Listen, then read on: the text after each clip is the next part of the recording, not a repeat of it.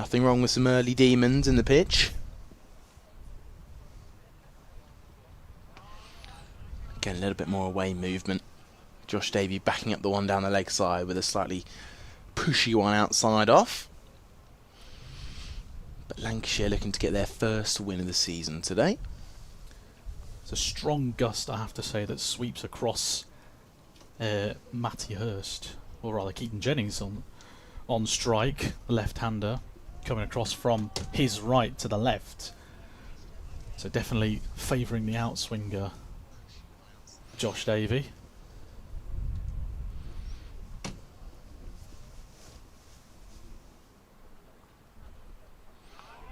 Again, just past the off stump there. Keaton Jennings happy to leave it alone.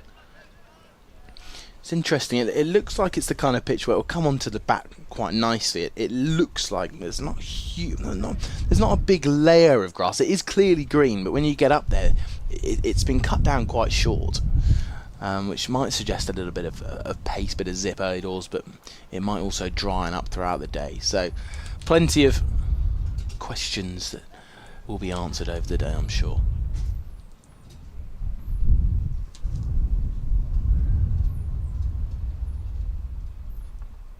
Oh, just beating Keaton on the outside edge there. Looks like he just looked to follow that one.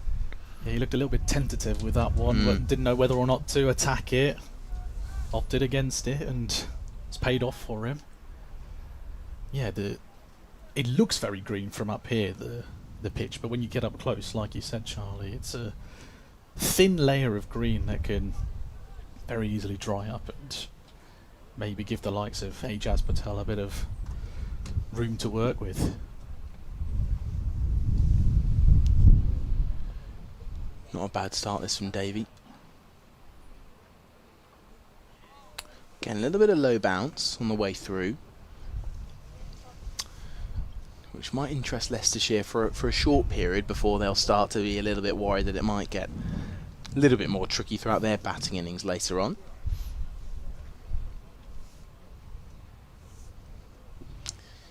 But an interesting start to this one day. Not crash bang wallop. As one days tend to be. Sometimes. Start a little bit slowly, but eventually you'll kick into gear.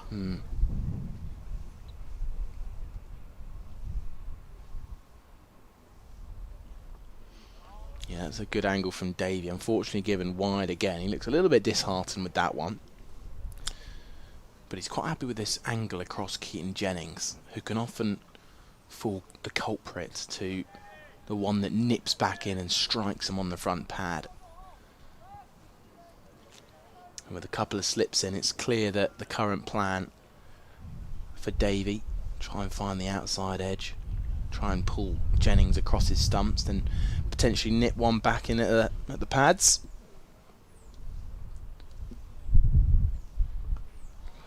Well deflected down towards Ian Holland at third man. He's become very accustomed to that position over the years. He'll have to wait a little bit longer for his start of his opening spell. Josh Davies got a couple of extras so far. One ball, one legal delivery left to come in this one. First one's off the bat as well for Lancashire. Good for Keaton Jennings to get off strike after being a little bit tentative with those balls outside off stump. And interestingly, they've taken out the first slip for Matty Hurst. So that's Ajaz Patel going to mid-wicket region. It's one thing this side is very good at, Leicestershire. They seem to have a plan for everybody, and Eskenazi's a brilliant skipper. Hurst just dropping it out to backward point. Almighty banging going on around us. It's quite a windy day up here, everybody, so you know, don't be surprised if you hear a couple of more small thuds throughout the day. I'm sure everything's fine. Ian Holland just marking out his run then. He's going to be coming from a very similar angle again with the same plan. Couple of slips in. Ian Holland looking to push it across the left hand of Keaton Jennings. Lancashire starting with that left hand, right hand opening partnership. Ian Holland's a very skillful, well seasoned operator. 15 one-day internationals to his name. Here he comes then. Keaton Jennings cuts as a good diving stop in there at cover. That's Hamza Sheikh. Last match is Centurion for Leicestershire in there. Good diving stop. He did look very, very good on Wednesday at Kibworth, but he got dismissed for 30 odd. He showed great signs. And he capitalised on that down at Guildford, didn't he?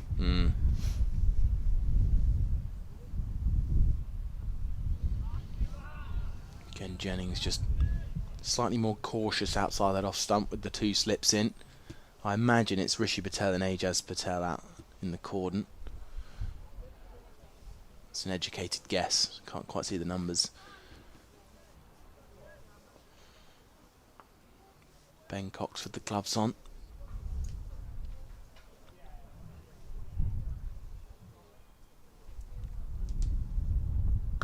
Keaton Jennings cracks it away through the offside, just forward of point.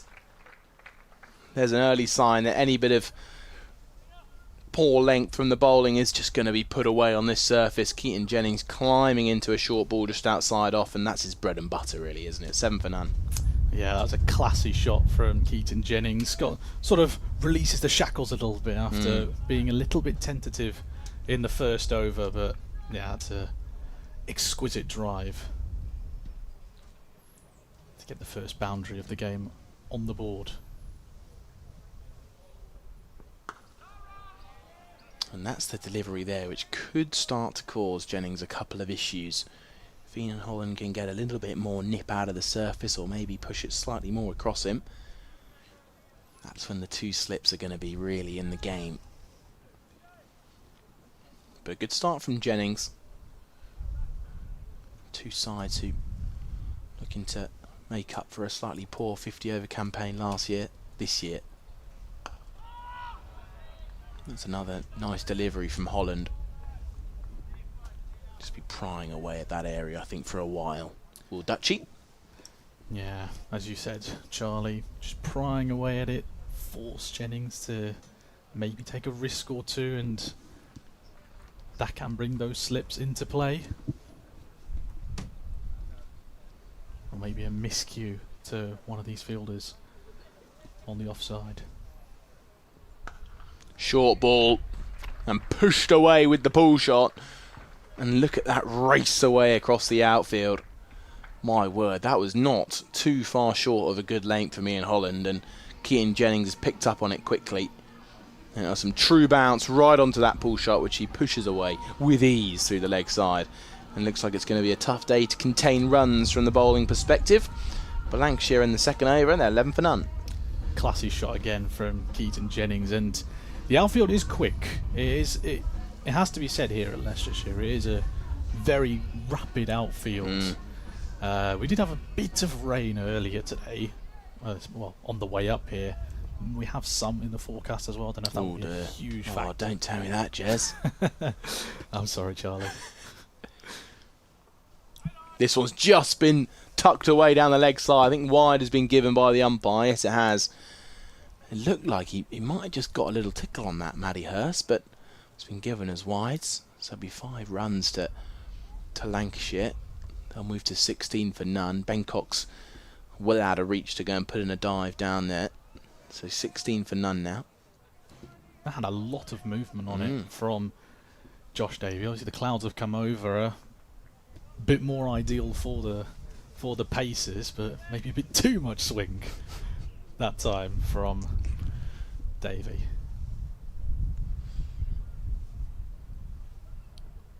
Again down the leg side. Great effort from Ben Cox. Manages to parry it on its way to short fine leg. Ian Holland's there. Leg by given. That makes his work even better.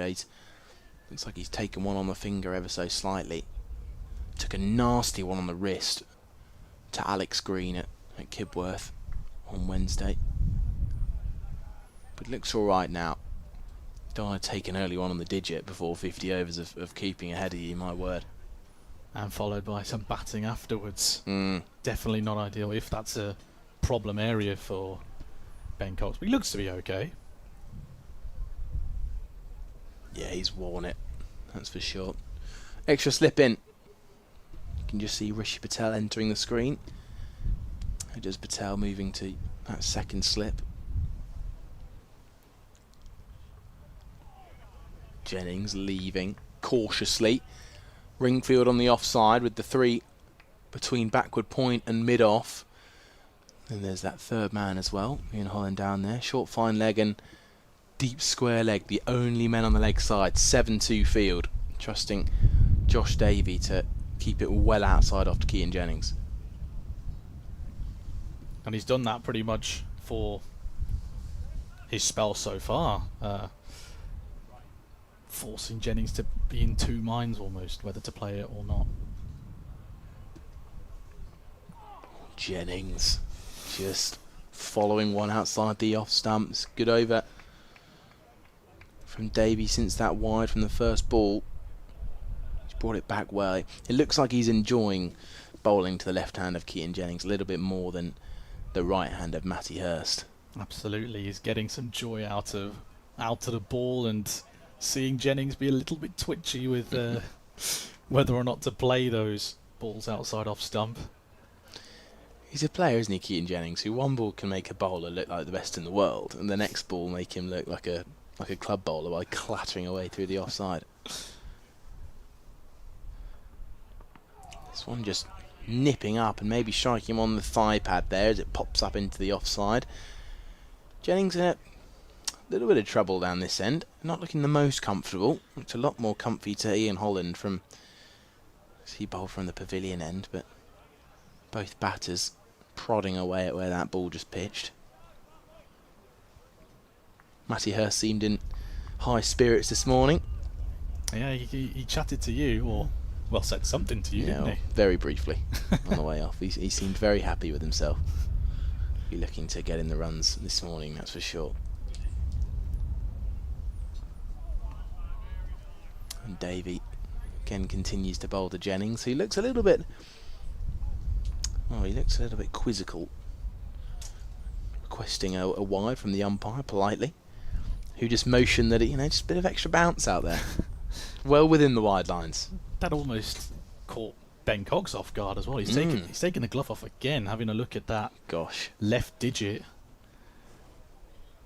And hope it's not anything too concerning for the wicket keeper. But yeah, he almost missed the ball because it nipped back so much back towards sort of like the middle area.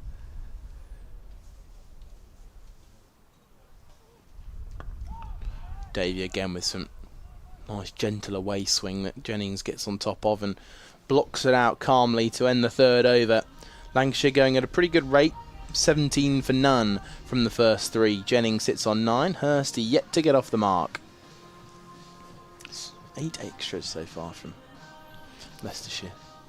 But Davey did well to keep that over tight after the 5 wides. And he did that as well in the opening over as well. After the first wide, he kept it nice and tight. Maybe got a little bit unlucky with the second wide of the over, but yeah, he's been bowling well, and now Ian Holland to continue from the pavilion end. And it looks as if they're going to keep in the 2 slips to the right-handed Hurst here. Maybe they're happy with a little bit of extra movement. In comes square leg from the boundary, fine leg drops out to the boundary, along with third man, Ringfield otherwise. Holland looking to find the outside edge. That feels like the main direction of wicket taking here for Leicestershire. They seem to be happy with enough movement from the pitch to hopefully beat the bat on both sides, bring the stumps into play as well as the slip cordon. Absolutely, with that slip cordon's aggressive ploy from Eskenazi.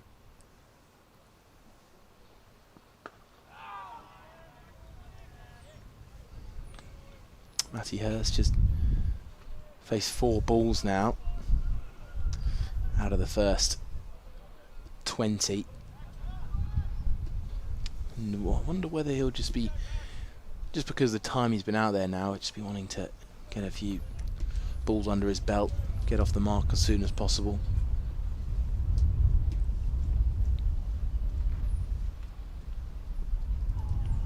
A tempter from Ian Holland. Very nearly a drive ball, tiny bit of pace off, and Matty Hurst staying comfortable enough to let that one go by. Yeah, these balls hopefully giving Hurst a little bit more confidence after getting out for just 2 against Surrey, who want to put a good impression on the board to remain as the opener.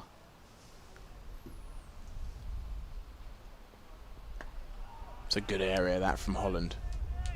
Right on the mark. Solid away movement as well. Not going to be easy to get the ball away today. It does look, Ian Holland dropped a couple short early to Keaton Jennings, but I don't think we'll be seeing much more from that. Knowing Ian Holland.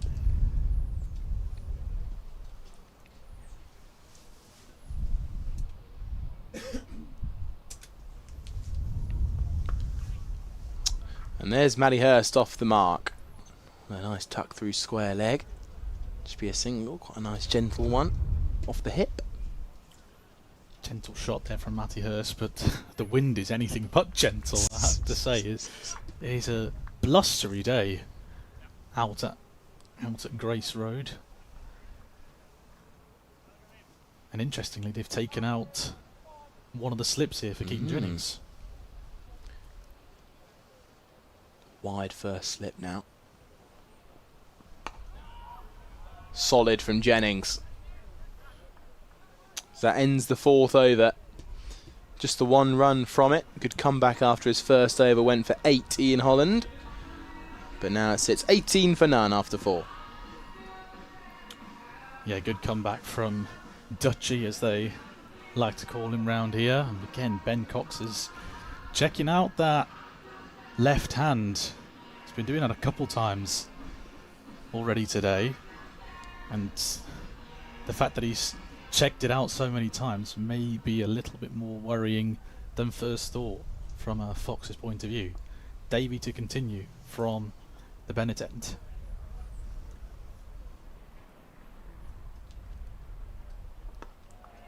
Played nicely through square leg again. Gets his second run in identical fashion to his first.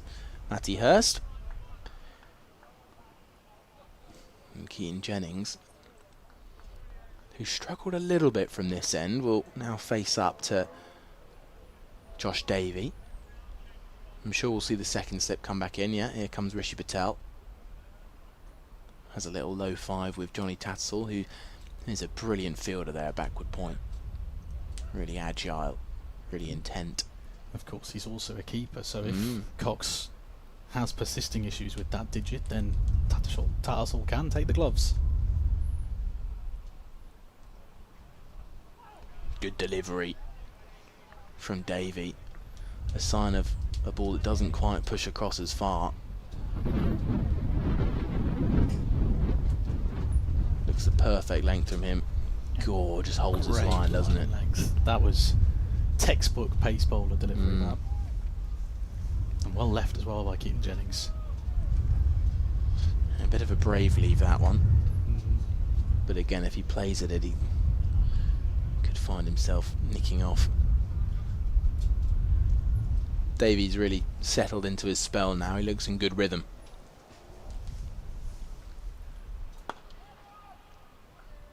Jennings driving for the first time this morning, flat front foot.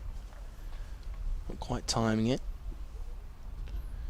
We're yet to see fully how this pitch will pan out. But it looks a pitch where the short balls are sitting up quite nicely, even though we've only had 4.5 overs to say that. And the full ones haven't. Well, I don't think Leicestershire Foxes have really overpitched too many deliveries, to be honest. Not been too many there to drive, so.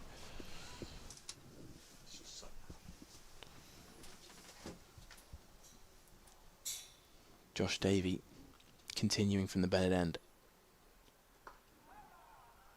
Jennings just trying to drive off the front foot again.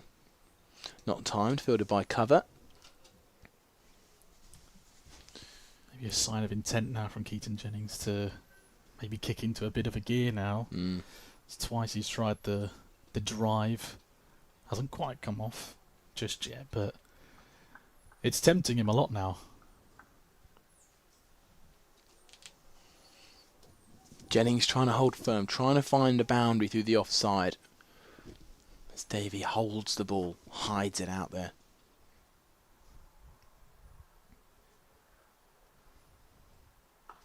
Bit straighter, and Jennings capitalises.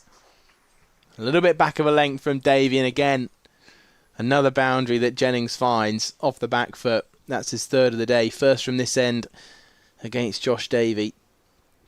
And a nice shot from Keaton Jennings to keep his score flowing. 23 for none. A comfortable punch through the offside from Keaton Jennings. I said he was starting to get a little bit aggressive. He's trying to kick into gear now, is the opener.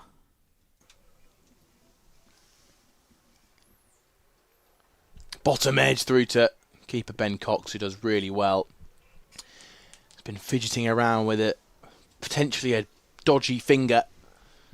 But he looks to be in better shape now. That ends the fifth over. 23 for none. Yeah, we've been talking about it a lot already. That left hand of Ben Cox, whether it's going to trouble him a lot. I mean, it remains to be seen whether it's a massive issue. It looks to be fine now. But it's going to be Ian Holland to continue from the pavilion end. 2 slips in place now for Matty Hurst. Ringfield on the offside. Deep fine leg in place. Just a tentative dab at the ball.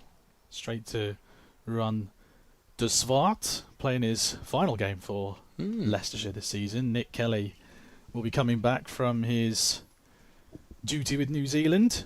A welcome return, I suppose. But Ruben De Zwart has been an able replacement so far for the Foxes. Deep third, deep fine in place, and Hurst came down the track there. Just knocks it away through to mid-wicket. Takes a single. Yeah, De Swart's had a very good campaign so far, coming off the back of a forfeit against Surrey. Bowled very well. He bowls with pace and bounce, does De Swart. Very, very strong bowler. Good with the bat as well, of course. Played a crucial role in the victory over Gloucestershire. Just a one slip now for Keaton Jennings, and he went for a swipe there. Swing and a miss from the veteran opener. Yeah, a couple of signs now to Ian Holland of players looking to come down the track, knock them off their length. Keaton Jennings going a little bit earlier than Matty Hurst, maybe just trying to bring a short ball out of Ian Holland. So often players come down the track to make it fuller, but sometimes when bowlers see batters come down, they drop it short, and it looked like Keaton Jennings was after that. That one came up a little bit quickly for Jennings. Has to play a half defensive shot. Backward point deals with that. Came up really quickly actually on the bat of Jennings. Caught him by surprise almost. Maybe a bit of extra bounce, or don't think it was too much variation from Ian Holland. Penultimate ball, and that is very well fielded at backward point. Couldn't quite see who the fielder was over there, but it made a great grab. It's that man again. It's Johnny Tattersall. He is brilliant at backward point. I'm sure we'll see plenty more of that throughout the day.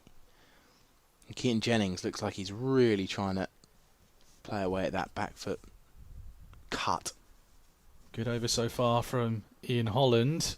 And this one flies by Tattersall. It will be cut off by the third man fielder. Lancashire will come back for 2. And that is 3 runs off of that Ian Holland over. 6 overs done, 26 without loss are Lancashire. Yeah, it does feel like that Keaton Jennings shot is where he's trying to get all his runs at the minute. Even when it's slightly dropped short, even if it's a bit straight, he did get that pull shot away in the second over against Ian Holland, but he looks like he's really trying to hammer away at that back foot cut. Short ball seems to be getting put away, and the slightly fuller ones are a little bit harder to get away. So I think Leicestershire Foxes will pick up on that, and we won't see too many more short balls to come, at least for this opening spell until the power play. Davey to continue from the Bennett end. One slip in place for Hurst. This one's tucked away on the leg side. Deep square leg will cut that one off. Just a single. I wonder how long it might be until we see a slightly defensive deep cover out to Keaton Jennings. The only problem is that this outfield is absolutely rapid, especially how well Jennings is timing that cut shot. Might be quite tricky to defend that boundary, unless she would just rather keep it pitched up. Blimey. Ooh. Now what happened there? That sort of caught me off guard with how that went through to the keeper. It looked like it didn't quite get up. Maybe a bottom edge from Jennings. Oh, maybe on the arm there actually. Good diving stop from Cox. Not the first sign of a little bit of variable bounce. Keeps the batters questioning. But again, great line and length from Josh Davey. Gone for 14 so far. Approaching the halfway stage of his fourth over. Most of them through extras, but he has kept it tight. Forcing Jennings into a decision to make. Deep third and a deep square leg. Oh, that flies just past Johnny Tattersall, and it's a great effort on the boundary by Ian Holland, but he can't prevent the 4 runs. That was hit with purpose from Keaton Jennings. God, I was fully expecting Tattersall to pull out an absolute blinder there. Just a little bit out of control there from Jennings. He played it well, but it was a little bit airy. It was a catchable height, and well, it could have gone a lot worse than it did. He picks up 4 for it. Again, another sign of Jennings trying to pick up on the short balls outside off. There was something very Sol Budinger about Tattersall there, flying at back foot point. Of course, we wish Buds all the best with his recovery as well. Big shouts for LBW. Ooh, I thought the hand was going to go up there from the umpire. He thought about it for a second, but the decision is not out. It's going to be hard to tell from this angle, but yeah, pitching outside leg. It's so tricky from his angle. He's pushing it across the left-hander. So tricky to get any LBW shout. What did you pick up on there? I was just seeing that right arm twitch of the umpire. Looked like he was going to take his hand out of his pocket to raise his finger, but decided against it. Back comes Davey. Outside off stump again. Not the most comfortable take there from Cox. That one kept it a bit low again there. He's going to be in the wars today. One of those days as a Wiki Coxie, he will be taking a few on the fingers, that's for sure. Worn him well so far, though. Absolutely. Had to make a couple of flying stops. Had to let one go for 5 wides, but apart from that, he's been almost Superman back there. Last ball of the over for Davey. 5 off it so far, and it will remain 5 as Jennings just pushes it down the wicket. 5 off of the 4th over for Davey. 7 done, 31 without loss. Well, there's a sign of that slightly danger ball there from Josh Davey, the one that just nips in, straightens, and Keaton Jennings picked up on it really nicely. Quick reminder of the teams, everybody. Well, Leicestershire Foxes did win the toss and elect to bowl. A couple of changes in their side. Both the greens went out, and in came Ian Holland and Josh Hull. That's Alex Green and Ben Green, if you didn't know. And on the Lancashire side, 3 changes. Out goes Michael Jones after a well-made 67 against Surrey. Harry Singh goes out and Ollie Sutton. And in comes Tom Bailey, Rocky Flintoff and young Joe Moores. Holland to continue from the pavilion end. That one, oh, just off the fingertips of Tattersall, and he looks like he's hurt himself. The ball has raced away to the boundary, but the concern here is for Johnny Tattersall, a backward point, clutching at that right hand. He's got a strong hand to it. That one swinging away from Matty Hurst. We hope Tattersall is okay. The physios come running on. Or rather, it's a helmet for Ben Cox. He's going to be coming up to the stumps. But yeah, Tattersall flying again at backward point. Yeah, really good effort from him. I was worried for a minute that he's broken something, but he looks like he's, again, another Leicestershire player that's taken it well. And talking of that, Ben Cox, after taking a few on the fingers, now standing up to Ian Holland.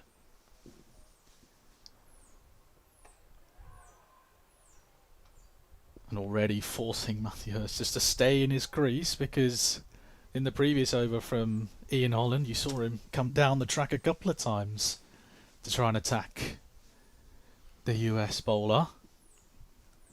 Good ploy this from skipper Eskenazi. Still got that slip in place.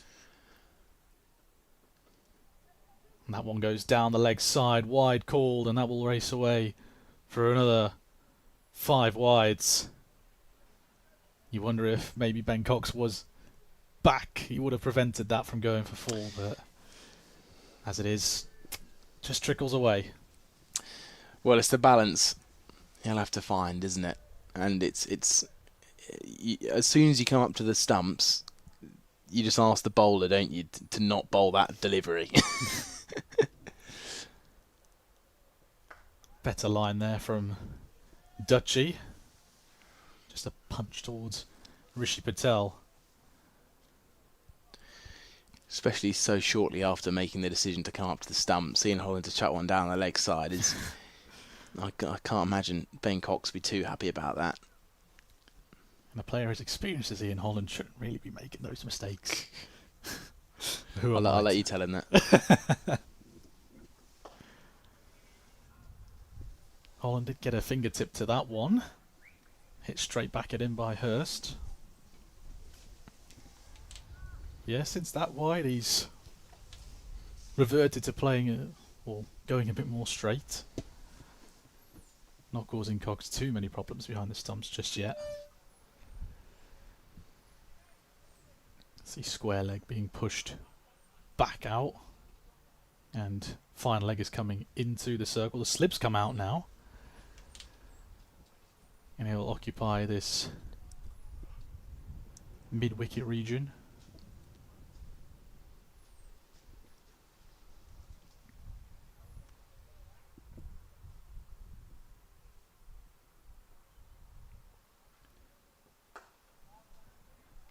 Forcing Hurst on the back foot. Good delivery there from Ian Holland.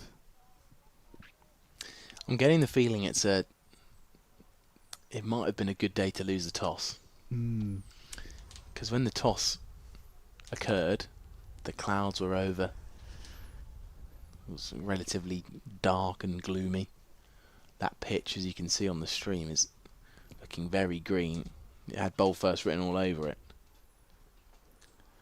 That one scuppers away from fine leg. Deep mid wicket comes up and cuts that one off. They will get back for 3, will Lancashire. Didn't hit that cleanly there, Matty Hurst, but he gets away with it. 3 runs to close out the 8th over, 43 without loss. Yeah, he'll need a few of those, Matty Hurst, just to get his way into his innings. Need a little bit of fortune, as will every batter. But with a good firm fist pump in the middle between these two, they'll be looking to continue because they've raced a 43 for none off the first 8 overs. So they'll be pretty happy with their start so far, and again they haven't really got going. No, there's been a few confident shots from Keaton Jennings, but apart from that, as you say, Charlie, they haven't got fully going. Davey into his 5th from the Bennett end. Again, Hurst just plays that defensive shot. Still not in full gear. Haven't made it up to 2nd gear just yet. They're plodding along nicely, are the openers, and I think Matty Hurst will be happy to still be out there, having gone very cheaply and very early in their defeat to Surrey.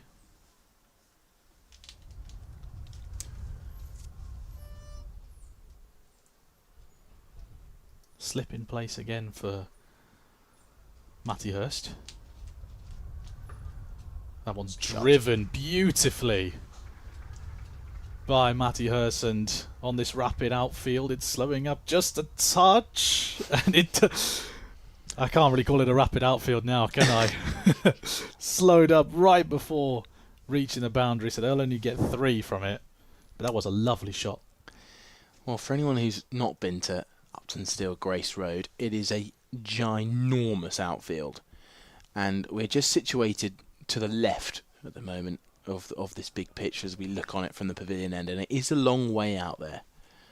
So it's a quick outfield, especially on the offside at the moment for Keaton Jennings, but it's a long way out into the leg side where Hurst just hit his drive. Straying towards the leg side, half an appeal for LBW. They'll scupper through for a leg bye.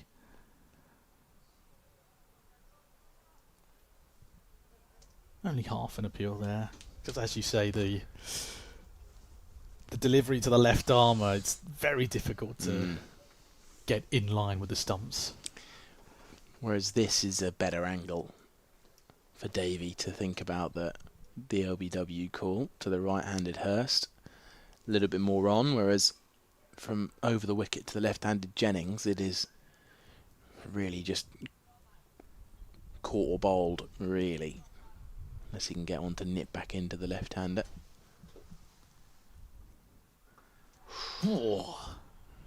Caught the outside edge of Matty Hurst. I don't think he knew too much about that one. Fortunately for him, it bounced safe into Hamza Sheikh. Another dot ball. Well, his eyes lit up with fine leg inside the circle. A couple of metres either side of Ian Holland in there, and it's 4. I reckon they'll have a change of bowling pretty soon here, Leicestershire.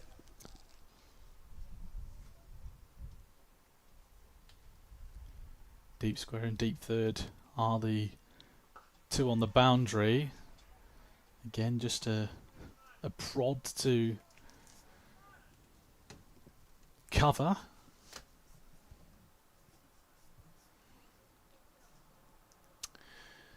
Yeah, it won't be long till we see DeSwart and Tom Scriven come on to the bowling. 2 slightly different days that they had away at Surrey.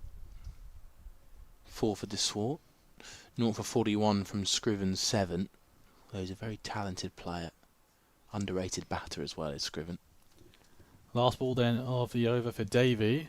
First came down the track a little bit, and that one glanced off the thigh pad perhaps, but it races away down the leg side for a boundary. An annoying end for Davies' 5th over, but that brings up the 50 partnership, the 50 runs even for Lancashire. 9 done there, 51 without loss. Yeah, I think Leicestershire will be a bit disappointed. It does feel like they let a few runs get away from them here, and at times, especially to Jennings, given slightly too many short balls for him to put away. And it's not that he's racing along at 19 from 32, but it does feel like 51 for none is a little bit far past from where they should be at the moment. So we see Tom Scriven on from the pavilion end. Yeah, you called it. The change of bowling was inevitable, I think. But I'm interested that Tom Scriven's got the call up over Ruan DeSwart.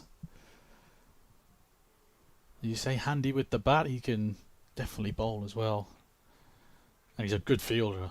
Could definitely say that from watching him last year. pulled off a blinder over on the square leg boundary as it is to Keaton Jennings.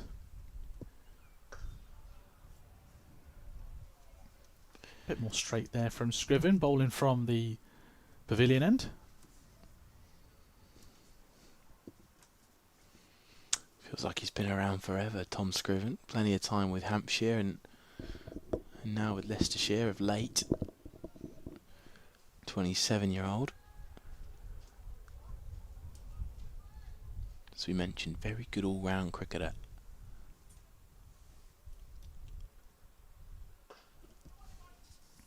And one play down to mid-on. The skipper, Eskenazi, doing the clean-up work there. They scupper through for a single. Yeah, Tom Scriven handy with ball and bat. 44 List A wickets to his name with a career best of 5 for 66.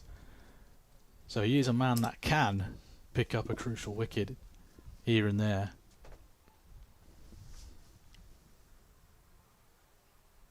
I think we'll see a few more overs out of him, especially with no Alex Green in the lineup. The pure pace bowler.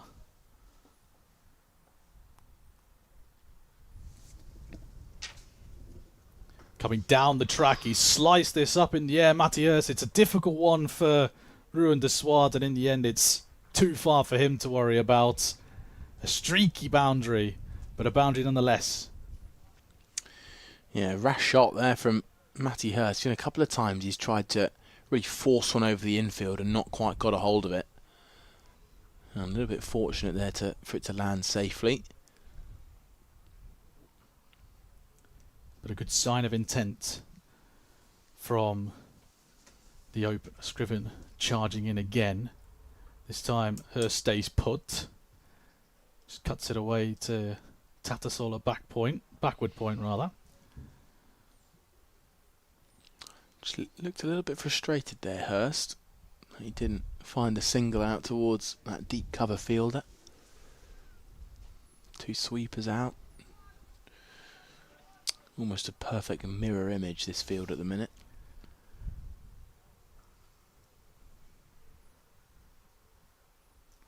Oof. That beat Matty Hurst all ends up. Good delivery from Scriven. Goes straight through to Cox.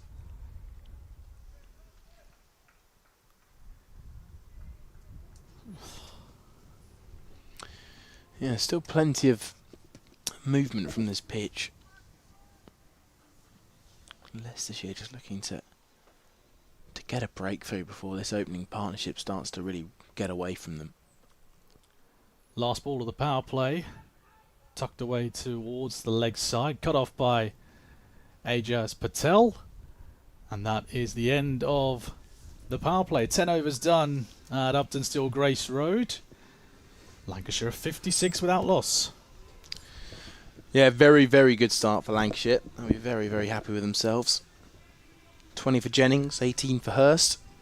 And after the first 10, you just said it there, Jez, 56 is that opening partnership.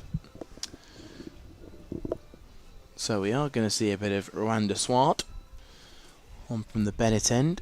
As I previously mentioned already, coming off the back of that 4 for against Surrey, where he took the wickets of, well, 4 of the top 5. Ryan Patel on 97, Adam Thomas, Rory Burns, also getting the wicket of the keeper Josh Blake too. So took some key wickets as they restricted Surrey to 270 and chased it down with considerable ease, many thanks to the 2 Centurions in the Leicestershire side. So, comes to Swart then, to the left-handed Jennings, who pulls away first time and splits the field with ease out towards deep backwards square leg. Earns himself a ripple from Jezvin Neliseri alongside.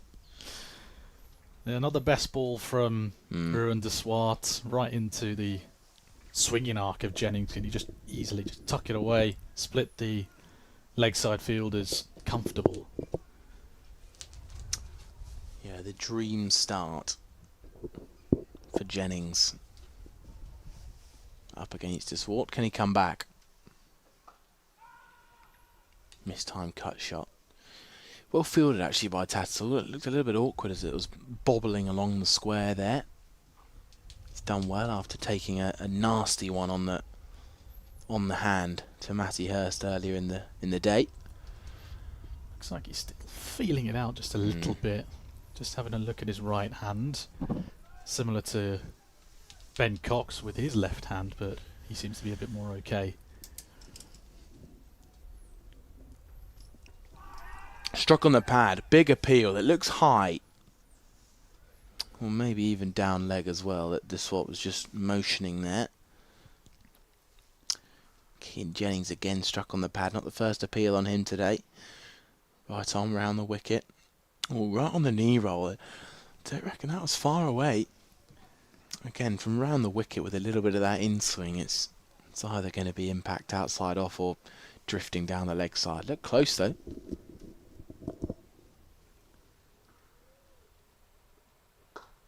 Full driven.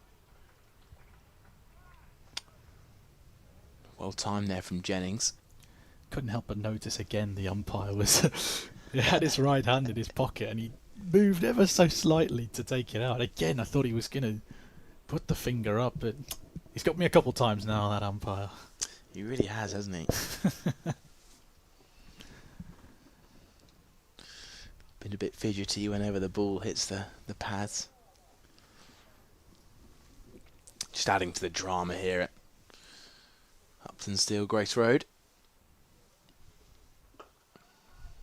Again, another nice drive from Jennings, well fielded by De Swart. Jennings on 24 there now. It's a good comeback this from De Swart after that.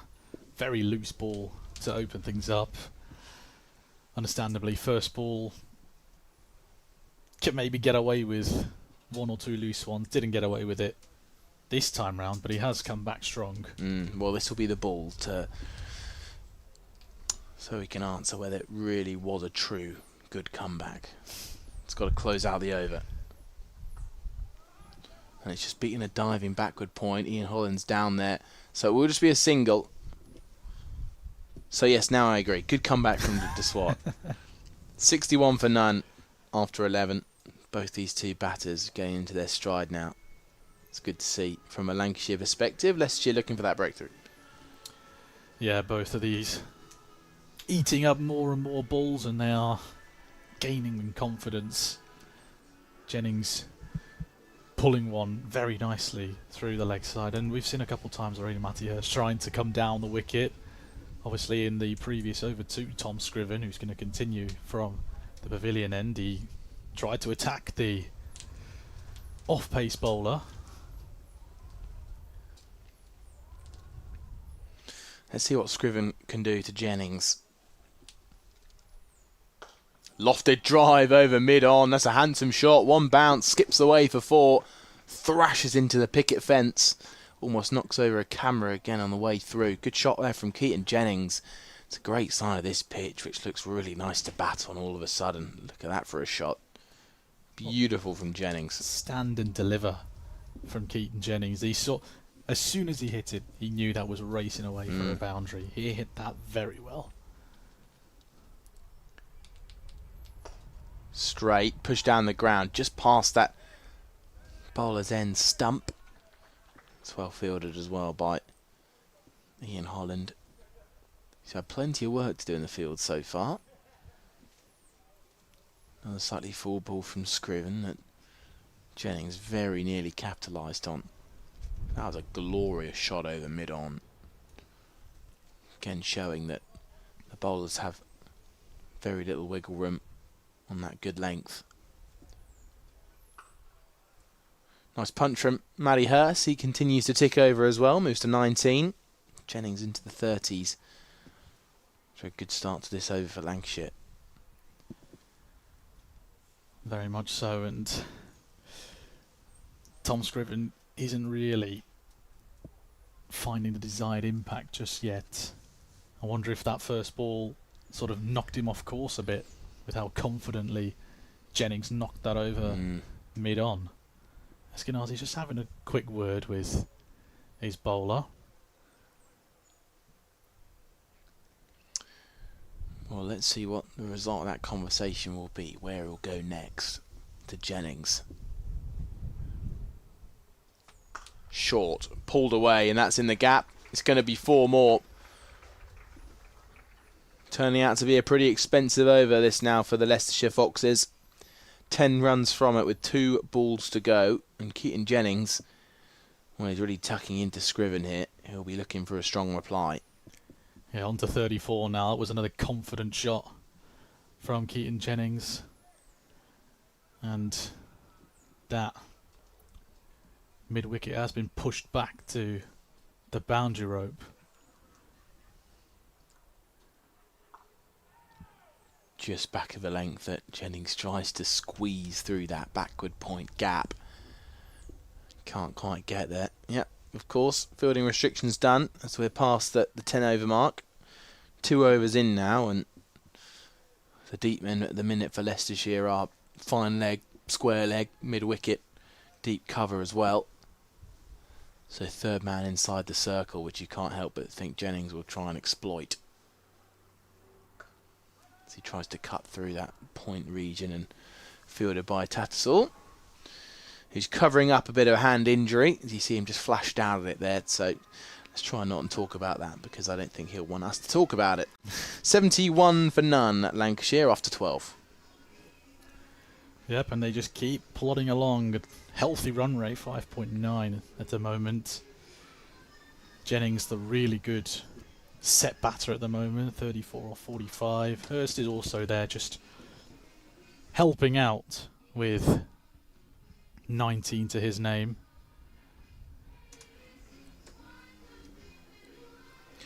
Ruin de Swart will have a go at Matty Hurst. He didn't get a chance to do that in his first over.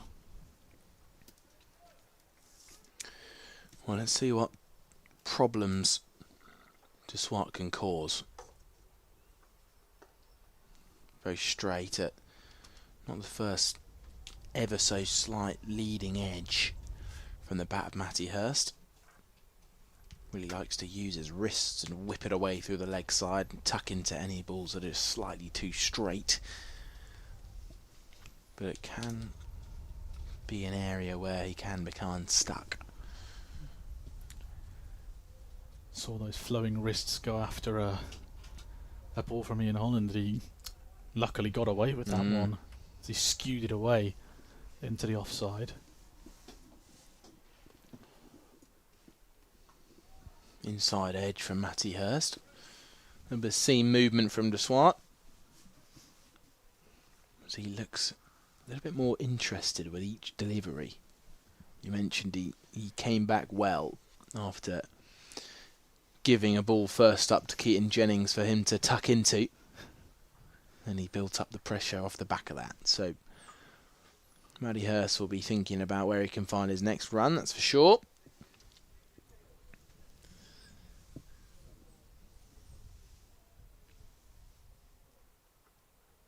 Oh, the inside edge just goes past the leg stump from the bat of Matty Hurst. You can't help but feel was just looking for a run there, just searching for that way to get off strike. For a couple of dots at the start of the over. He moves to 20. He's yet to look in scintillating form, is young Hurst, but Jennings looking a little bit more free-flowing from the other end, who's on strike now to de Swart. Yeah, Hurst just taking a back seat, so to speak, in this partnership, letting Jennings do all the hard work. And he is chipping in here and there, but yeah, like you say, Charlie, I think he'd be happy to get off strike. Just past the outside edge, what a delivery from Juan de Swart. Beating Jennings again, not the first time we've seen him beaten outside that off stump today. So we have a look at the replay. It's a great angle. Jennings squared up from round the wicket. Kept it really tight there, Ruin de Swart. I said it, he's come back very well since that very first delivery of his spell.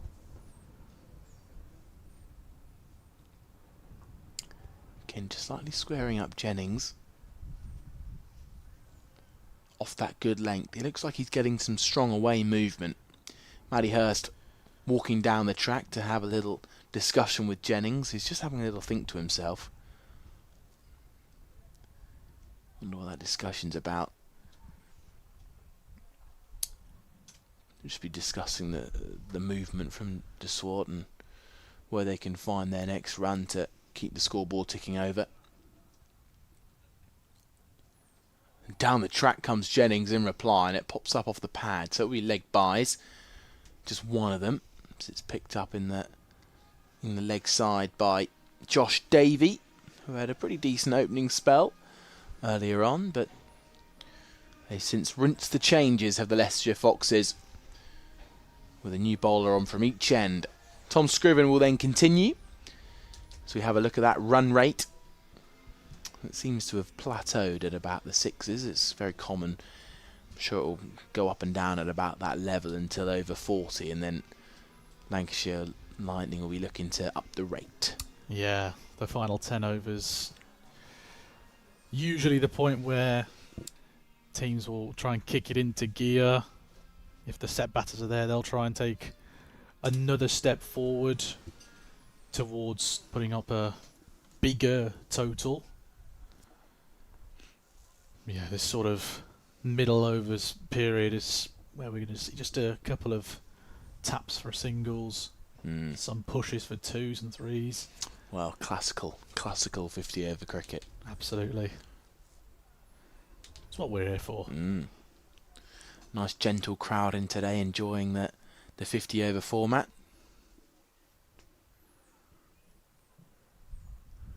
Jennings deflects to that third man area.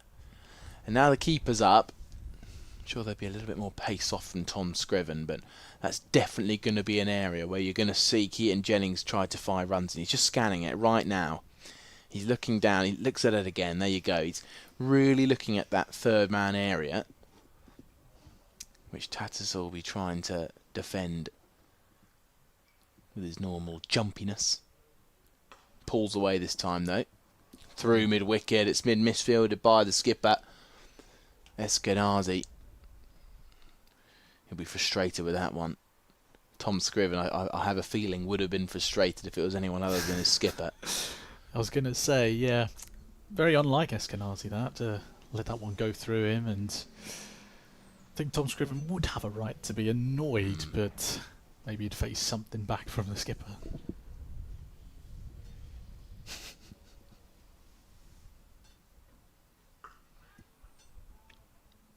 Fields it that time. Sure, if he was an away fielder, he got a couple of jeers from the fans here at Grace Road, but everyone's staying pretty muted for that one. I think they just wanted to make sure their skipper fielded it. Have you ever had pelters before whilst playing club cricket? Misfield and then getting jeered by the opposition fans.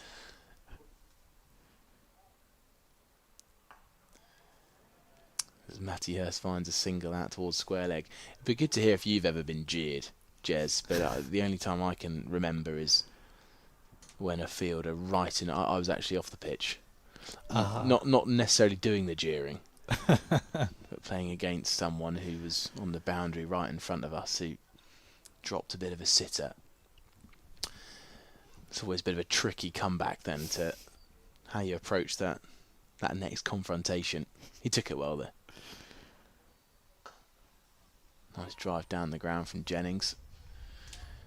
And Ben Cox coming down the track to potentially have a word with Tom Scriven, who is pretty quickly back to the top of his mark.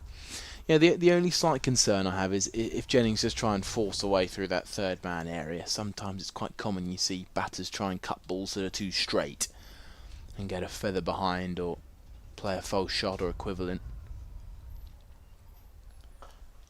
But Tom Scriven knows full well where he can bowl to this field. It's a field to bowl full and straight to with the 3 men out on the leg side, as that ends the over with a single. Just the 3 runs from it. Good comeback from Scriven. And this first change of pace bowlers for Leicestershire Foxes, just trying to bring themselves back into the game, try and build up a little bit of the pressure which the opening bowlers couldn't quite get a hold of 14 overs gone, 76 for no loss, Lancashire. Be interesting to see whether or not Hijaz Patel plays a big role today. See, it's a seam friendly wicket at the moment, although it's not been friendly to them so far. But yeah, he is a Swiss Army knife in a way. Hijaz Patel, you can get some movement. You saw him get a couple at Kibworth. He bowled well. Here's the swat. Jennings finds a run up towards mid-on. Good run between the wickets from Lancashire. Good thing to see early doors. And scoring boundaries and also finding singles inside the ring. But no, yeah, I thought Patel bowled brilliantly. Of the Ajaz variety of the Patels in this Leicestershire team. He varied his pace really well on a pitch which was pretty receptive to spin. Quite a nice dry wicket. It was a great 50 over game up at Kibworth. Brilliant atmosphere. Edged, dropped by Ben Cox, diving away with his right hand. A brilliant effort, and if it stuck, it would have been a blinder.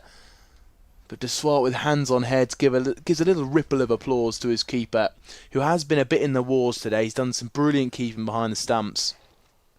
But Matty Hurst just prodding it one outside off, and oh god, he was so close, wasn't he? Ben Cox trying to dive again to prevent a single, but he couldn't do so.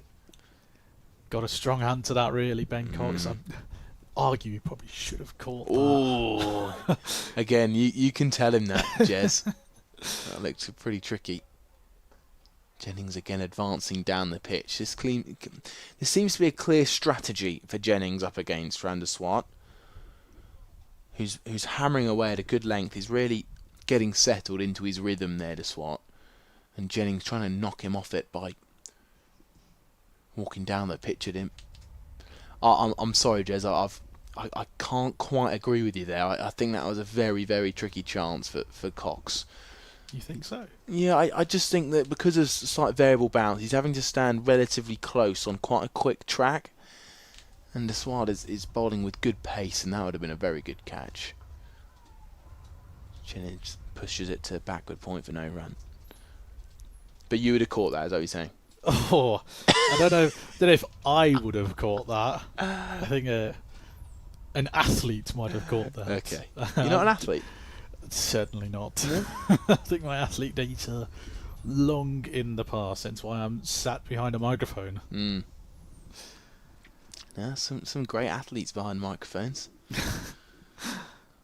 I'm sure you're part of that variety, Jez. I think I'm looking more over to the person on my left. Very short ball from the Swat, wide given straight away. I have a feeling that whichever way that decision was given, you'd have seen the same reaction from either player. I was going to say, he was looking longingly at that square leg umpire. Jennings had come down the track just a touch. I think that might have put off the Swat a little bit. But yeah, like you say, either way, and I think both sets of players would be asking the same question to the square leg umpire. Although Jennings did seem quite happy with that decision. Although he has also given a few looks to the umpires with some right on the wide line.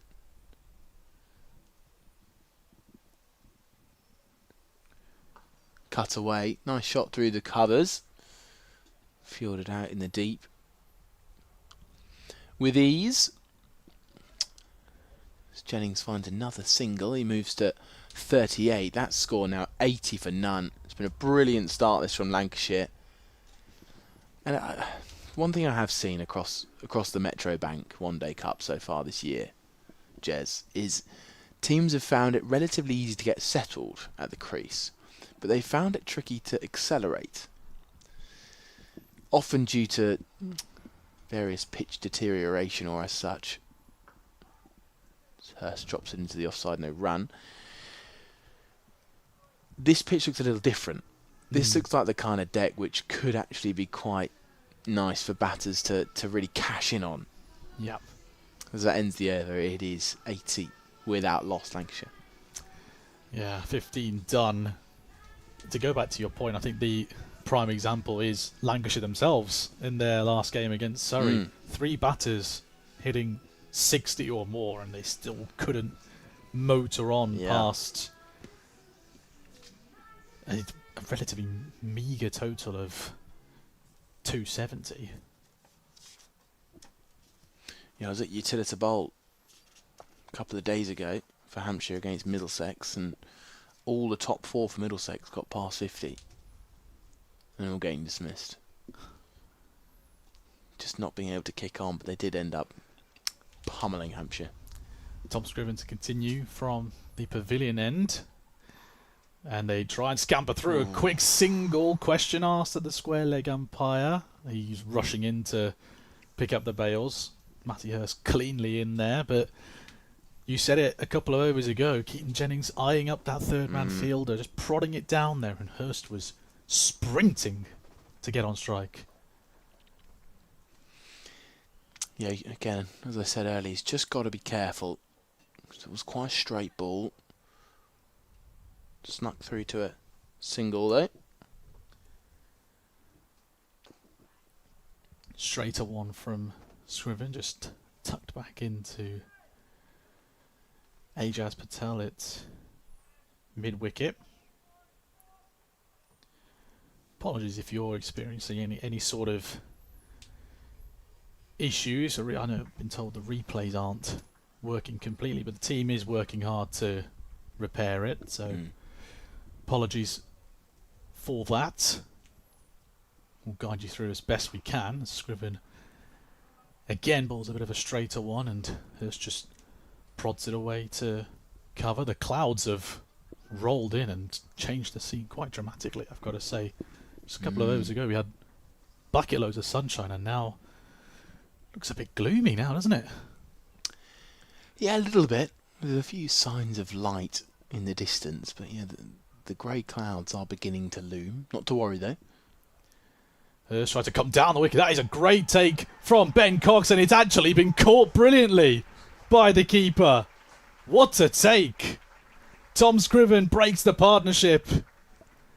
Matty Hurst is the one to go. He came down the track to try and attack the short ball, gets a top edge on it, and Ben Cox, flying away to his left-hand side, makes a brilliant catch. I was going to say a brilliant save like a goalkeeper, but that is a top grab from Ben Cox. Matty Hurst has to go for 22 off 37. First one down at 81. Well, it's about time here for Leicestershire. I think they were looking for a long time to get that breakthrough, and it's come from Tom Scriven, who I think just saw Hurst coming, dropped it short, and Hurst just getting a little bit rushed trying to pull it away down to the fine leg boundary, just getting a glove through to the keeper. So you watch another replay here. You see, just when he comes down the track, it's gone short. It's just a top edge in the end. Brilliant take behind the stumps. Glorious from Ben Cox, who maybe, I wonder if he heard you say he should have caught the last one. So he made sure to get 2 hands on this one. Good keeping from him. Matty Hurst goes for 22. And then comes now Josh Bohannon. Yeah, Josh Bohannon, the number 3 for Lancashire.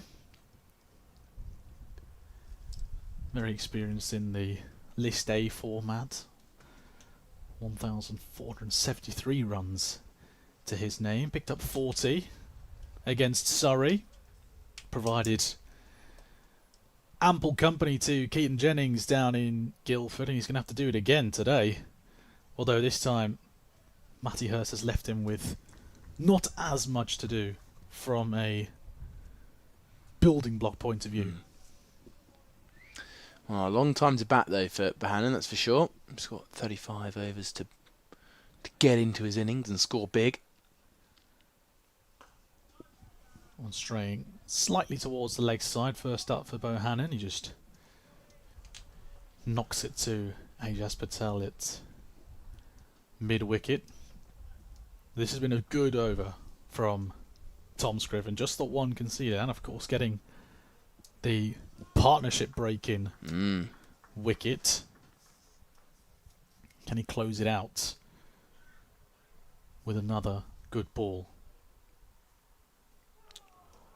just a whisker away from the outside edge. It's been a great comeback from Tom Scriven. Just the one run and the all-important wicket to fall in that over. 16 done, 81 for 1, Lancashire. Well, that's a much better looking scorecard now, isn't it, for Leicestershire Foxes taking that wicket. At 81 for none, it was looking a little bit dangerous, but they've taken the breakthrough of Matty Hurst, caught behind off the bowling of Tom Scriven, who, as you mentioned, he did close out the spell, or that over, with a brilliant delivery to beat in the bat. But his last couple of overs, they've been very, very inexpensive. Just a one run from that last one and the wicket. Just the 3 conceded off his previous over as well, having started pretty expensively. Deswat to continue from the Bennett end, around the wicket to Jennings. Straight to 1 that time. Jennings sort of had to dig that one out. The umpires had to bat down one of the stumps at the non-striker's end, using Josh Bohannon's handle after that run-out chance. I think the stump was properly in place. Seems to be okay for the umpire. In comes Deswat one more time, and Jennings is off to the races. Gets a single with a prod down to mid-off. And the field changes for the right-handed Bohannon. Been really impressed with Scriven. Just since that second over he bowled went for 10. Since that comeback, 1 for 4. Tidy things up really nicely. Did Tom Scriven. Slip comes in for Bohannon. Eskenazi chatting with Deswat, and I think Josh Davies having a word as well. Legs 2 deep fielders on the leg side. Fine leg and square leg back deep. Ooh. Just a touch away from the outside edge. No ball is given by the umpire. That means a free hit, the first one of the day. Deswat just having a look at his step again on the crease, but that was just a whisker away from the outside edge of Josh Bohannon. Yeah, Deswat won't let him settle too easy, that's for sure. Although now he does have a free hit to bowl to Josh Bohannon. So bring your eyes to the screen, everybody. Bohannon's facing up for his free hit. What can he do with it?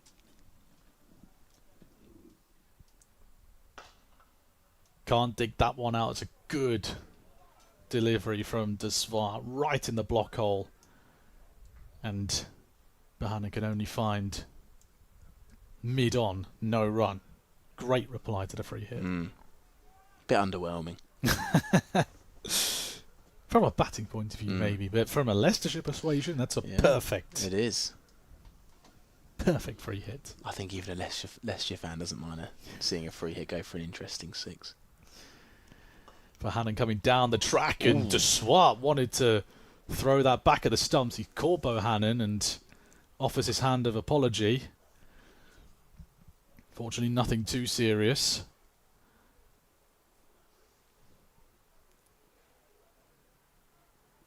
Blimey. Right on the backside of Bohannon. Not sure he took that one too well. No. I don't think you're padded there, are you, really? Umpire's just had a chat, maybe to check the condition of the ball. What, after it just collided with the...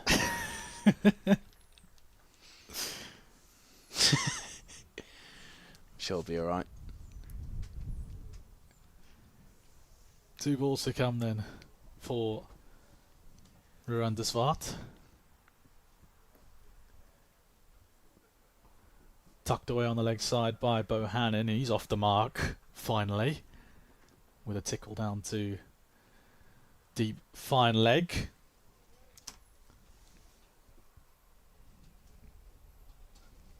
But no ball aside again. Another good over from Ruan de Swart. They've done well to keep Jennings off strike as well. Until now, of course.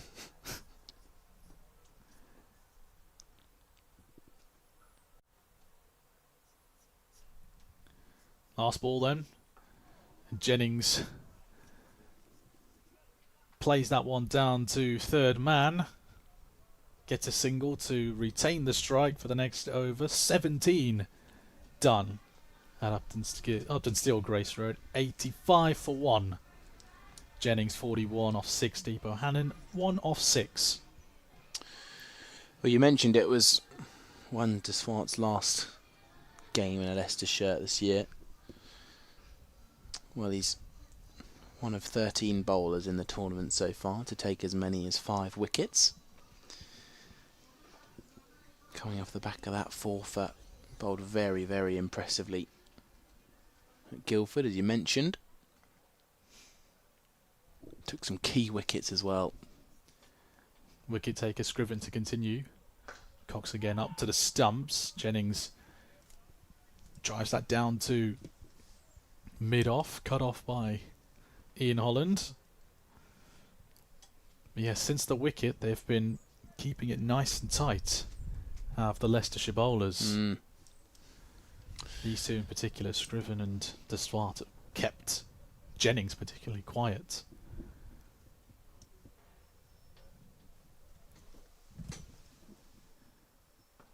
That struck him on the pads. The question was raised, but I think it was more of a half-hearted appeal.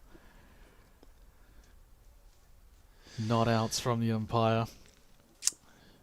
No, I'm just checking back, just building on the point you just mentioned there, Jez. Last boundary.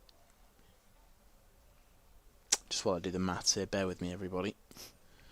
Came 34 balls ago.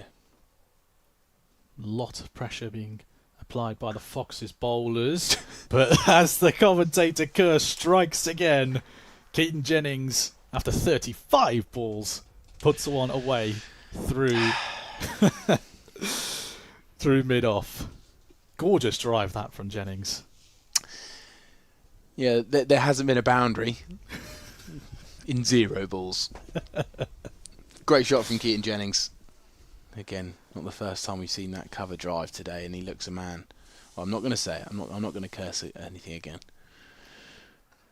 Thick outside edge, but he gets away with it. And just like a London bus, you wait ages for a boundary, and then 2 come at once. This one a little bit more streaky from Jennings past third man, but a boundary nonetheless, back to back. And he moves on to 49. Yeah, look at this score race up now. Just 1 run short. Going to back 50s. Of course, that's 64 from 93 against Surrey last time out. That loss by 7 wickets. It's quite easy when both the teams' last fixture is against Surrey. And one just drifting down the leg side from Tom Scriven, wide called. And now the pressure is being built on the bowler now. Back-to-back boundaries and then a wide. We're talking about the pressure that Scriven was putting Jennings under. He's turned the table round and applied all the pressure on the bowler.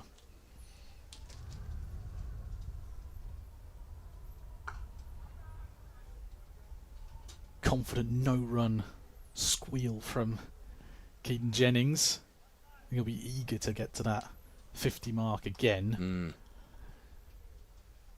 But he won't want to throw away the wicket, that's for sure.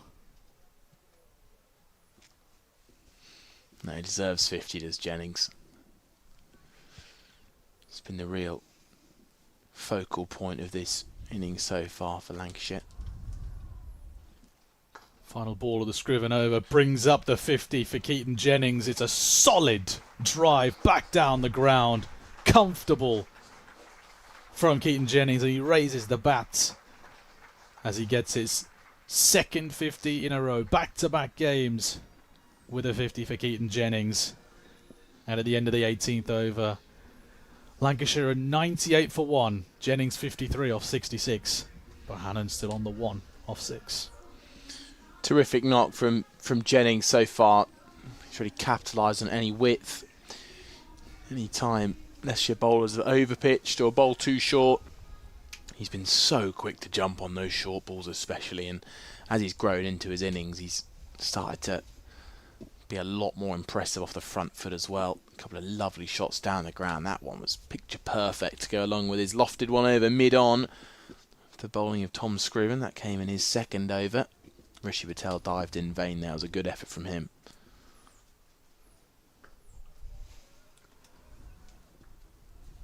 Bohannon to Deswad to Bohannon. He looks up to the heavens with that one.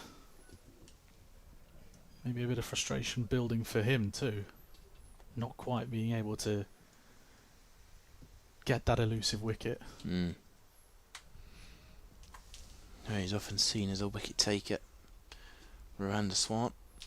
Not quite come off so far. Just seeing Aegis Patel go through some back stretches at slip. Might be seeing him soon. Bohannon tucks this one away, sprints for the first one. They want a second, but it's well fielded by Leicestershire over on the leg side boundary. Combination of Rishi Patel and I want to say that's Johnny Tattersall down there, but can't confirm that. They just kept it to 1. I think it might be Ian Holland. Ian Holland, 12-22. They are pretty similar from up here.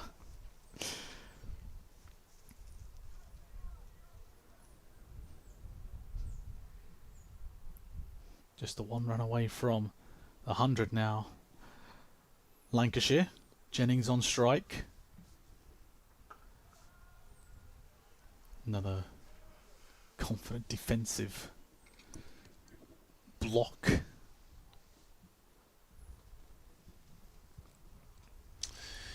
Lancashire got a lot of youth to come. The likes of Rocky Flintoff, 18 years old, back in the List A side. Joe Moores to play a 7th List A game, 17-year-old. And of course, the experience of the overseas Marcus Harris at number 4. That is pulled away brilliantly by Keaton Jennings. It will take some stopping on the boundary. I'm not sure if Hamza Sheikh did do that, but he gets a warm ripple of applause. I think he has done very well actually out there on the square leg boundary, just holding his shoulder a little bit, but it is 100 up for Lancashire after 18.4 overs, 102 for 1. I'll be honest, I'm pretty sure that's 4. Because he's touched the ball to push it back over what was lying on the rope. It is tallied as 3 for the moment. Yeah, it won't be changed. Won't be changed. As Bohannon defends that one.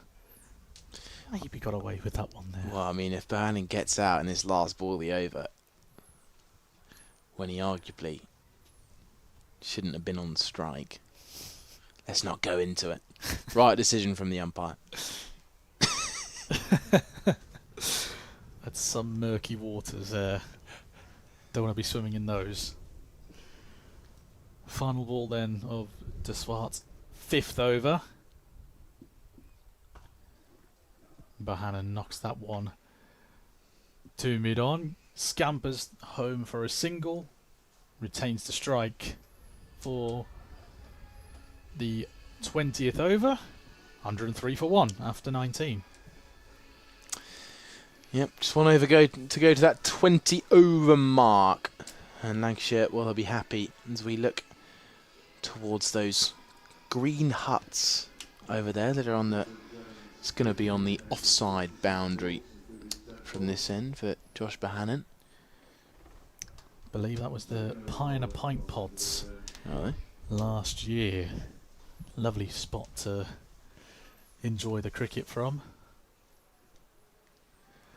Just a stone's throw away from the Guinness bar as well. Don't know about you, I might be heading down there at the close of play. Will you? I think I saw you in there earlier, Jez. Josh Hull is being introduced from the pavilion end. Bit of left arm pace coming into play now for the Foxes. Bowling to Bohannon to start this 20th over. Straight a one to start with, and Ajaz Patel fields that one comfortably at mid-wicket. Yeah, good to see Josh Hull play his first 50 over game of the season. Really interesting to see what this man can get up to. The left arm over. Bit of that extra height as well. So often talked about. Hasn't had the best of seasons so far this year, of course.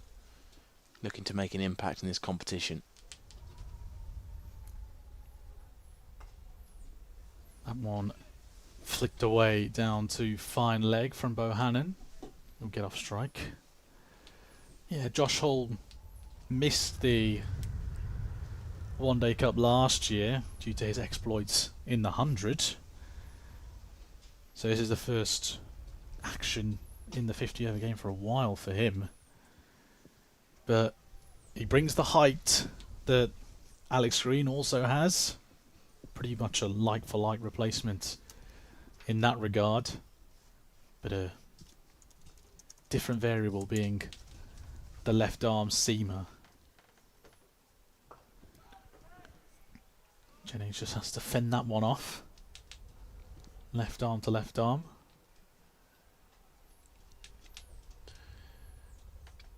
Yeah, Josh Hull, 21-year-old. His last 50 over game for Leicestershire coming in 2023 at Trent Bridge in Leicestershire's One Day Cup victory over Hampshire by 2 runs. He's been out of it for a while, his young Hully. But he'll be looking to prove a point back in the side today. Jennings again looking to that third man region, cut off by Josh Davey. Tattersall is also there for company. Just coming back to that game, Tom Scriven was also playing in it, but it was a game characterised by a magnificent 117 not out banning at number 8 from Harry Swindles. Local hero Harry Swindles. Josh Hull picking up the 2 wickets in the final. 2 balls to go. Yorker length delivery from Hull, dug out by Keaton Jennings out towards deep mid wicket. Scamper across for a single. Well, not a bad last game to have if you're Josh Hull. Yeah, I'm sure he would have enjoyed it. Just had a glance over to the left-hand side. I see a few mascots making their way around the ground. Final ball then of the 20th over. Ooh. Maybe not. That one trickles down the leg side. So we'll have another one to come up. I was just going to say it's been a very tidy over from Josh Hull up until that point. It still is a tidy over, just the 3 runs conceded. Run rate just hovering at around 5.3 for Lancashire. In comes Hull one more time. Straight to one. And it can only be tapped to mid-wicket. Just the 3 runs coming from Hull's first over. 20 done. 106 for 1. Lancashire. Just taking a look back at Josh Hull's 2023 One Day Cup campaign. Leicestershire's second top wicket taker just. with 17 wickets in that tournament, going at an average of 24. One man, 1 wicket above him on 18, a certain Chris Wright.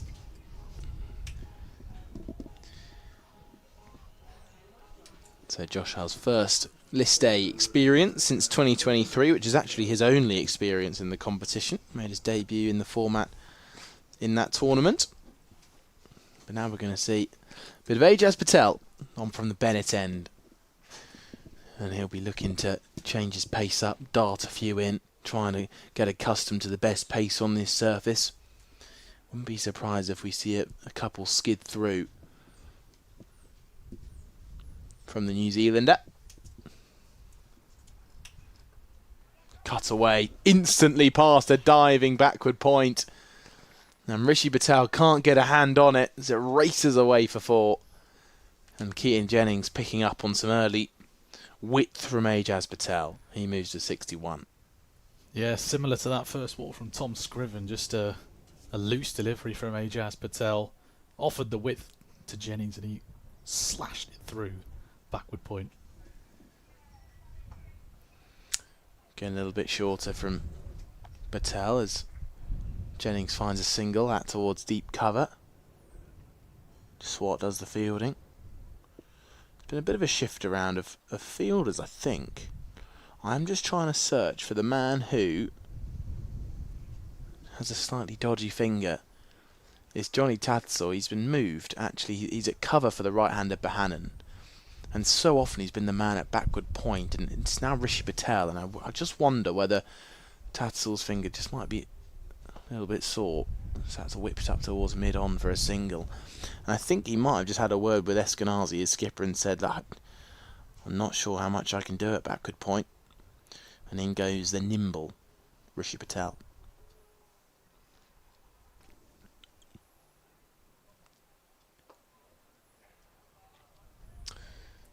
Patel's going to be looking to bring those stumps into play, that's for sure. Absolutely. Yeah, Johnny Tattersall getting a nod on the first mention of his new position. Short again, cut straight to that man who's filling the big boots of Tattersall. Backward point. Umpires just motioned to Rishi Patel to keep that ball off the ground because he's just throwing it in on the one bounce from about 10 metres away or so. Slight change in the field now as Patel's moved more to cover. Deep backward point in place. Jennings rocks back, plays it calmly. So that ends the over.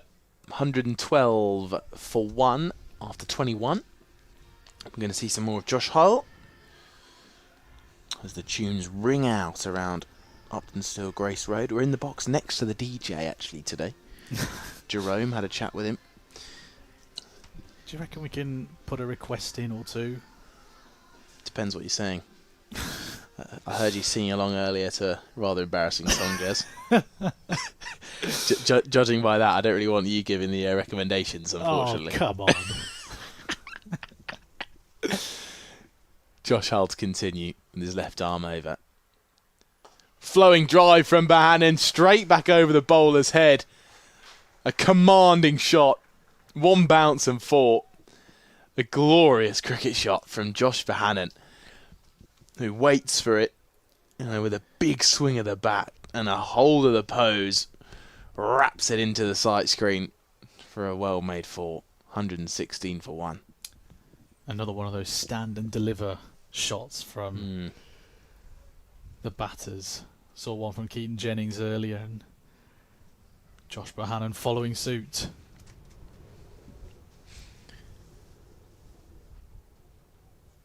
Down the leg side from Hull.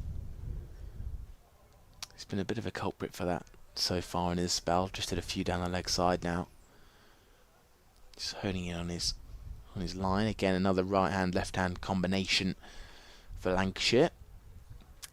As Jennings pulls out the teapot pose right in the middle of your screen. That's a man on 62 not out there, enjoying his time at the non-striker's end. 117 for 1, Lancashire. Down the leg side again. That looks like it's going to be given as leg by as it trickles its way down towards fine leg. It's picked up and thrown in from the fielder out there, which we can't quite identify, unfortunately, even with some hefty binoculars. Just have to be at the opposite end of the ground. Just our luck, eh? Now we're in a lovely spot here at Grace Road from the pavilion end. Just 2 wickets to our left we're playing on currently, I'd say. It's a drive, pierces the gap at extra cover. Glorious drive again from Josh Bohannon. This time more classical. Along the ground, just a punch. Not a fluorescent follow through. Just pure timing from Bohannon as he splits the gap at extra cover and finds 4 more. He's beginning to tick along, this over proving a little bit expensive for Leicestershire. He moves to 13, 1, 2, 3 for 1. Yeah, proving to be very expensive. 11 already off of 3 balls. Bohannon tucks it to mid-wicket and kicks the turf. So often players love to find a single after a boundary, get themselves off strike, stay positive but just that little bit safer, keep the scoreboard ticking. So often it's called sensible cricket. Play a good shot and then keep the scoreboard ticking with just a comfortable single. Rather than bang bang.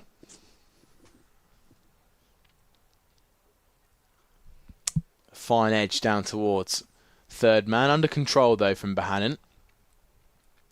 He finds a single. Gets the rotation we were looking for. And this Lancashire now, this side now, in a brilliant position to go on and hit the drinks break in 3 overs time.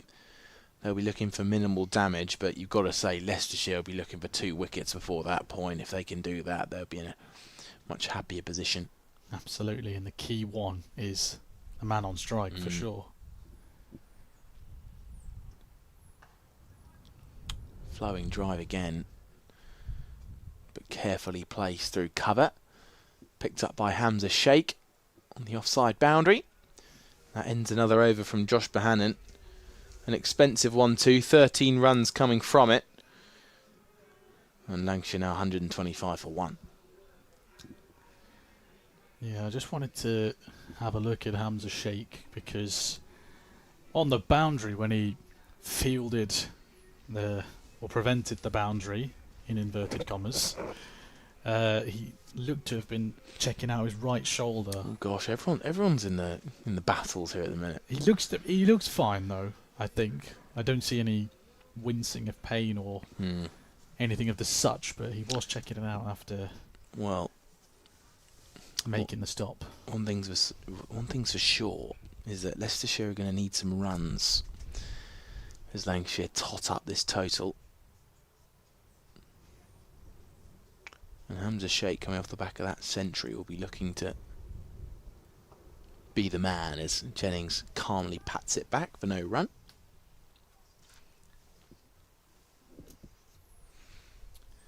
Yeah, Jas Patel continuing from the Bennett end. Down the track comes Jennings and played it into the leg side. They're going to push for 2 on the wrong hand of Hamza Sheikh. Good run in between the wickets from Keaton Jennings and Bohannon. Done their research on Hamza Sheikh's throwing arm. So they can take one as he picks it up on his left side, has to switch around to his right.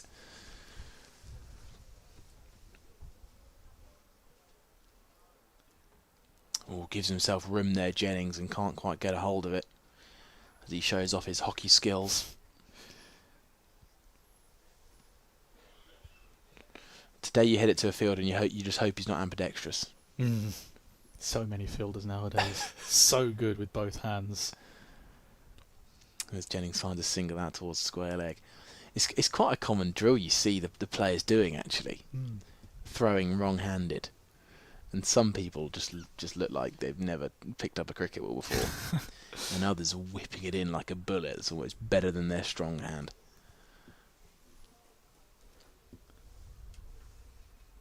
Bohannon on strike.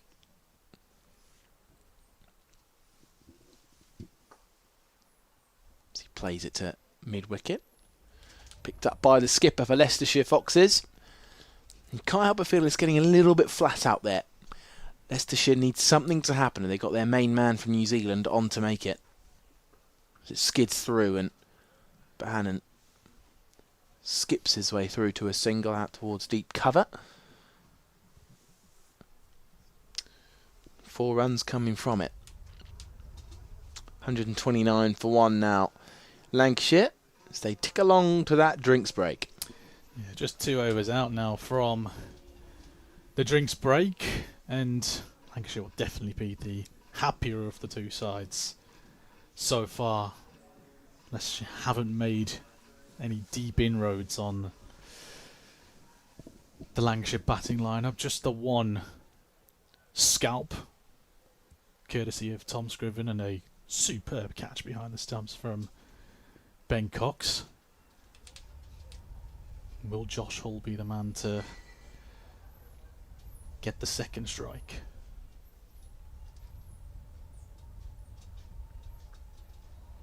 Again, Bohannon finding that third man fielder with a slightly streaky late cut. Again, under control though. Just a fine line between a feather through and a well-placed late cut out towards third man. I'm just thinking Josh Hull, he seems the kind of bowler who could be pretty successful on a day like today. And Leicestershire have just got to hold their nerve. Because if they can take a couple of breakthroughs quickly. This is pulled out towards deep backward square. It's 1 bounce and 4 from Keaton Jennings, who's been so strong on that back foot. Just rocks back and helps it on its way. It's a short ball from Josh Hull is picked up with ease from the man who now moves to 70. 134 for 1.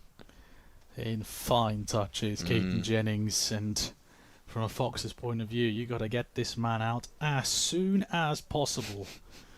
We know what he can do when he's in stride and in good form. 64 in the opener, already making another huge impression at Uptonsteel Grace Road. He's taken on the short ball again. It's out to the deep man. It's just bounced in front of him. It's a brilliant effort out in the deep by Rishi Patel, who was running in with pace. And so often do you see players dive over those when they haven't quite got to the ball in time. And Keaton Jennings, that's just maybe a little shock to the system there, just to say that it's not going to be all plain sailing for him. It was a well-timed shot out there, but it's also quite a short boundary. Rishi Patel does well to prevent not only the 4, but get close enough to, well, even make it a vague possibility of a chance. Slightly slower full ball. Again, that man's in the action at cover now. Rishi Patel. We'll see him at square leg in a minute, I'm sure. He's a superb fielder, Rishi Patel. Can put him anywhere and he'll do a job. That's proven many times today. Backward point, cover. Deep mid-wicket. Deep mid-wicket just then. Almost sort of like a magnet to the ball now, isn't he? Of course, a man in form with the bat. Josh Hull now left arm round to Bohannon. Short and magnificent pull shot. But Hamza Sheikh is out on the boundary to collect, so it will just be a single. Bohannon playing such a beautiful pull shot there. I want to say kudos to the square leg umpire as well for getting out of the way of that one. That came at a rate of nods towards him. He did well to get his legs out of the way. But like you say, Bohannon has been playing some lovely cricket shots. That one didn't quite work out though.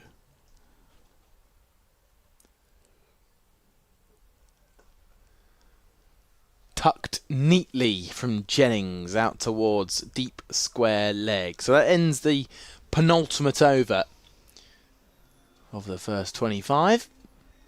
Josh Hull retrieves his cap and jumper. And it's a day where you need the jumper half the day, and you need as few layers as possible for the other half the day, because the sun's out and the wind stops, then the wind picks up and the clouds go in, and the temperature changes by about 15 degrees. I think that's what we call a typical British summer.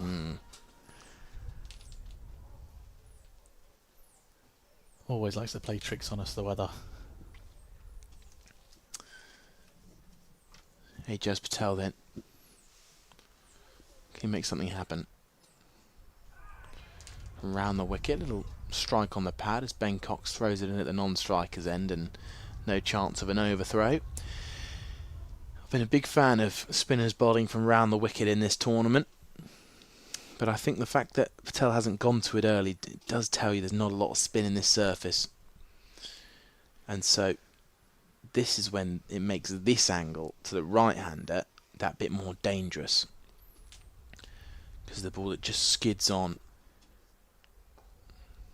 Bohannon plays it relatively easily into the cover region for a single, picked up by Tattersall. Yeah, we were describing, weren't we, at the top of the broadcast, of how this is going to be a seam-friendly pitch, and it has sort of been friendly to the seamers, but Lancashire have played it very nicely so far. Jennings goes searching for a single, but no, you're right there, Jez. They've played it with relative ease up to this point. 3 balls to drinks. Jennings, will he stay aggressive or shut up shop? Oh, he tries to push through the offside. Good keeping from Cox. Take it on the outside edge. And this is when I wonder if he's thinking about a slip in, Ajaz Patel, just for the ball that slides through, or maybe a catcher a little bit closer in on the offside. Having a discussion with Eskenazi. Yeah, Rishi Patel's just creeping a little bit closer towards the wicket. And I think he's being sent to the leg side, actually. So Josh Hull's being sent out to deep backward square. Hamza Sheikh's being moved round to deep mid-wicket. Rishi Patel's now into square leg. Oh no, Josh Hull's now back inside the ring. So short fine leg. The deep fielders are 4 men in a maple leaf style field. Jennings comes down the track, works it to square leg. Chance of run at the non-strikers as Josh Bohannon gets sent back. Will be no run. Yeah, I say maple leaf because there's deep fielders on square on both sides, and then it comes in for the 2 fielders in cover and mid-wicket, and it goes back out to the top for long on and long off, and then back to the bowler. As the leading edge almost goes back to Ajaz Patel, but it bounces safely in front of him, and that ends the first 25, everybody. And whether you're a Leicestershire fan, a Lancashire fan, or somewhere in the middle, it's definitely going to be an interesting second half, because Lancashire, well, they sit pretty on 139 for 1. Keaton Jennings not out on 72. Josh Bohannon at the other end on 18, and just the 1 man to go. Matty Hurst for not a bad 22 from 37 balls off the bowling of Tom Scriven. Matty Hurst came down the track looking to pull Scriven over the leg side. Just got a feather through to Ben Cox, who took a very, very handy catch behind the stumps. That was when the opening partnerships had at 81. Since then, they've put on 58 for the second wicket. Bohannon and Jennings going well. Jez, I can't help but ask you, having had a look at the first half, where do you reckon Lancashire are going to want to set that target for themselves to go ahead and defend? I think they'll be definitely looking north of 250 based on what we've seen today. And if Keaton Jennings is still knocking about come over 35, even in the 40th over, could be pushing 270. I think that's what Lancashire will be targeting right now. Leicestershire definitely want to get Keaton Jennings Yeah. out. Again, though, it's so often we see this. Teams get off to a great start. 300's possibly on the cards. And then they lose their man set at the crease. It's rebuild time. And then they have a similar first 25 or second 25 that they had to the first 25. And then they tend to settle around that 250 mark. So I think the 250 is a good benchmark. Nothing's to say at the minute they can't look past that 300 zone. But I reckon they'll end up settling around the 270 mark if I had to make that call. From the Leicestershire side, Jez, what do you feel's worked? What might they go back to? How can they take their next wicket? I think it will definitely be from one of the pacers. Ajaz Patel hasn't had much in the way of spin. He can, you've mentioned it a couple of times, the one that skids on to the right-hander, that could maybe cause a problem or two. But I reckon maybe another couple of overs from De Swart could turn the tide. He has kept things quite tidy in his set of 5 so far. Yeah, well, remains to be seen who Leicestershire turn to for that all-important wicket. Josh Hull is the man with ball in hand at the moment, continuing from the pavilion end.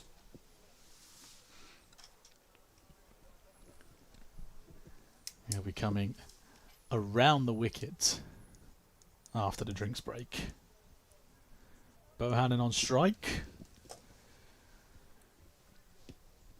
Deep fine leg, or deep backward square leg almost. Deep third man. Deep cover. And a deep square leg.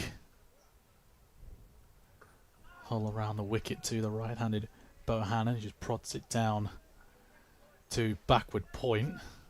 Looks like Johnny Tattersall is back in his backward point position after Rishi Patel had a stint there.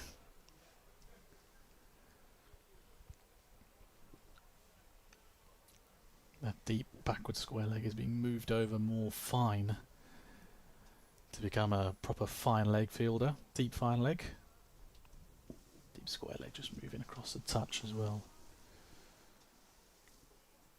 That's pulled away towards that deep square leg boundary, but there's no one at deep backward square. The man just got moved there, and Bohannon picks out the gap. 4 more added to the total. Well, I wonder if that was the discussion at the drinks break. 2 men out deep on the leg side, fine leg and square leg out. And Josh Hull moving to this left arm round the wicket angle, almost looking to tuck up Bohannon, the right-hander, and see if they can get them caught out on that deep boundary. The problem is those short balls have just sat up so nicely. But we've also seen, on the other hand, a little bit of variable bounce, which could bring those fielders into play. This one a bit more full from Josh Hull. Not tempting the short ball to Bohannon. I genuinely think this Keaton Jennings wicket will decide where Lancashire get to by around 50 runs. We could see a huge disparity between a total if Keaton Jennings is there at the end to a total where he gets out before he makes 3 figures.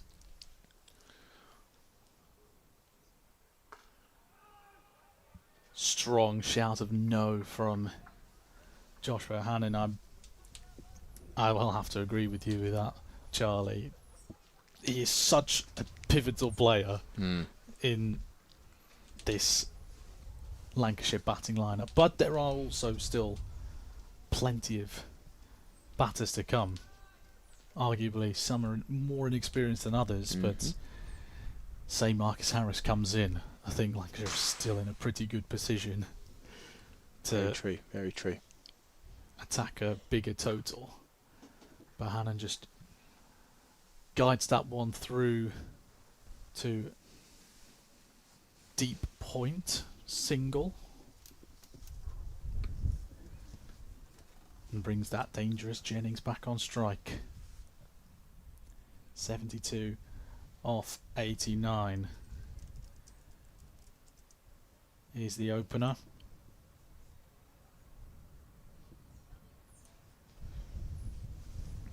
It's 22nd score past 50 in List A cricket. Wider from Hull as he came back over the wicket to Keaton Jennings, so the over goes on for one more ball. It's clouded over once more, the wind just gusting around again. Temperature plummets. Jumpers back on. Apologies for the chair squeak there, everybody, if you heard that.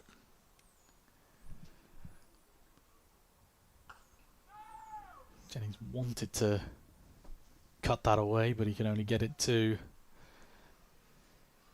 Ajaz Patel. Dot ball to finish. 6 off of that Josh Hull over. After 26, it's 145 for 1.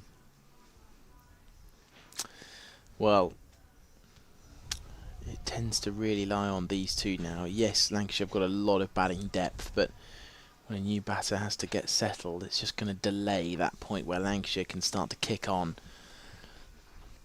But you can't help but feel slightly worried for Josh Hull. Maybe he needs a change of ends. Maybe he needs to come back on a little bit later. It's not quite been his day so far today. So we saw a few of the mascots out a deep backward square leg, enjoying their day by your bar over there, Jez. Ajaz Patel to continue. Tucked around the corner by Bohannon. They scamper through for a single. I wouldn't say they race through, but with a little bit of urgency they got the single off. Now this is going to be an interesting battle. The left-handed Keaton Jennings against the left-arm spinner coming around the wicket. Jennings just tucks that away towards deep mid-wicket. Hands a shake out there, keeping it to 1. That's a good thing about spinners, is that they get through their overs very quickly. This one with a bit more pace from Ajaz Patel, but Bohannon gets it away, just out of the reach of Eskinazi at mid-wicket. Cut off by Scriven on the boundary, another single. Jennings back on strike again. Goes with the reverse sweep, and he picks out the fielder on the boundary, Ruan de Swart, preventing the boundary. Just a little bit high for Ben Cox on the throwback. But a bit of invention from Keaton Jennings there. Trying to open up that offside a bit more for him. Bohannon knocks it back past the bowler. Patel did get a hand to it. I wonder if Jennings hindered him in a way. Another single.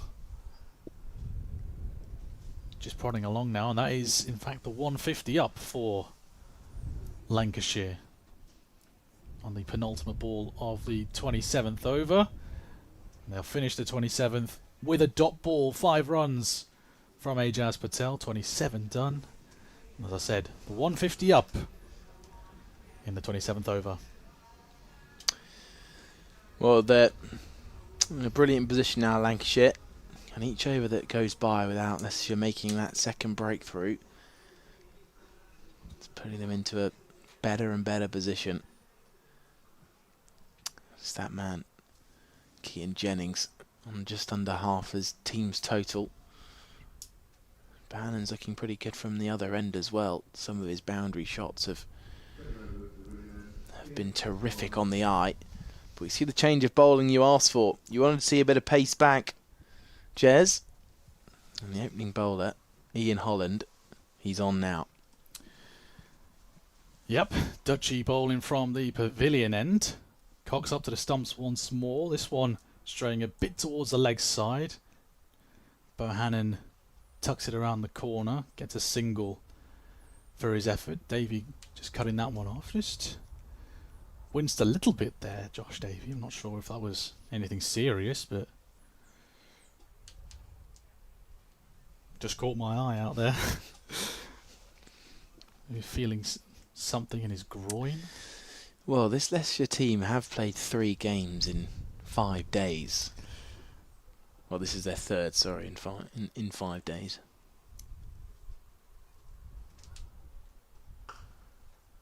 Strong shot from Jennings down the ground to long off, cut off by Hull. Yeah, like you say, it's a quick turnaround from the away game against Surrey. Not exactly a quick trip down south, is it? Not a huge amount of time to recover.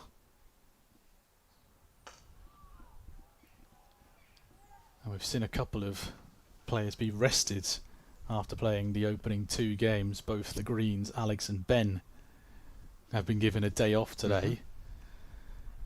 So I guess during this competition it's all about managing the workload for certain players.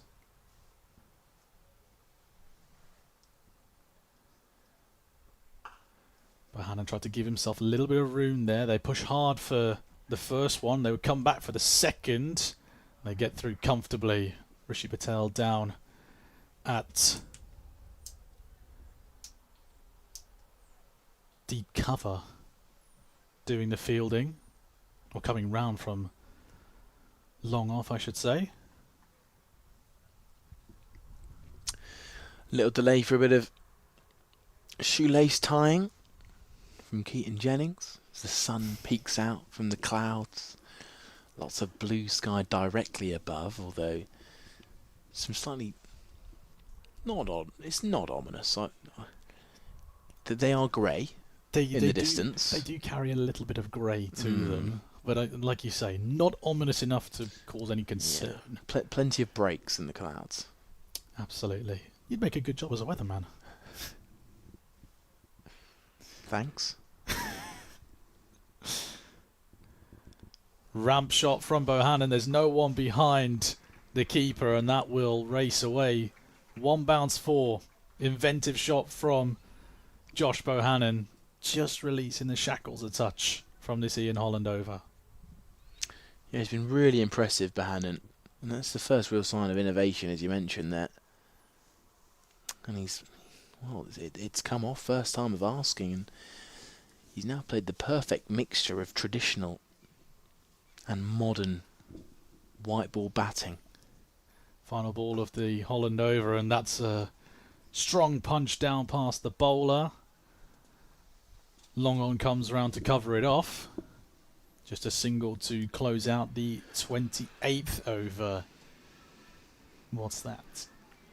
9 coming off of the Ian Holland over. 159 for 1 after 28. Well, often if a side does well, they can double their score from over 30. And that would take Lancashire past 300. Just with the 1 wicket in that column. It's a good look for the Red Rose. Ajaz Patel again. Bohannon thought about giving himself a bit of room. Didn't hit it cleanly. Goes straight to the fielder at extra cover. Goes for the sweep. Misses it completely. Appeals for LBW. Waved away by the umpire. Just a leg byes given. Be interesting to see how that looked on the replay. Well, Ajaz Patel bowls at such a rate that it might be a bit of time before we see that replay. I think it was just going down the offside.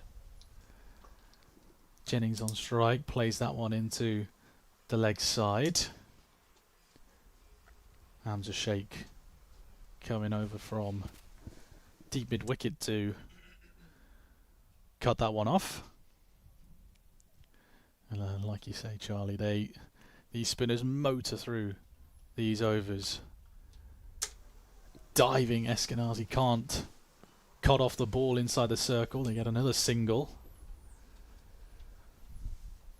And they're just chipping away. Lancashire not allowing Ajaz Patel to really get into the game.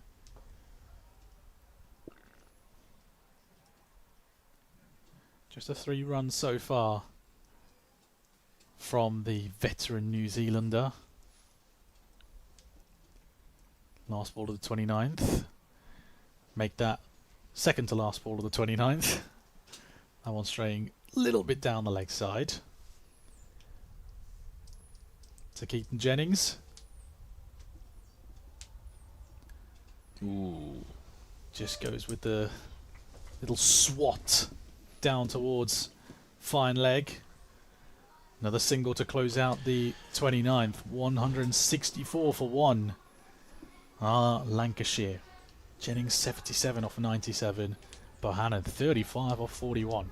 Both of them going along very nicely. Yes, they are. 164s are very, very good. Stand for just 1 wicket down. Just having a little look around the ground. Quite a nice number of fans in for the 50 over competition, especially down here below us on the bright green benches.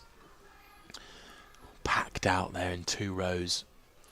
Plenty of avid watchers. You mentioned those pods over there on the left side, just right at the lovely old score box. On the leg side of the ground for Keaton Jennings. And it will be Ian Holland to continue from the pavilion end. Cox up to the stumps, and that has been pulled away with purpose by Keaton Jennings. Bit of a short ball up from Ian Holland, and Jennings absolutely devoured it. Moves into the 80s with that brilliant pull shot. Another sign of how strong he's been off the back foot. We've seen it all day today. Lethal to the short ball. The Holland response is a lot more full towards the off stump, and Jennings just drives that one down to long off. Yeah, Jennings 82 off 99. Really going well here for Lancashire, and dare I say, set for a 9th list 800. Oh no.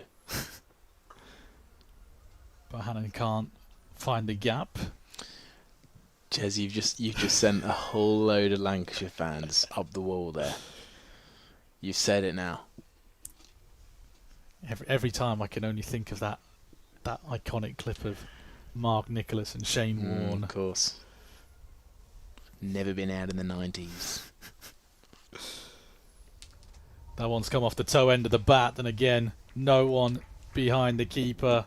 Fine leg way too square, and that'll race away for another boundary, this time for Josh Bohannon.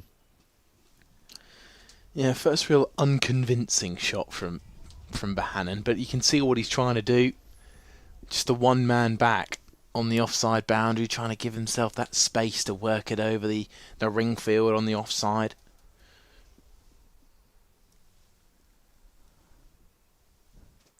Gives himself a bit more room. Bohannon, they're going to sprint across for the single, and they get it pretty comfortably, actually. I don't think Eskenazi was too worried about having a shy at the stumps. You mentioned it earlier. These quick singles inside the circle really put a lot of pressure on the bowlers to break the partnership, because they're in a great flow. Final ball of the Holland over. Jennings will just guide that one down to long off. Retain the strike going into the 31st over. 11 off of that Ian Holland over. 30 done. 175 for 1. Jennings 83 off of 100. Bohannon on 40 or 44. Well, just building on your point from the running between the wickets, it always feels like an easy fix for a batting side. That often, whether the boundaries are flowing or not, it just levels up an innings. When you can look back on it and the batting team have well and truly utilised every run on offer. And it's been very impressive from this batting lineup so far that there's been no point where they have gone easy on the run scoring. They've never got too lazy. You can just see Jerome there, our DJ, with the sunglasses, looking chilled out. That is a cool dude. Yeah, he's put on some good tunes as well, hasn't he? You've got to fit a certain mould to be a DJ. I'm not sure I could be a DJ. I don't think I could be, given your harsh treatment of my song taste. So it's to Swart now from around the wicket, and Jennings tucks into a short wide ball, which we've seen plenty of times today as he plays it out to cover. We've also been given a nice food delivery, haven't we? I was waiting for a cue into that. Charlie, the legend that is the... Well, thank you. You're a legend in your own right, but Leicestershire Charlie has just come through with a plate of 5 sandwiches, a selection of sandwiches, and some crisps. I've got 6 actually. Oh, lucky you! Smart bowls again and tucked into leg. I don't know how to take that, to be honest. It's preferential treatment, I think. Well, no, I don't know whether he's looked at me and gone, yeah, that's a man that needs 6 sandwiches, or he's looked at me and thought he doesn't need any more. Yeah, one of the two. I'm sure we'll get an answer on the blower from Charlie soon.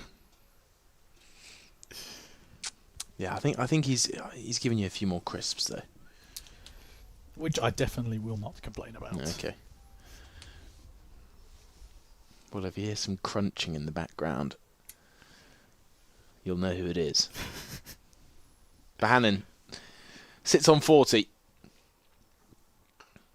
And it's a leading edge. He's tried to hit it over mid-on and ended up skewing it over cover. Thoughts about a 2. Oh, the misfielder's brought it. Again, brilliant running from Lancashire.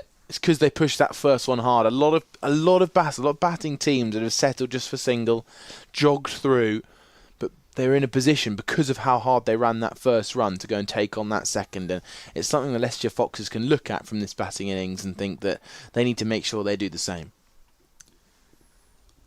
Absolutely, and with quick players like Ben Cox available to them, they'll definitely be looking to push hard for 2s where they can. And that's gone. Bohannon caught on 42 at mid-on. Miranda Swart, maybe it was a little bit of pace off, but either way, Bohannon tried to get a hold of it over long on, tried to pump it away into the marquee, and he couldn't get a hold of it. Perhaps a bit of extra bounce, bit of pace off, whether it's natural or genuine variation from Miranda Swart. He takes another vital breakthrough. And again, Leicestershire just showing another sign that they're not out of it yet. But you can't deny, it's the key wicket at the other end for the moment.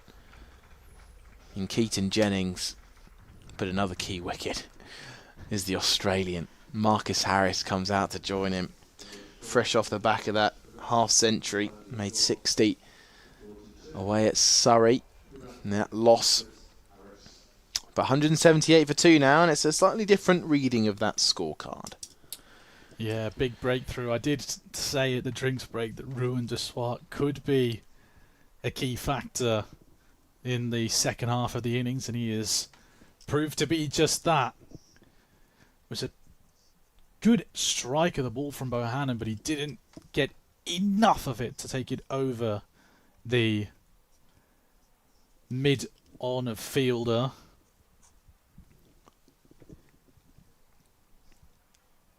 Big, tall, strong hands of...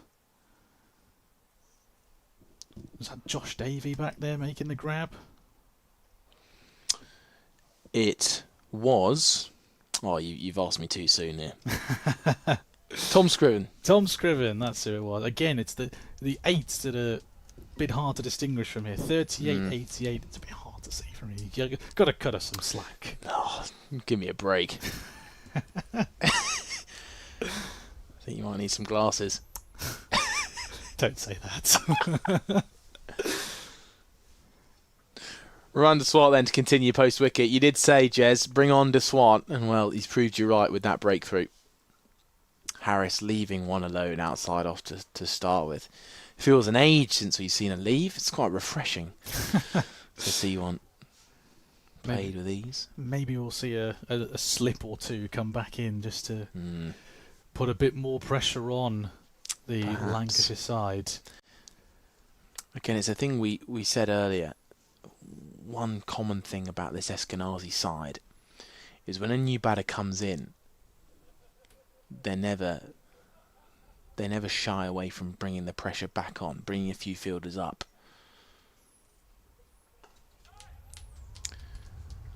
As Harris plays it into that cover fielder, Ajaz Patel doing the fielding. And that is the end of the 31st. 178 for 2. Now Lancashire. It'll be interesting to see just what kind of effect that has in the long run, because Josh Bohannon, he was going at a good rate. 42 from 47. Just under a run a ball, and he was looking like a player that could start to really ramp things up. And I wonder if Keaton Jennings will just play the anchor role throughout the whole innings. Well, that's what he'll be thinking about. It's quite common you see a player get to 60, 70, 80, then try and really kick on, start being aggressive. But Keaton Jennings got the experience, especially in this format, averages over 45 with the bat. And I wonder if he'll just maintain his tempo, try and bat long. Because if he can do so, he can cash in later down the line. It's also interesting to see that they've veered away from the right-hand, left-hand combination with Marcus Harris coming in ahead of Rocky Flintoff. Well, I think experience was prevailing in that sense. Davey, right arm over, pulled away. Brilliant cricket shot. How many times have we seen it today from Jennings, where he sits back and tucks in to a short delivery from pace. Another straight delivery. It's really not that short, but how he manages just to swivel around and bring the cross bat across around his hip level. It's a brilliant pull shot that moves him to 88, 12 runs short of 3 figures.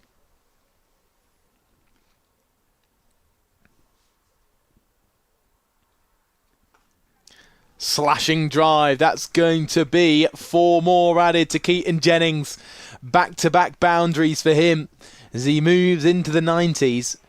And it's now 186 for 2 Lancashire. And Jennings is racing along. I did just say he was going to play the anchor role, didn't I? He's proved you wrong, hasn't he?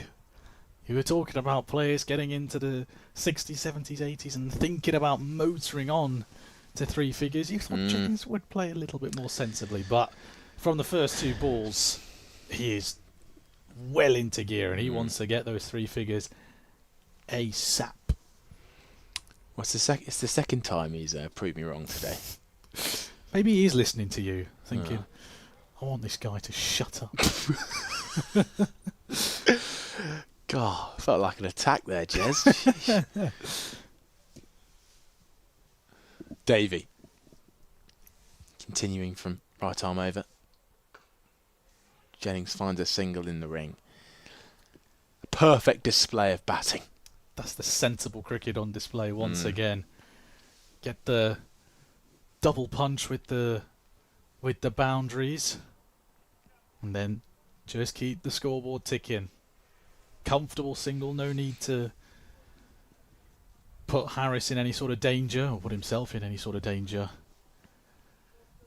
Like you say, proper, sensible cricket.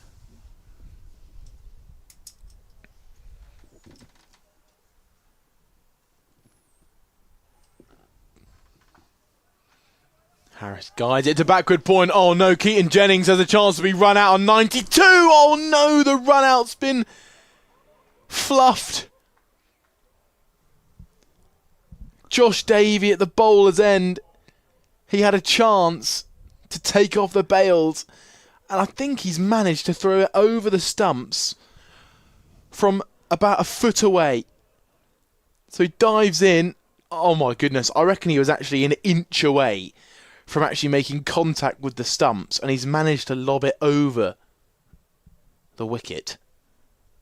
Both of us are stood in the commentary box with hands on our heads, wondering how on earth is Keaton Jennings still out there. Goodness me. It was a comedy of errors from both sides. Jennings raced down the track to get a single. Harris turned him away. And somehow Jennings is still at the non-striker's end. Davey will not want to watch that on the replay. Although I worry it's the kind of thing that can hit the Metro Bank Monday Cup Instagram account. I've seen this sort of script before. I believe you could describe it as absolute Metro Bank.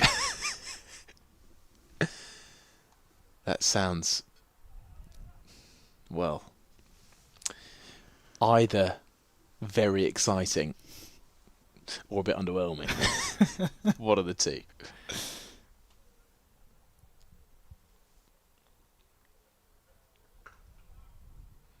Harris again trying to find runs square of the wicket on the offside. There's Josh Davey. He's going to pick up his cap and walk off. Probably not talk to too many of his teammates, as Keaton Jennings survives on 93. Harris yet to get off the mark. And that's the end of the 32nd. And Lancashire sitting handsomely on 187 for 2. 18 overs to go. Yeah, and I'm sort of blown away that the scorecard still says 2. Yeah. Josh Davies just paced straight to mid-on. Not had a word with anyone. What I really worry about is whether that ball was going to go on and hit the stumps as a throw. Swat ball short, cut away. That's going to be 4 more to Jennings. He moves within 1 shot of his 100, and Josh Davey at mid-on will just watch this through the small gap between his fingers, I'm sure. He can't quite believe it. He's spewing over there. I think that's what we call a misery compiler for Josh Davey. Golden opportunity to get the set batter out. But now here he is, 1 shot away from the 100. So they find a leg by. There's a chance for a run out. Oh, the footwork almost takes off the bails. And what is going on between these two? Keaton Jennings gives him a thumbs up to Marcus Harris, but I don't think he quite realised how close that was. He would have pulled off an Alan Shearer celebration, that's for sure, if the swat had hit. And that would have been out, don't you think, Jez? I'm sure we'd be seeing Marcus Harris back in the pavilion after that. Blimey. If the swat just had the right kind of shoes on, maybe an Mbappe special would have been better suited. Well, he pulled out the knee slide. I'll tell you who did that. It was it Jade Dernbach? I seem to remember a picture of Jade Dernbach taking a wicket and doing a knee slide across the square. That feels wrong. Yeah. Straight punch back by Harris. I might have to need someone to confirm that, just because I can't fully guarantee that it was Jade Dernbach. I don't want to also misuse his name in that sense. But I distinctly remember someone, whether it was an England shirt or a Surrey shirt, pulling off a proper knee slide across the square. Either that or it's a dream. One of those lucid dreams. Jade Dernbach taking a wicket. And knee slided. Harris hits it straight to mid-wicket. No run. And what Harris is slightly doing is starving Keaton Jennings of a flowing way to his 100. Harris quite happy to play his own way. Often takes a bit of time to get going, does Marcus Harris, but when he does get going, he looks like a top quality player, which he is.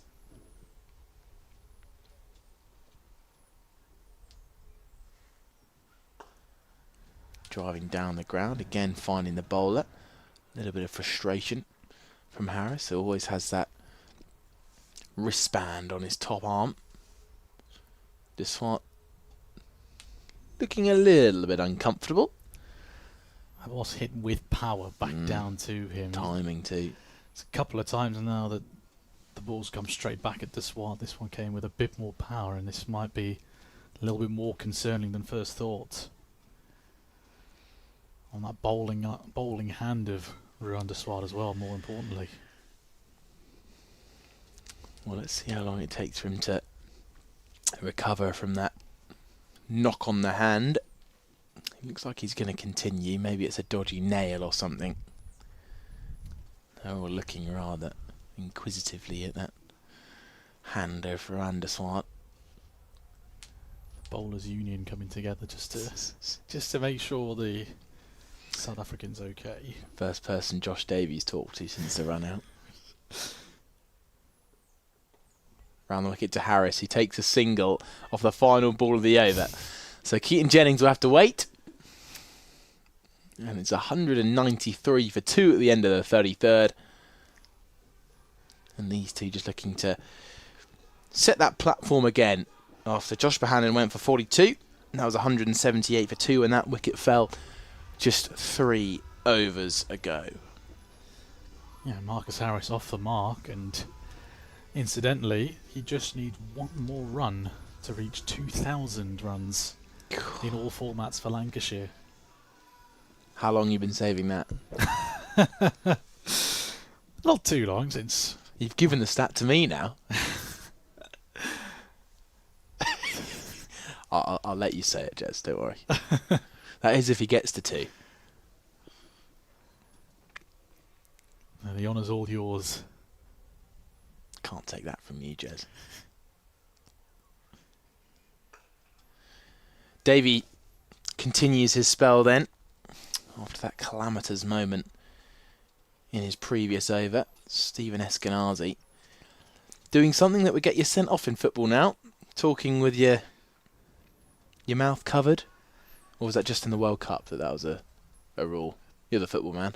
It is. That was a very big rule of the World Cup. I don't know if all leagues around the world have adapted to it. Some have, some haven't. But you have to remember, it's only in a confrontational situation. Oh, okay. Is that a red card offence? Harris driving to the covers for no run.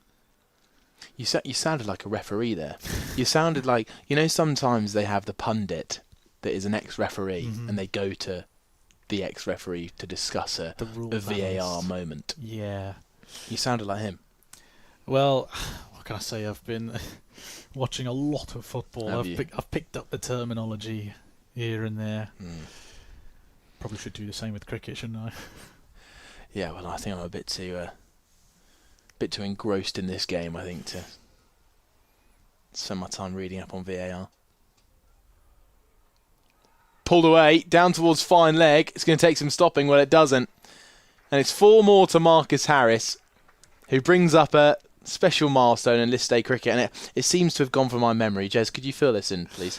He has now passed 2,000 runs in all formats for... All formats? It is all formats. Good, I'm pleased I didn't get it wrong.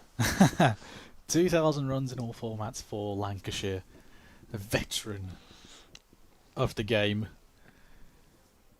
Only Keaton Jennings has got more List A runs in his career than Marcus Harris. Are you sure Marcus Harris 2,000 runs in all formats? For Lancashire. Lancashire? This is straight from their website. Really? Indeed. I could pull up the receipt. I would like to see it, actually, because I feel like he's the kind of player that would easily hit over 1,000 runs in Red Bull. This is a big moment now. Huge moment, Jez.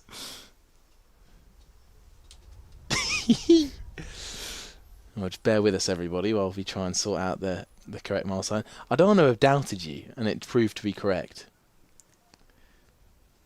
Here you are. Wait for Davey to bowl this. So Marcus Harris moves to 2004.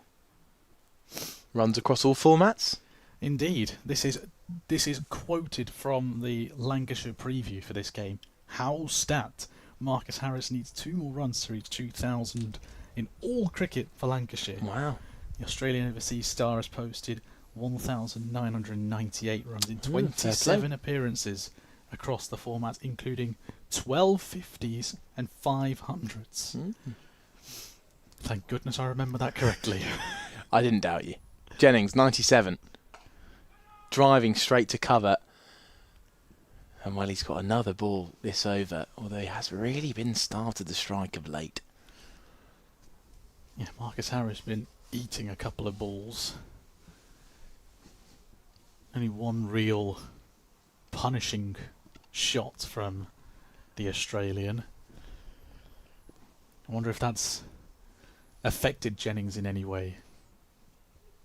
You know, being eager to get to 3 figures, but just having to take a back seat for the moment.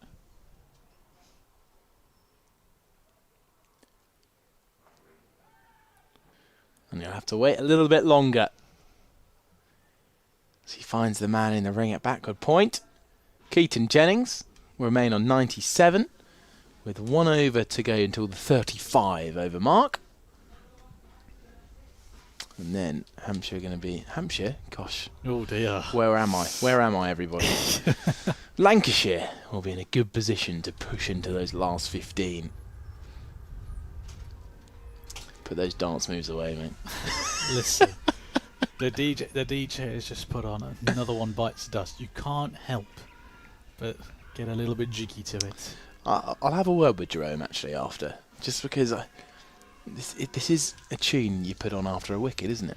I was going to say, yeah, like, the timing doesn't seem quite right. Ooh, he's next door, Jez. He's next door.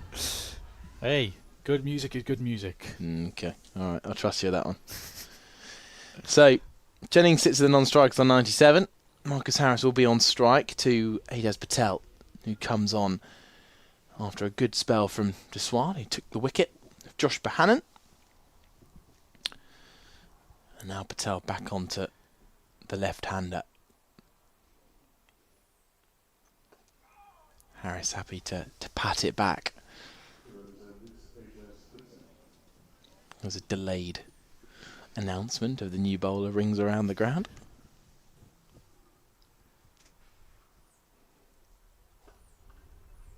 Harris finds cover. Another dot ball. Jennings he'll be fired at the non-strikers, won't he? Yeah, he's no longer in the teapot position. True. Well, he finds Eskenazi again, Harris. It'll definitely be weighing on his mind. Look at that, 6 from 16. He's faced the majority of the last few overs. Tailball's down the leg side, and Harris picks out Josh Hull at short fine leg, and it bursts through the fingers. They're definitely going to look for 2 here. Whether they can get 3 or not, well, they won't. Josh Hull, probably, to be fair to him, wasn't expecting the ball to come his way after several balls just hit nonchalantly back to Ajaz Patel. And then a really poor delivery down the leg side almost gets him a wicket. Harris dropped on 6. Feels a big mischance there.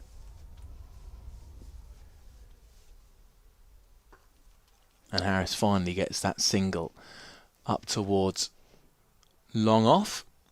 So Jennings will have a ball before the end of the over. I think Harris is quite enjoying watching his teammate struggle a little bit from the non-strikers. 200 up came on that drop catch as well for Lancashire. Lucky break there. Really lucky. Change of the field. Let's make Jennings wait that little bit longer, says Ajaz Patel. I wonder if Rishi Patel has just been moved from the leg side to the offside. Might in a moment just be moved back. Oh yeah, he's getting moved again. There you go, into cover. So deep points out on the boundary. Long off, long on. Deep square leg. Jennings on 97. Deflects it to point. He'll get a single. He'll keep the strike. And he moves to 98. Yep, 35 done. 202 for 2. As Charlie said, Jennings 98 off 109. Harris on 9 off 18. Now I've been left to waffle on for a little bit as Charlie takes a big old bite out of his... What is that? Is that a cheese sandwich over there? Now's not the time to ask questions. I was just interested, okay? God. What are you like, eh? I'll leave you to. No, it's okay. I'm back now. You let me have one bite of my sandwich before a question was asked of me. It was a pretty jovial question, I have to say.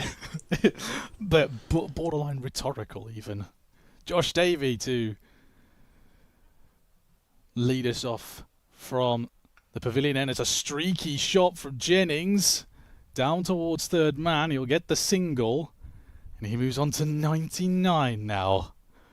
Oh, the nerves must be high for Keaton Jennings. I think he'll be like he's on 5. Just a couple of defensive shots, just to steady himself a little bit. Well, you'll have a few balls at the non-striker's end, just to collect himself. Should Jennings get that single, it would be his 9th in List A cricket. Davey charging in from the pavilion end. Harris tries to guide that past mid-off. It's cut off for a single, and Jennings is back on strike again. You're not making it easy for these Lancs fans, are you? Setting him up. He's looked so confident all day. That's Keaton Jennings. I think we can both agree to that. Although you might not want to say anything. And just pin the blame all on me if he gets out on 99. I'm just reserving it. It's there ready. Davey charges in. Ball 3 of the 36th over. Jennings will tuck that away into the leg side. It's as cool as you like. A top-notch century from Keaton Jennings. His 9th in List A cricket. He has been the star for this Lancashire side today. And that is a very well-made 100 off 111 deliveries. Yeah, terrific knock from Keaton Jennings. He's barely put a toe out of place. So strong off the back foot. Equally strong of late off the front foot. It's just been a really classy innings from their main man. Harris on strike. He tries to carve that one through towards deep cover. Fielded by Hamza Sheikh out there on the boundary. Yeah, 16 fours to Keaton Jennings' name. He has been the man so far in this innings. And dare I say, he will be the main man for the rest of the way forward. It's his 41st 100 for Lancashire. Not for Lancashire, in county cricket, sorry. Of course, he spent plenty of time at Durham as well.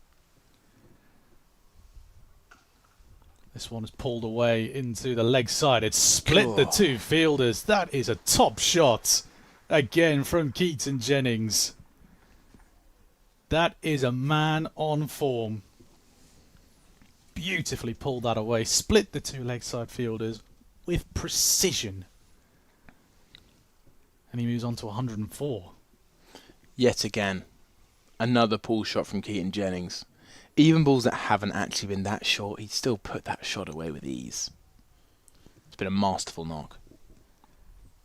Final ball then of Davies' 8th over. 8 conceded so far. That one will just go through to the keeper. Dot ball to finish. 36 done. 210 for 2. I'm waiting for you to tuck into your sandwiches so I can ask you a question. I'm not as peckish just yet. They are staring at me though, I must say.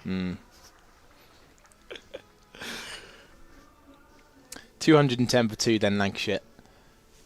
Jennings, of course, in that fine position. On 104.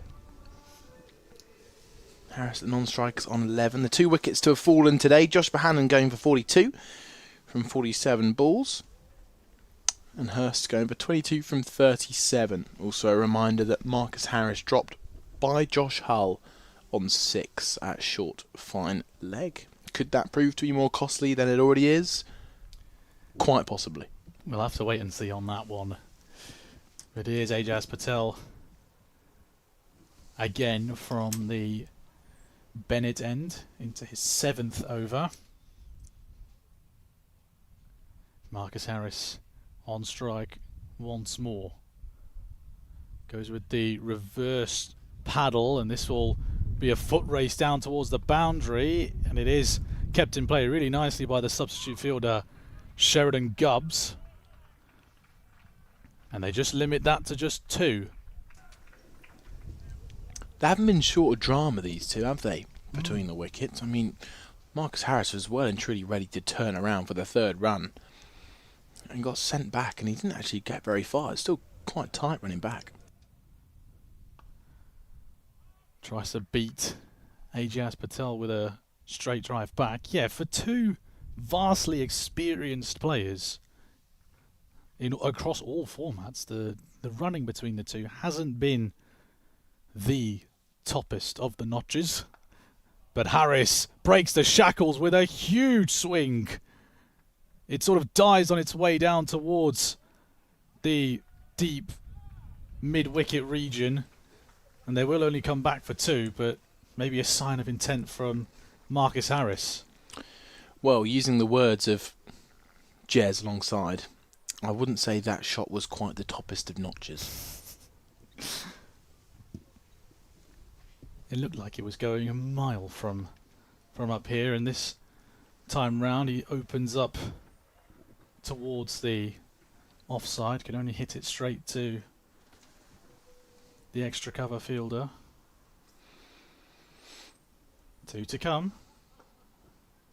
This one a little bit more confident down towards long on. They'll get a single. Brings Jennings back onto strike.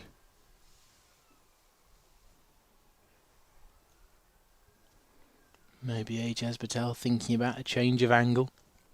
A few changes of the field, I think. Yeah, poor Rishi Patel's being dragged over again. You can see he's just running ever so slightly slower. He's done a few of those late changes today. He's not getting put out on the boundary, is he? No, just on the ring. So he'll be the ring at cover alongside Eskenazi. That one flicked round the corner by Jennings to Josh Hull at short fine leg. Takes the single. Will keep the strike going into the 38th over. 37 done. 216 for 2. Yep, in a really good position. Now Lancashire, 13 overs to go. Can they think about, well, they'll be thinking well and truly about the 300 mark, that's for sure. It's whether they could actually push something bigger. Could they even go to a 350? I mean, my word. That would take some ask from It him. would. It's about 10 runs and over from now, so it would be an early push. However, with a man in the form of Keaton Jennings and also a man at the other end who can be just as destructive, 60 against Surrey, just maybe these two could push Lancashire past 325, which would feel almost out of reach for Leicestershire. Plenty of players in form though. Let's not write them off just yet, team. Absolutely, one of those for Leicestershire is the man with the ball in hand, Tom Scriven, who got the opening wicket of the day, breaking the partnership between Matty Hurst and Keaton Jennings. We're looking to get the main man out now. Jennings just dragging that one to just outside the circle. Scamper through for a single. Sensible cricket again from Keaton Jennings. Just keep the scoreboard ticking. That's been the motto of Jennings' play today. You're right, he's paced his innings so well. At no point did he feel like he was too aggressive or too defensive. He's had spells of boundaries. He's had spells of blocking it out. That's carved away, and is it put down? I think it is. Johnny Tattersall at backward point. Big opportunity there with Marcus Harris. Dropped again. For a second time in this innings. And will that come back to bite Leicestershire further down the line?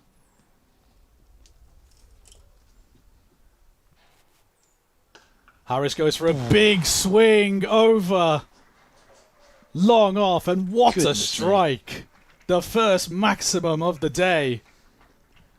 And immediately he is paying the big price, is Tom Scriven and Johnny Tattersall.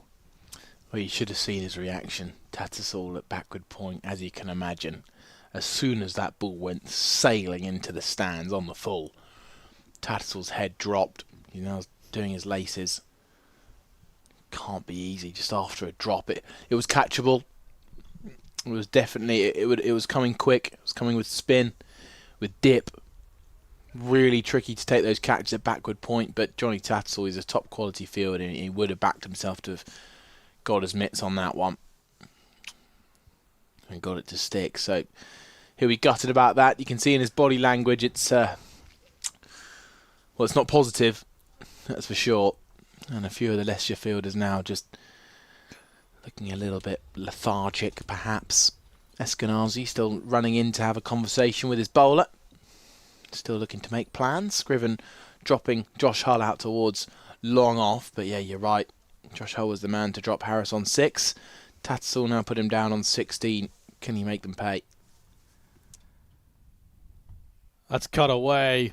Top edge beats the third man fielder.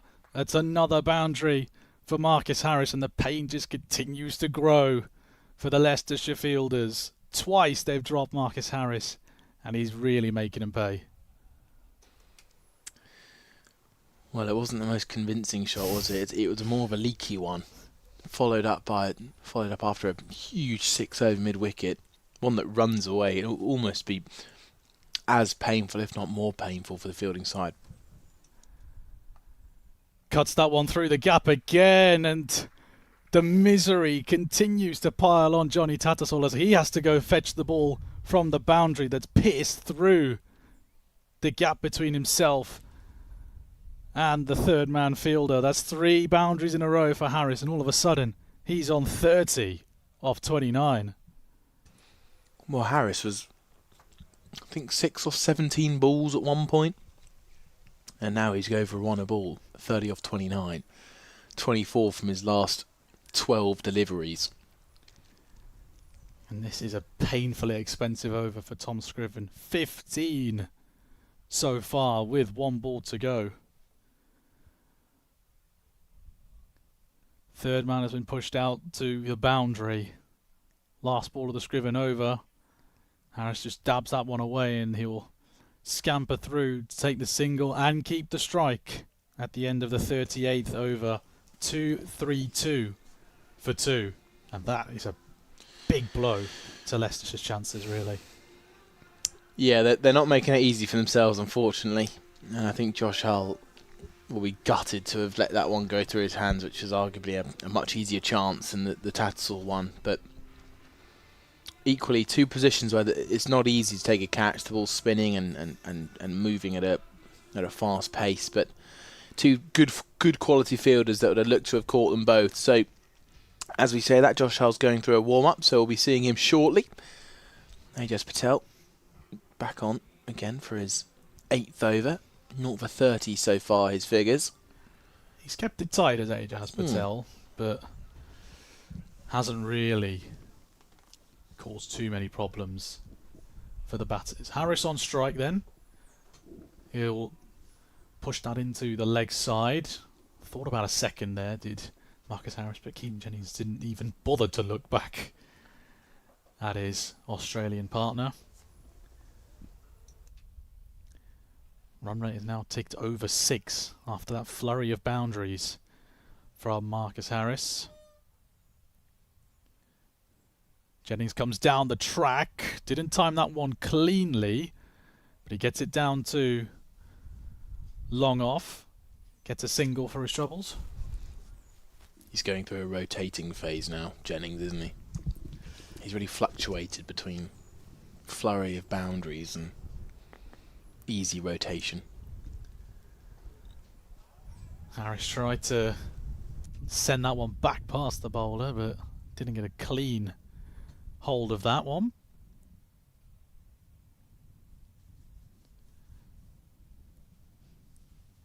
Two from the first three.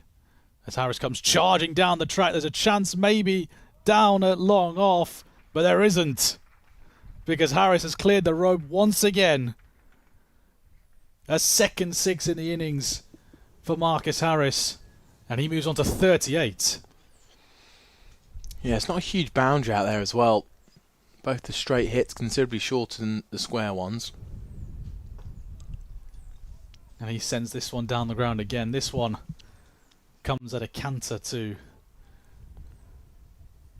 Josh Davey down there at long on. Single to put Jennings on strike for the final ball of the Ajaz Patel over. He goes with the reverse sweep that doesn't beat the fielder. Jennings wanted the single, but he's turned away by Marcus Harris. That is the end of the 39th over. 241 for 2. Lancashire sit. Jennings 107 off 117. And Harris 39 off 34. Are you ready for the question? The age-old question. Go for it. What are Lancashire going to score? I mean, with the switch that Marcus Harris has made, 300's definitely on the cards. Maybe even 320. Like you said a couple of overs ago. 325 maybe even a target. That's if Harris continues the way he's going. Scriven from the pavilion end. That's another huge hit from Marcus Harris, and he isn't letting up. What a strike again over deep mid-wicket. Another six, the third one of the innings. Well, he's really tucking into Tom Scriven, isn't he? My word. Thoughts maybe in Eskenazi's head to bring off the 27-year-old after an expensive last over, but he's backed him. Let's see if he can take a wicket. This one's hit back down the ground, and that's another one bounce for Marcus Harris. Turning on the style. He moves on to 49. That's the 250 up for Lancashire. They're smelling a big score here, Jez. You can tell that Harris, he knows they're in a good position. He's taking it upon himself, taking the pressure off Keaton Jennings to do this. And now Marcus Harris on 49. He's looking to up the run rate to make sure Jennings doesn't need to. And well, it's got the potential now of pushing Lancashire up to even that 350 score, but it really depends about whether these two are still there at the end. And with 11 overs to go, who's to say they can't go at 10 runs and over and hit that 350 mark? It's asking a lot of Marcus Harris, but with the set man at the other end, it's not impossible. That one a bit too wide from Tom Scriven. The pressure is all on the 27-year-old. 11 from 2 legal deliveries from Tom Scriven, and all of a sudden the wind has been taken out of the Leicestershire sails and the atmosphere has died down a bit. There is plenty of encouraging claps for Scriven. Can he make use of that? Another confident shot down the ground from Marcus Harris that again cannot be cut off, and he has motored his way to a 20th List A 50. What a knock from Marcus Harris. 53 of just 37 balls. And wow, has he turned on the screw. He's tightened it on Tom Scriven. It's just been such a strange innings. Considering where he was, scraping around, hogging the strike from Jennings, not intentionally of course, but where he is now, it's astronomical. Moves across this crease and carves one away Beautiful. onto the offside. It's a chase on for Hamza Sheikh, and he's done well to cover a lot of ground on that offside to Marcus Harris. They do get another 2 for that, but Leicestershire are being run all over the park right now. Sat on 17 runs conceded with 2 to come is Tom Scriven. That one is guided straight to the man at deep point. Just a single for Marcus Harris that time, just to slow things down a touch. Jennings will be very happy, won't he? Absolutely. Sat watching on 107. Marcus Harris race along at the other end. Final ball then of the 40th over. Full toss, low full toss, which Jennings has managed to carve away. Well fielded down on the boundary by Ian Holland, and that receives a warm ripple of applause from the Leicestershire faithful here at the Uptonsteel Grace Road. 40 done. Lancashire are in a commanding position. 261 for 2, with Jennings on 109 off 118 and Marcus Harris on 56 off 39. Well, as this game enters the closing stage of the first innings, let's take you around some of the county grounds. Well, it's not even 2 o'clock yet, and Middlesex have already won. They chased down a almighty 67 to win against Glamorgan after they bowled them all out for 66, which is pretty astonishing. 4 wickets for Nav Sharma, 3 for Roland Jones, 3 for Cornwell. Only used 3 bowlers there, Middlesex. Ajaz Patel round the wicket. Heavy sweep shot from Marcus Harris. He split the gap again. He goes rattling up through his score. He moves to 60. And he's just about approaching that Glamorgan score by himself, actually. Essex at 225 for 5 with 4 overs to go against Derbyshire. Tom Wesley top score on 87 not out. Yorkshire 237 for 4 against Sussex. So Harris goes back and bottom edges that pull shot into the leg side where he finds a single. Opener Will Luxton not out on 109. The Yorkshireman. Worcestershire Rapids 260 for 6 against Hampshire. Half century at the top of the order for Dan Latigan. Move to Group A.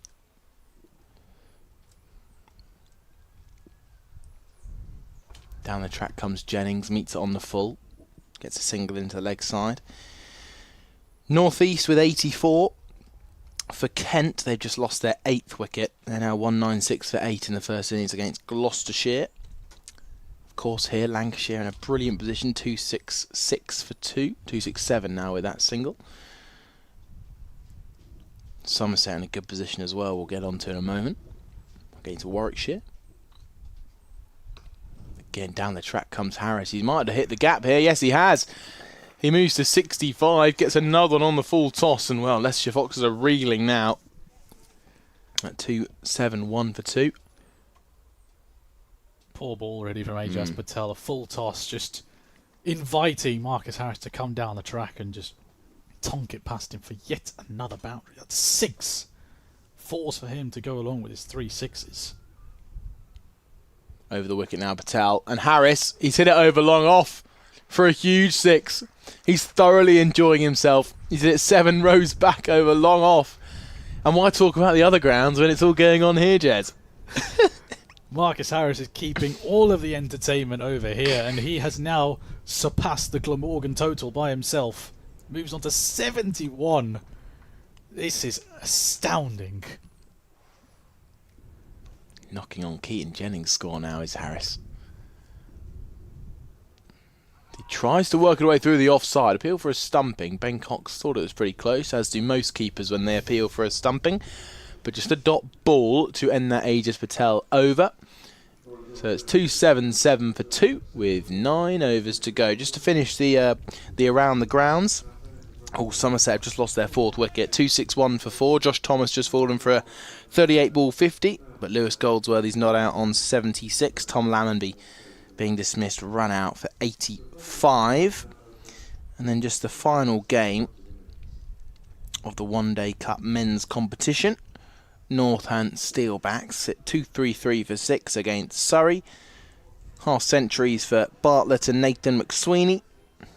But both now dismissed. That's got 2.1 overs to go in it. So, Jez, thoughts on the game so far? You tried to catch me out there. Or how's that sandwich? Lovely, actually. I mean, it has been left out for a little bit longer than I had anticipated, but still a delicious sandwich nonetheless. Oh, good. I'm pleased. Thanks, Charlie. No, that's okay. You mute yourself again. God, I've been waiting for ages for that, everybody. While I cleaned through my plate, I was waiting for Jez to tuck into his. Anyway, Rwanda Schwart bowling to Keaton Jennings, who is playing the perfect Centurion role. He's completely out of the limelight, which you wouldn't expect, considering he's in such a good position. But Marcus Harris, who sits calmly at the non-striker's end, can watch Jennings try and hit a few to the boundary. Swart bowls full and wide and hit up towards long off for a single, where Johnny Tatzel has to do the work.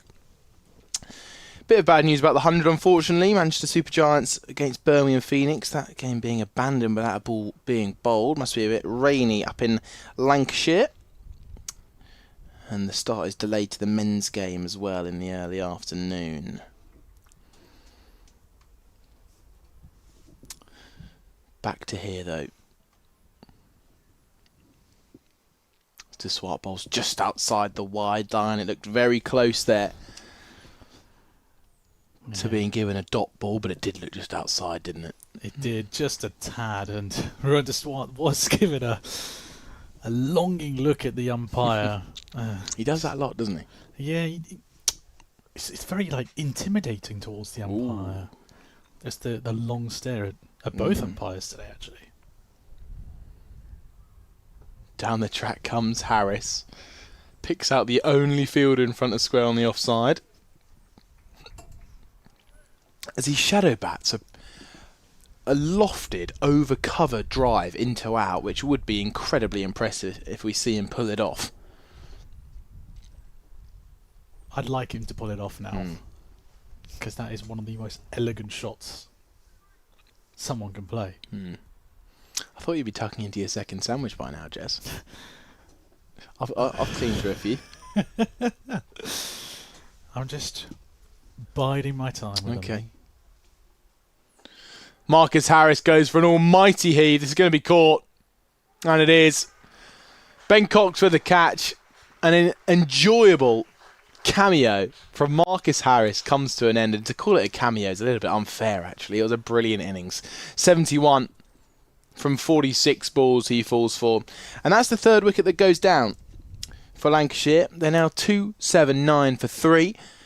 And that Marcus Harris dismissal just ever so slightly interrupts the flow that Lancashire were going at. It's going to be interesting to see how young Rocky Flintoff starts to counteract that spell.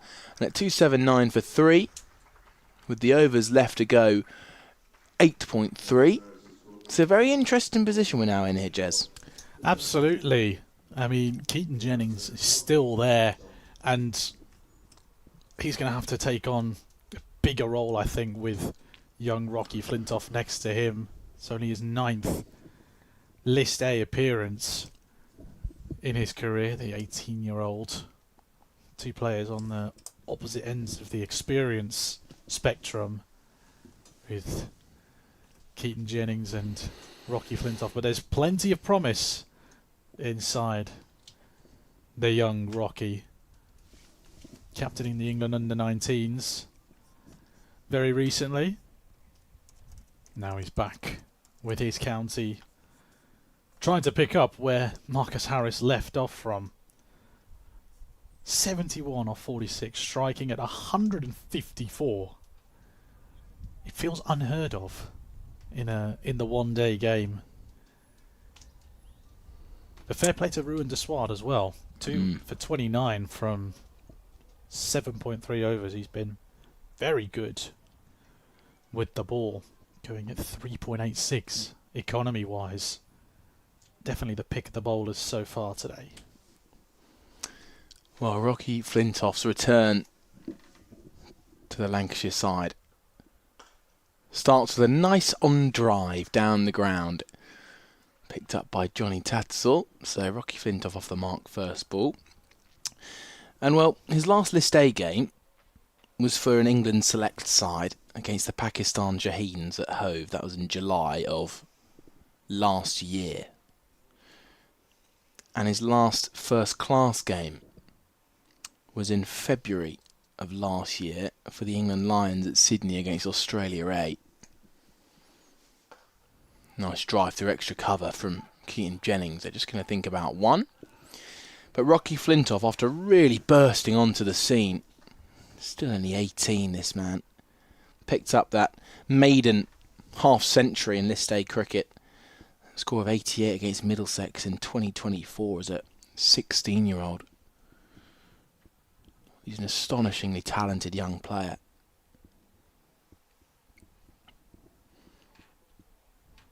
And he's got a chance again now to try and firm up a spot in the first team.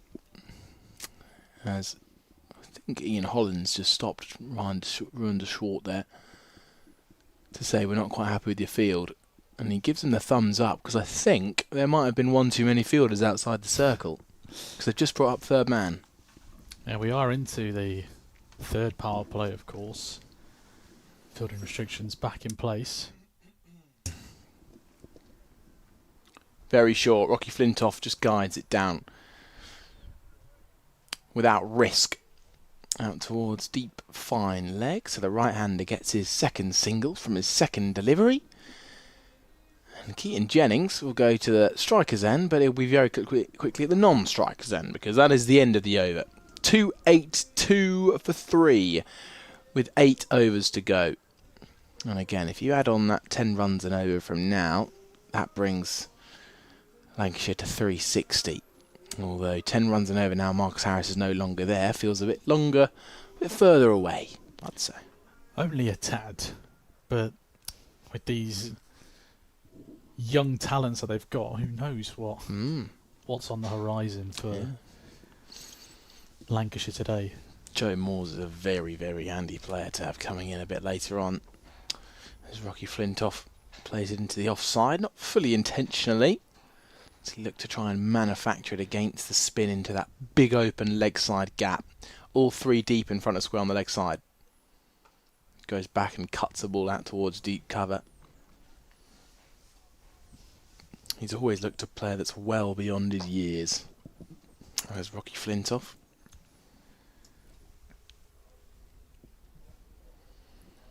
Lived and breathed cricket from the day he was born. I wonder why.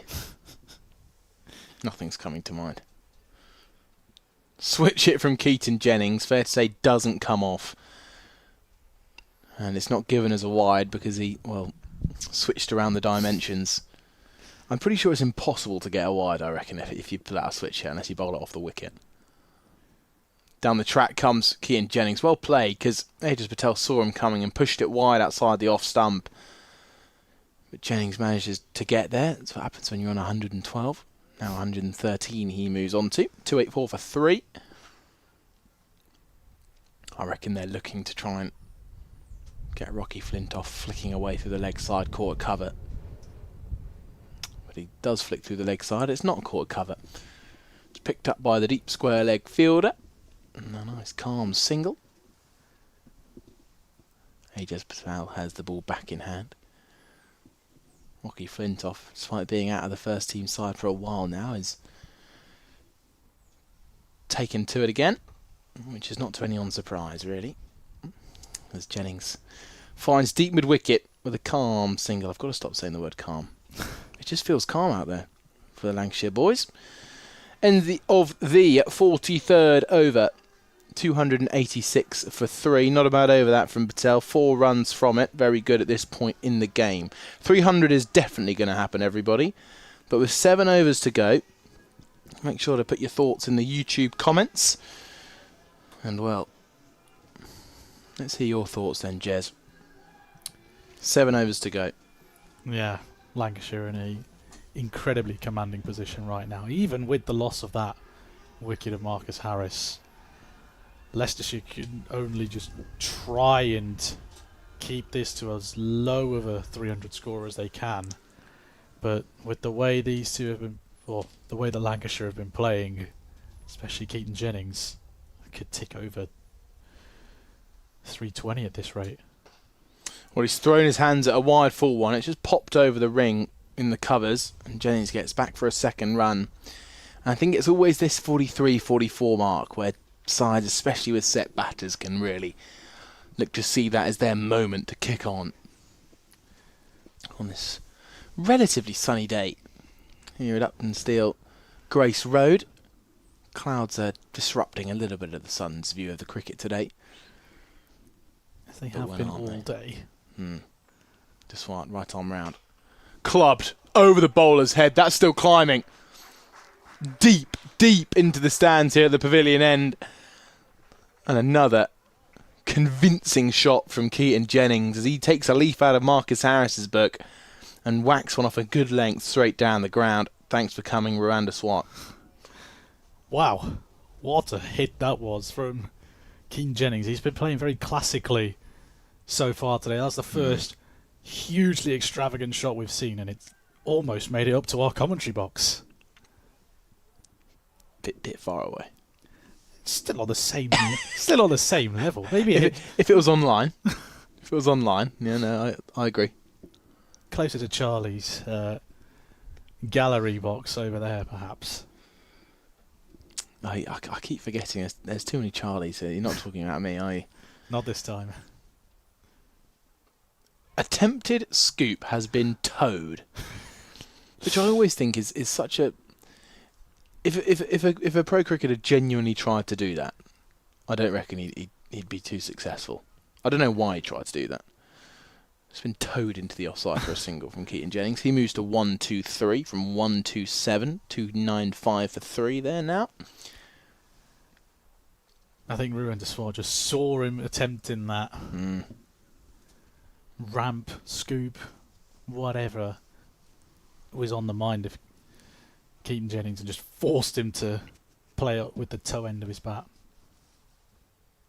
Rocky Flintoff gets hold of the short ball, pulls it out to deep square. Rocky's just doing his job at the minute. He understands as a man who is not only in fine form, but he's also seeing it like a football at the minute. And he's hitting it well. And the longer Rocky Flintoff can keep bringing Keaton Jennings back on strike, the better he'll be doing. Bit of a selfless role Flintoff is playing now. He might want to be hitting boundaries, but I think he knows what his job is. The wide full ball again is plinked through point. Jennings going to come back for a second run as Hamza Sheikh picks up and throws, running around from the third man boundary. And it's been a long day in the field for Leicestershire. It really, really has. And as the sun peeks out again, there's definitely been hot points of this innings, but Marcus Harris dropped on 6 and 16 before going on to make 71. That was a bit of a kick in the teeth for the Leicestershire fielders, but you've got to say they've had chances at points today. It hasn't been their best day out. No, it hasn't, and they've firmly paid the price for it. That's wide. From Deswar, he's been knocking on that wide door for a few balls now, and Keaton Jennings has thrown the hands at it. But that time, Keaton Jennings well left at a point where he'll be wanting to keep bat on ball. He went for the leave and he got rewarded. So an extra ball in this, what's proving to be expensive over.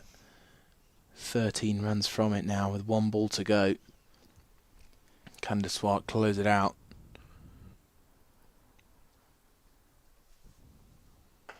Gone for the wide Yorker again. Keaton Jennings manages to find the deep extra cover field. There's going to be a chance for a run out of the keeper's end. If the flow was accurate, it would have been closer. But Jennings gets back safely, and there is the milestone now for Lancashire. It's bringing applause from the ground here at Grace Road.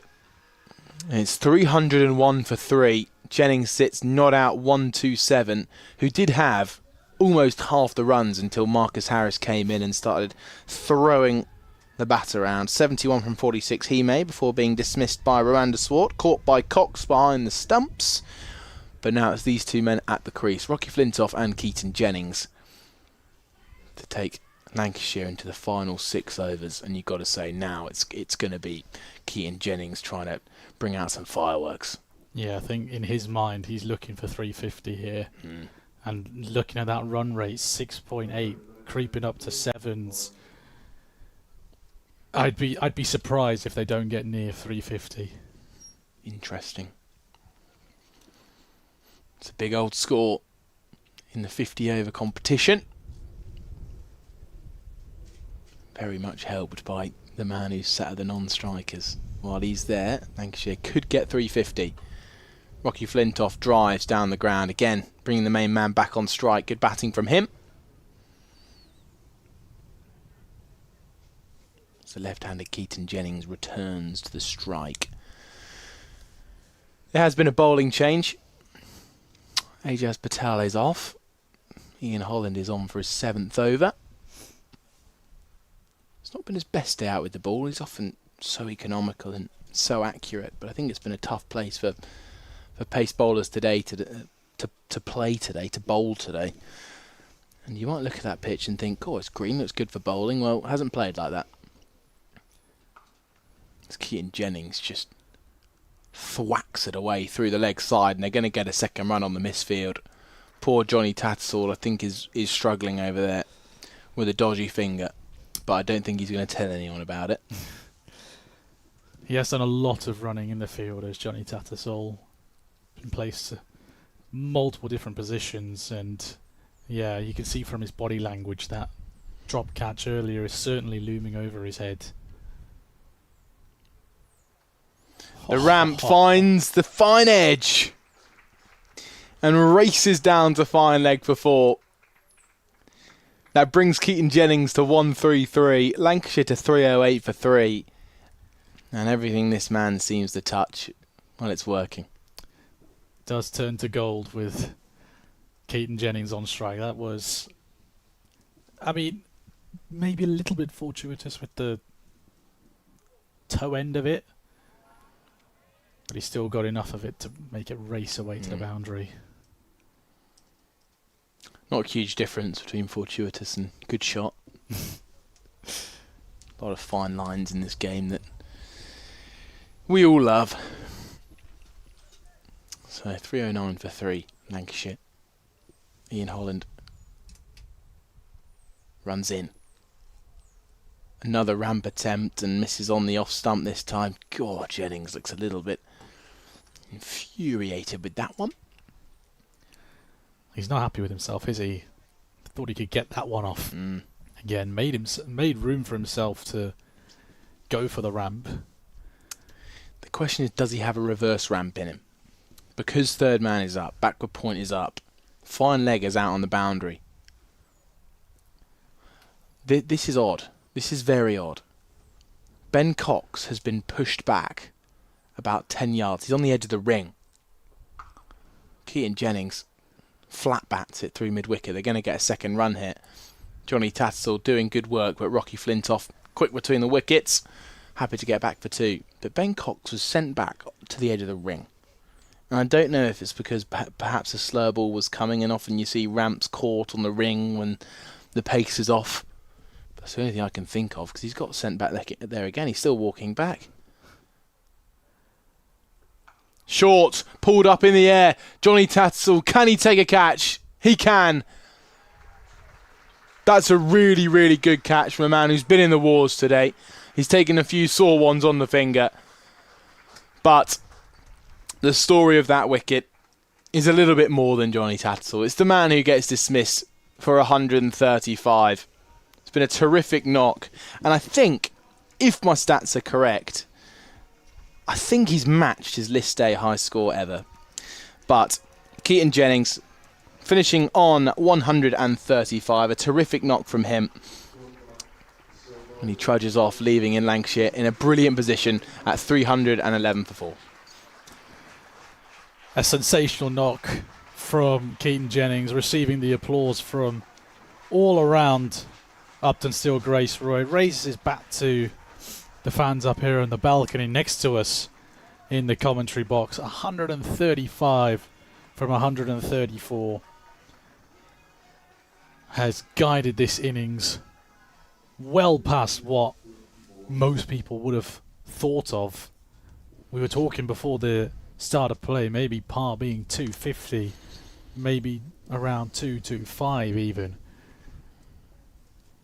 And Lancashire have just motored on through a combination of Jennings and Harris. And now we've got a lot of youth out in the middle. Joe Moores and Rocky Flintoff to guide Lancashire home for the remaining 5 overs of their innings.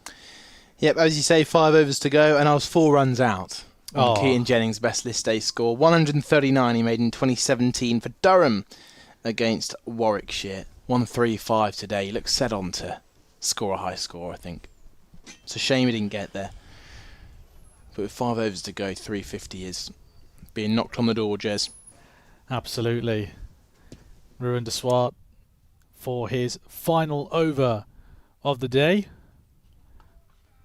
Pulled away by Rocky Flintoff. Wasn't the cleanest hit. They'll push for 2 and they'll get it comfortably after the misfield between Davey and Patel. Ruin de Swart's final over as a Leicestershire Fox. Because, of course, he won't be part of the team after this game. Nick Kelly returning to take his spot as the overseas player.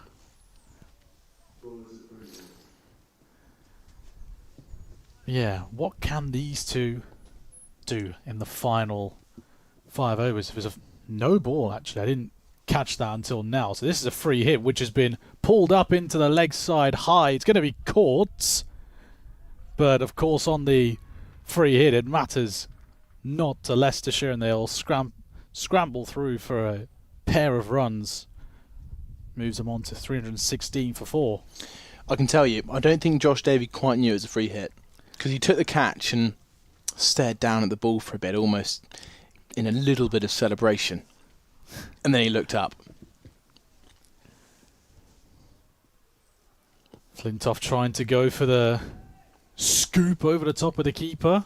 Trying to help it on its way. Dot ball. Now, just to say, it's a very, very exciting part of the game now, this. You've got 2 very, very young, exciting cricketers in the world of English cricket. 17 and 18 years old. 18-year-old Rocky at the striker's end. 4.5 overs to go. Really interesting to see whether these 2 can rise to the challenge. Pulled away again. On the bounce, it's taken very nicely by Ajaz Patel at deep mid-wicket. Just the single, which brings Joe Moores onto strike to face his first ball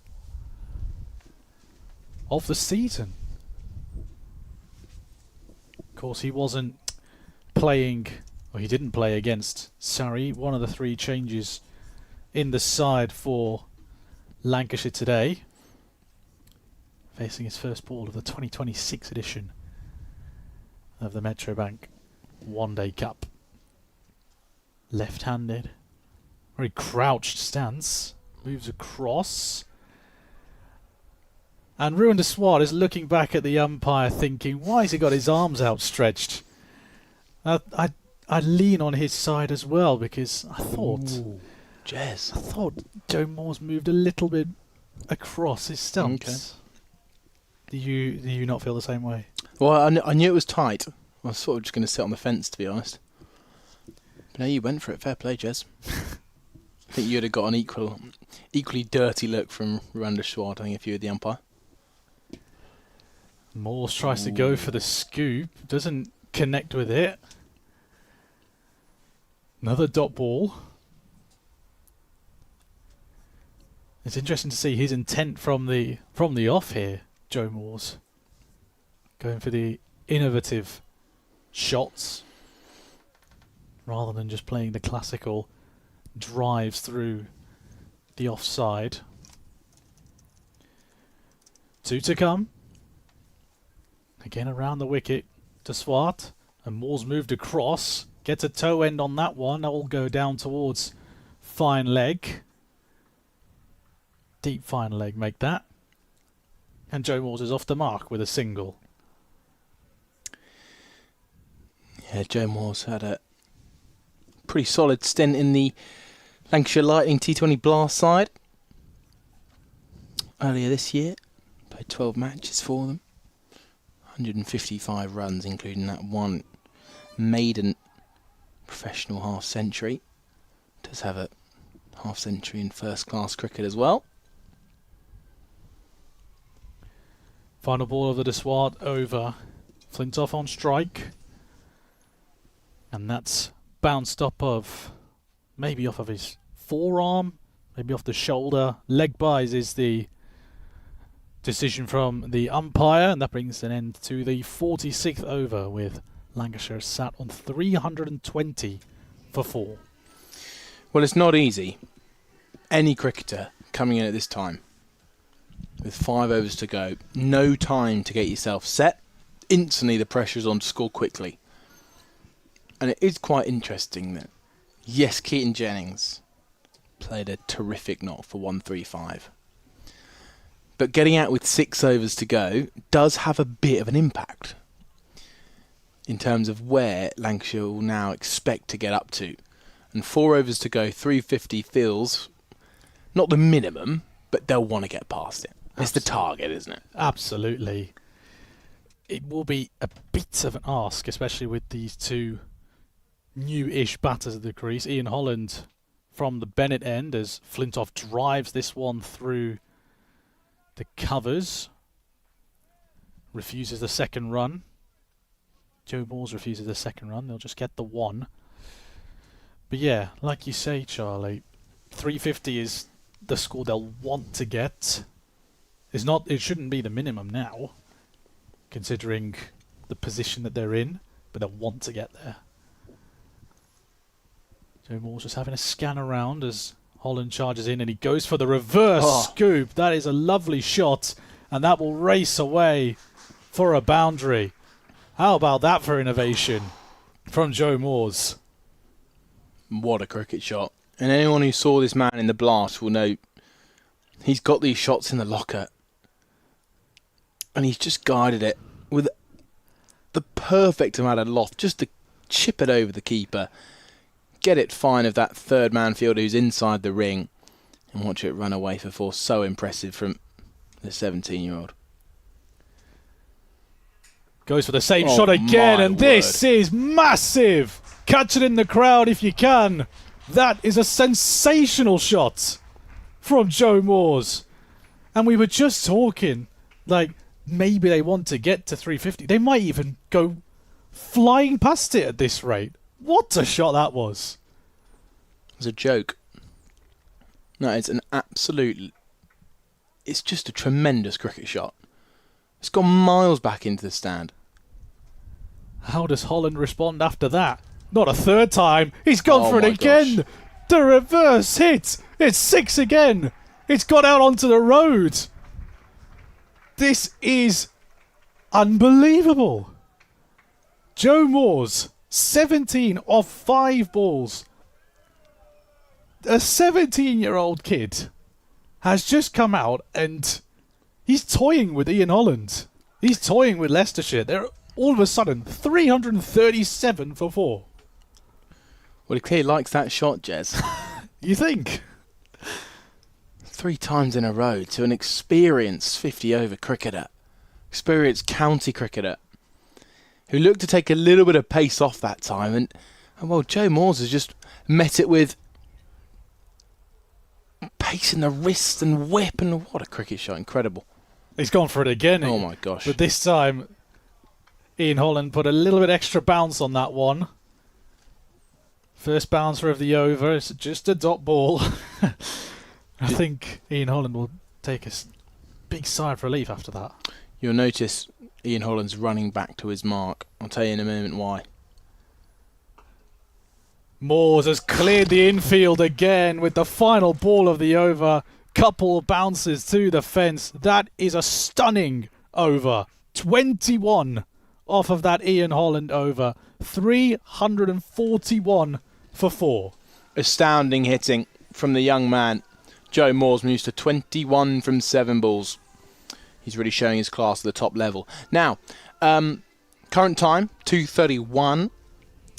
And the cut-off for their 50 is 2:39. So they might indeed receive a fielding restriction penalty if they cannot complete the next 2 overs before 2:39. And that's 7 minutes time. So the reason why Ian Holland was running through is to try and make that cut-off time, well, in time. And if they have a fielder inside the ring for the final over, could you imagine the damage that these two could do? Right, Josh Davey for his penultimate over with a good Yorker to start things off. Flintoff just digs it out down towards long on. A single is taken, and now Joe Moores is back on strike. And I can't wait to see what he's got lined up now. Well, cover your heads over it. Deep backward point, if you're listening in the crowd. You're in the game. I mean, that's a long way on the longer side of this massive outfield here at Grace Road. But just be wary, because the ball could be flying over for a 5th switch hit attempt in about 7 balls. What has Davey got in his locker? A little bit slower to start his run up. Here he comes. And Moores moves over to the offside and swings it deep towards the pods. Another maximum for Joe Moores. Turns out there's nowhere safe on this ground when Joe Moores is batting. And he's really gone and hit one into the pods, hasn't he? That's a terrific sweep shot. Joe Weatherly-esque for any cricket watchers who've watched Hampshire of late. Good performer, the T20 Blast, who loves a sweep shot to the pacer, but today's about Joe Moores. Goodness me. 27 off 8 deliveries. Not bad for your first outing in the One Day Cup. Davey charges in again, and Moores moved across. This time doesn't hit it as cleanly as he would have liked. Cut off by Tattersall inside the ring. And some respite perhaps for the Leicestershire Foxes, as that scoreboard ticks to 349 with Flintoff now on strike. I think we might need to have the record books open the longer Joe Moores is batting. Short ball this time from Davey, pulled away by Flintoff, and that takes Lancashire up to 350. 47.4 overs gone. 350 on the board. And with these two in the middle, especially the man on strike, we could even be looking at 370 at this point. 2 balls left in the Davey over. Moores on strike, went for the big swing. Misses it completely, and Cox, after a while, has had one go through to him after seeing it go over his head a couple times. 1 ball to go. Still keeping our eyes on that cut-off time. 4 minutes to go till then. Final ball then for Davey in this over.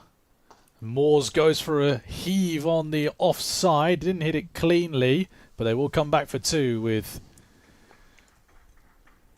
deep extra cover coming round as the sweeper.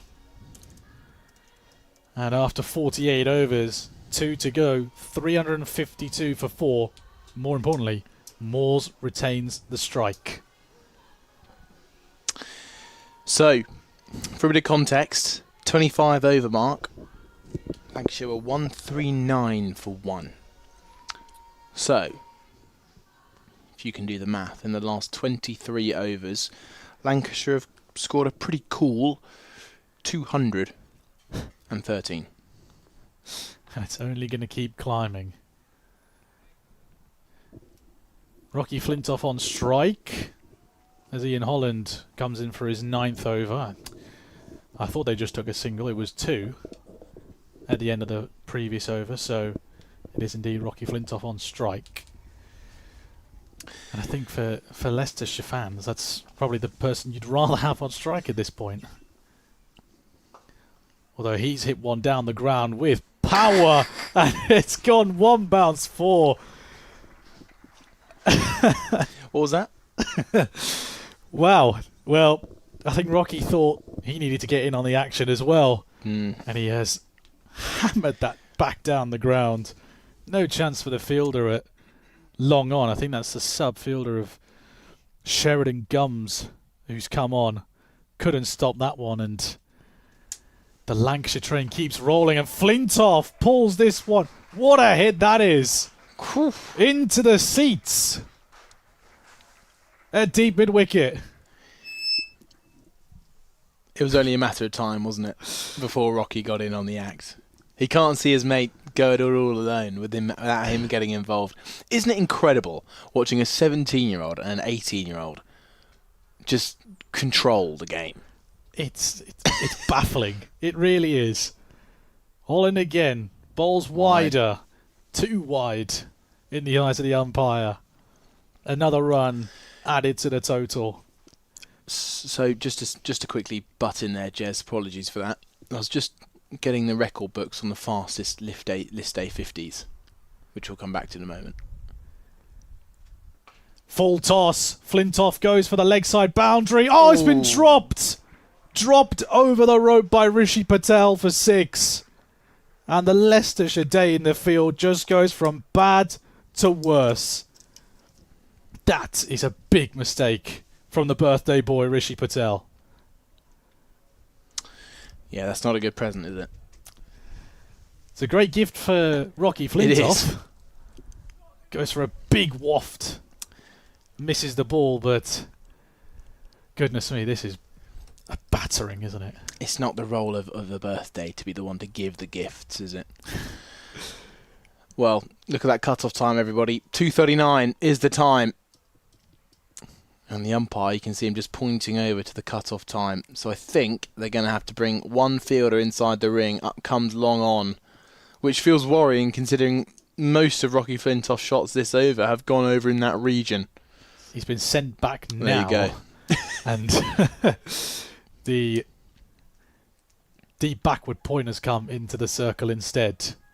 So, final ball of the penultimate over. Flintoff gave himself room, digs it out to the leg side. It will just be a single. And that means at the end of the 49th over, it's 370 for 4. You can finally get onto that. Thank you. List A record. Well, so I was getting a bit excited, Jez. I was getting ready to be able to say Joe Moores is not far away from the fastest List A 50 or something or other. Then I remembered, using my laptop, that only a month ago, a certain 15-year-old from India got a 50 for India A off 11 balls. So we can move past that. Exciting stat. I mean, the young guns are taking over, aren't they? We've got 17 and 18-year-olds leading Lancashire to a mammoth total. And you've got a 15-year-old doing it for his country as well. Final over of the innings. Josh Davey to close out his spell. It's been driven back to Tom Scriven inside the ring, and they'll get through for a single. And that means Joe Moores is on strike. Take cover in the stands. Well, it's been a while since we've seen him. Well, it feels like that, considering all the antics that was going on at the other end with Rocky Flintoff last over. But what can Joe Moores do now? 30 off 11. He's got free rein to make this as big of a total as he possibly can. 400 is just out of reach. Well, it is still technically in reach if he can hit all 5 of these remaining balls for 6. But I wouldn't put it past him to do that. Right. There's a lot of space on this leg side. And Moores has hit this straight back down the ground. There's a chance in the outfield. It's been dropped by Tom Scriven, who is coming round from long off, and the ball will trickle into the boundary rope for another boundary. And you heard the oh no from Charlie. Yet another misfield. Admittedly, this was a tough chance for Scriven, but it's just been that kind of day, hasn't it? Now, I might have counted this wrong, Jez, but I think that's the 5th drop catch from Leicestershire. That's really not good enough. And they've really been punished for it as well. 4 balls to go. 375 on the board. Moores plays that to the square leg fielder, and they'll get through it for a single. I wonder if square leg just didn't bother throwing it back, because they were just hurrying through for maybe a single. Maybe there was a chance for a run out there, but they didn't look interested. Well, with 4 balls to go and 375 on, or 376, sorry, now on the total, I think you can give them a little bit of leniency. They've had a tough day out there, Jez. They really have. 3 balls left. Davey charging in. Flintoff gets struck on the upper side of him. On the right side, it will... I thought that hit him on the side. The umpire isn't giving any leg byes for that. Just a single. Wonder if it came off the back of the bat. Or something, Perhaps. something strange. Anyway, 2 balls to go. They're going to try and maximise this as best they can, because Joe Moores is on strike. 35 off 13 so far for the 17-year-old. Gets that away past third man inside the circle, and it'll trickle away for a boundary. The light ripple of applause from around the ground for Joe Moores. But they know, the Leicestershire fans, this is a drubbing. It's also going to be a really tough chase, isn't it? But I think the one thing that Leicestershire can take from this is that Lancashire did not go out all guns blazing. They had a pretty, low tempo start at times, and you look at that halfway point at 139 for 1. Look where they've been able to put it. Final ball of the Lancashire innings. And Moores carves it away onto the offside. Hamza Sheikh gets round. They'll push for 2, and they'll come back comfortably to end what has been a scintillating innings from the visitors here at Uptonsteel Grace Road. 383 for 4 is where we end after 50 overs of some entertaining cricket from the Lancashire point of view. This is a tough old chase for Leicestershire. They need 384 to win. Well, let's quickly take you through that scorecard. Keaton Jennings, the main man at the top. He made 135 from 134 balls. And it was at 81 for naught when they lost their first wicket, Lancashire. Maddie Hurst falling for 22. Here's a look at the scorecard now. You can see it on the stream. 42 for Josh Bohannon, 71 from 46, considering he was 6 from 16. Marcus Harris at one moment. As the players walk off the pitch, Rocky Flintoff and Joe Moores giving each other a good pat on the back. And the Leicestershire field as well, they trudge off, few eyes looking up at the sky and down at toes and what have you. But 383 for 4 is the final score. Just to finish off that scorecard, Rocky Flintoff 33 not out at the end, Joe Moores 35 not out at the end. And in terms of the bowling, Well, as you can see on the score, only 4 wickets fell. 1 for Ian Holland, 1 for Tom Scriven, and a couple for Randa Swart, who got rid of Marcus Harris for 71, and Josh Bohannon for 42. Jez, we've got to say there's hope for Leicestershire, because there is.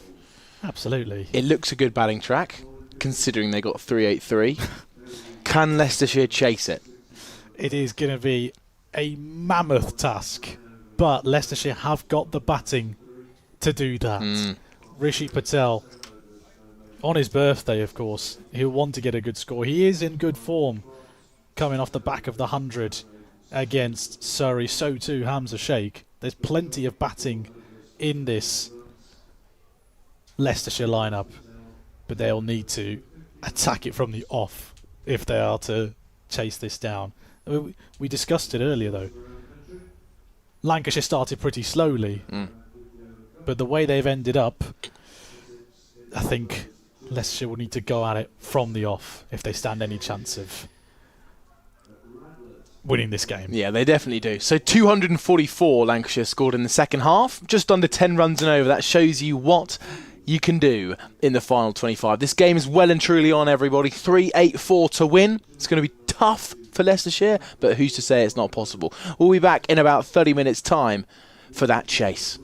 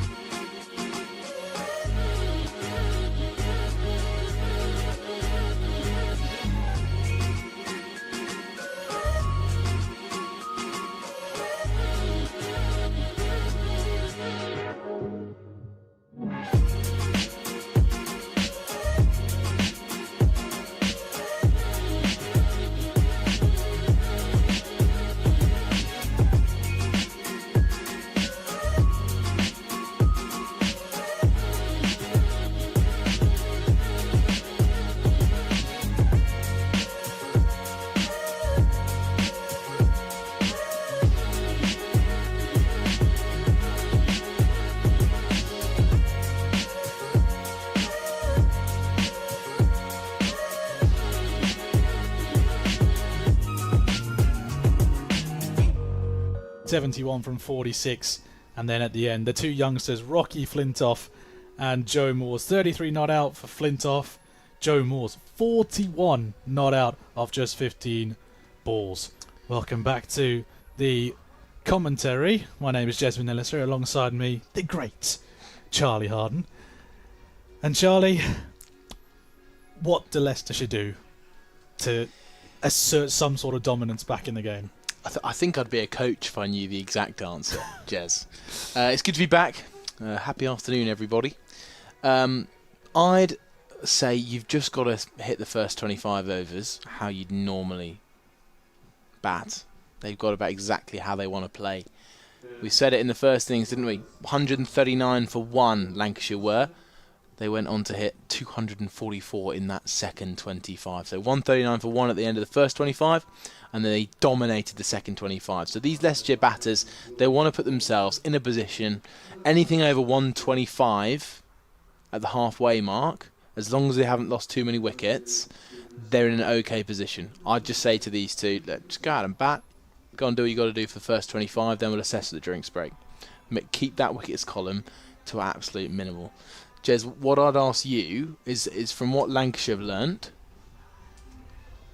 in terms of the bowling department, what do you reckon they'll go to in terms of at what time? Do you reckon they'll go pace for a while, then spin middle overs, or how will they play that, do you think? I think pace was going to be the name of the game, because we saw for Ajaz Patel, wasn't much on offer for him. You could get it to skid on quite often to the right-hander, but yeah, I think pace is definitely the name of the game from a Lancashire point of view, and when you've got someone like Charlie Barnard who's got plenty of pace in him and plenty of height as well, you can get the bounce to unsettle the batters, and Rishi Patel doesn't quite like getting tucked up when he's faced with a taller bowler.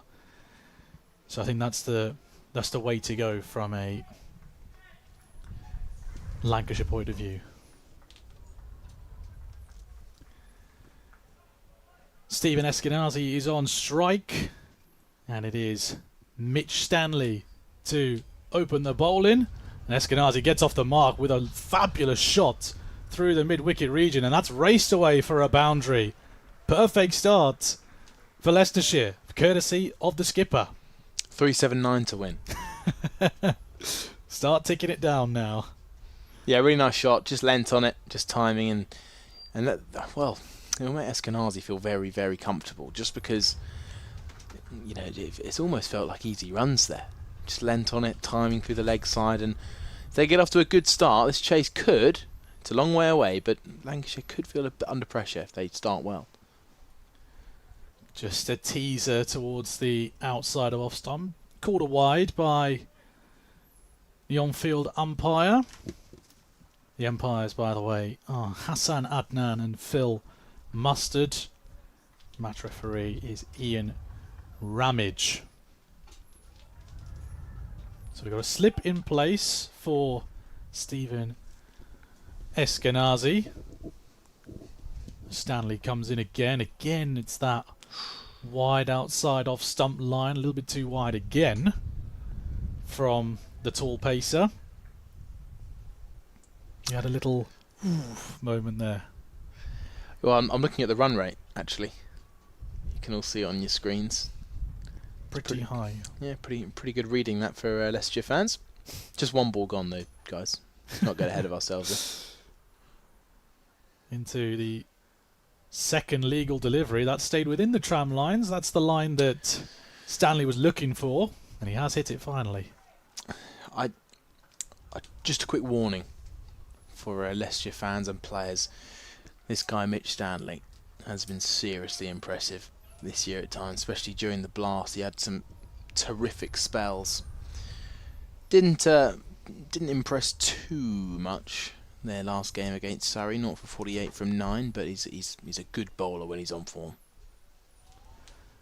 Again, Eskenazi just letting that one go outside of his off stump. We saw Keaton Jennings do that a lot to open his innings, and I think the skipper today has to take up that Keaton Jennings role if Leicestershire are to turn this into a real game.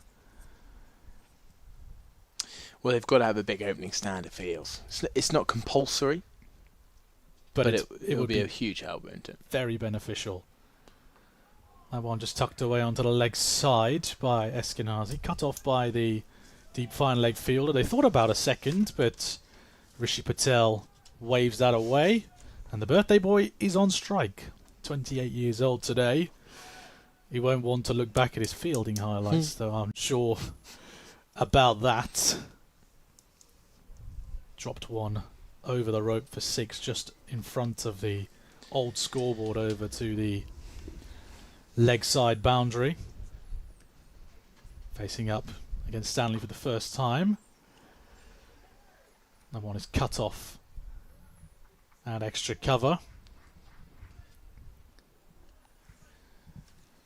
And a lot of the hopes for Leicestershire will ride on Rishi Patel, one of the 2 players to hit 3 figures in their victory over Surrey. He's in fine form. We discussed that at the top of the broadcast as well. Patel will let that one go at the end of the first over. 7 runs on the board. But yeah, Rishi Patel coming into this game in good nick. And he'll want to deliver on his birthday, won't he? Well, of course. Of course he will. I was actually really impressed watching him at Kibworth on Wednesday. Only made 36 or so, but on a track where a lot of people were struggling, he made it look relatively easy at points. And there are a couple of batters. Ollie Price was the man for Gloucestershire who really came in and just batted at a completely different rate to anyone else. And I thought it was really impressive on that day, and no surprise he went on to get 3 figures. So it's Tom Bailey to bowl from the pavilion end. Didn't play against Surrey, one of the 3 changes coming into the side. And he starts with one that teased Eskenazi maybe a little bit, but he was confident to let that one go. It stayed a little bit low, that one, on his way through to the keeper. Yeah, just a little bit. I think if Lancashire might have learnt one thing from how Leicestershire started their bowling innings. Leicestershire just dropped one too many too short. It seemed to be quite often every now and again where there'd be an over where there'd just be a release ball in there. More straight this time from Bailey. Defensive push back from the skipper. Yeah, there were one too many balls that fell just a touch short, and maybe the opening phases didn't punish the Leicestershire bowlers immediately, but when they were off length, especially through the middle overs, they were punished greatly, especially by Marcus Harris. Quick single taken by Eskenazi. It was a shy at the stumps at the non-striker's end. Skipper made it through safely though. Well, another thing, is if Lancashire can take their catches, Jez, which there will be some chances. We saw plenty of them. If they can take their chances, then Leicestershire have got little chance. I think that was one of the key defining factors of the Lancashire innings, but perhaps the defining factor, as Patel defends this one away to the leg side. If I remember correctly, you said that there were 5 drop catches in that innings, 2 on the same player, and that same player being Marcus Harris, and how he made them pay after that. Yeah, dropped on 6 and 16. Marcus Harris went on to score 71 from 46 balls in a destructive display of batting.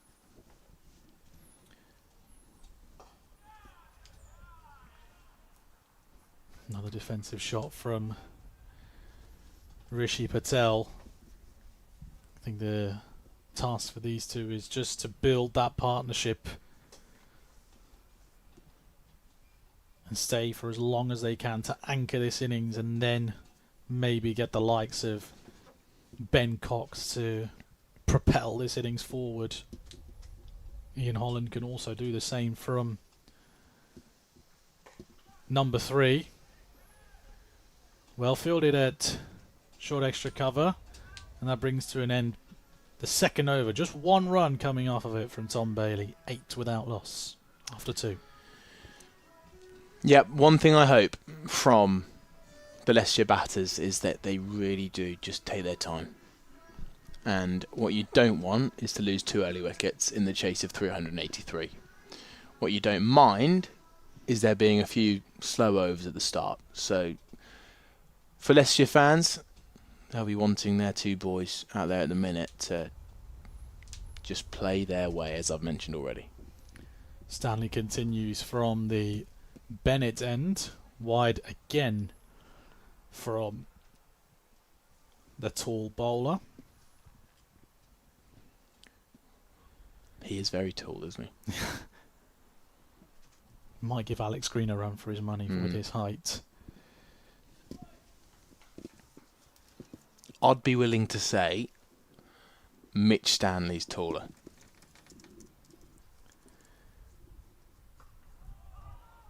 Eskenazi gets some bat on that. Ricocheted off of some part of his body. But it is just a dot ball. And like you said, Charlie, this innings needs to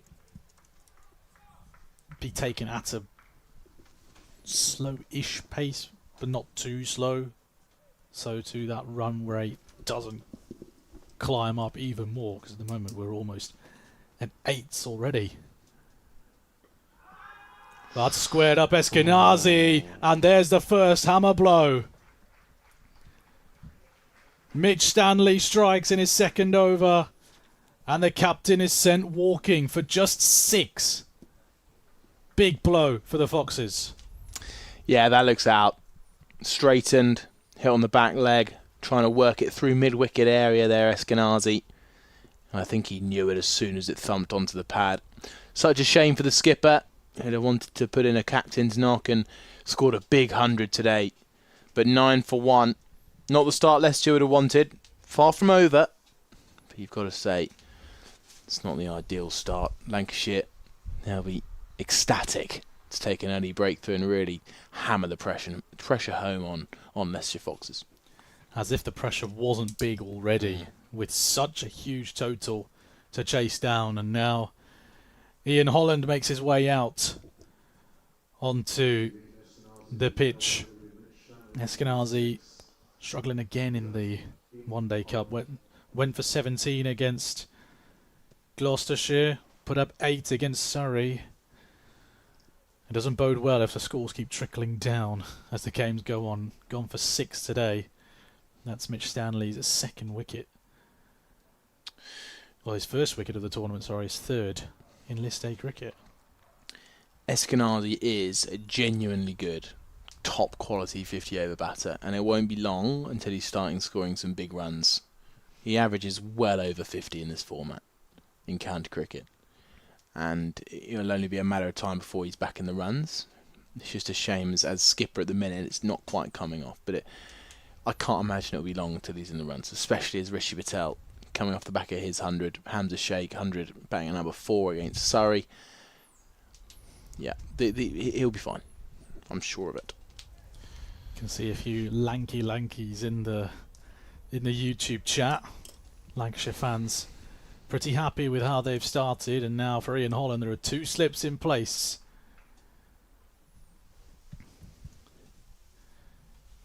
Deep fine leg, deep third man. That's been edged and it's taken. They appeal, the Lancashire players, but the umpire is unmoved. I thought for sure that Keaton Jennings had taken that on the full, but we'll have a look on the replay here. Right knee. It wasn't bat at all, was that it? Well, I wonder if there might have been an appeal for LBW in there as well. Just because I think that's just gone off the right thigh pad. And it would have been going over the height of the stump, so it's a good catch from first slip, Keaton Jennings, but I'm pretty sure that's off the thigh pad. That one's taken an edge off the bat. This one will race down to third man though, and Ian Holland is off the mark. Lucky. A little bit of a lucky break for him, because that was a good take from Keaton Jennings at first slip, but he is off the mark. And that brings Rishi Patel back on strike, yet to get off the mark himself. It would be a tough birthday, wouldn't it? A drop catch and a duck. Let's hope that's not the commentator's curse. Well, no, it's the opposite of a curse, I'd say. Plays that away onto the leg side, and Rishi Patel gets off the mark with a lovely boundary. No curse from the commentators this time. Well, no, I'd argue that was a curse, because I said he could get a duck, and then he hits 4. It's like saying he's going to get his 100, and then he gets out. The curse is saying the opposite, so I'd argue I have actually cursed it. Against Lancashire and for Leicestershire. I'll leave you on to mull. I'll leave you to mull over that one. Final ball of the Stanley over. And a firm defensive drive back down the pitch. 14 without loss after 3. Or 14 for 1, sorry. After 3. Because Stanley got that wicket of Eskenazi. Close to a second though. So, Leicestershire have got a huge challenge ahead. Mitch Stanley with the 1 wicket this over. He's been a very impressive white ball bowler of late. But Leicestershire got plenty of batting in this lineup. Rishi Patel will be looking to bat long, as will this man Ian Holland. Tom Bailey continuing from the pavilion end. Shout. Bowled. Oh, he's been bowled.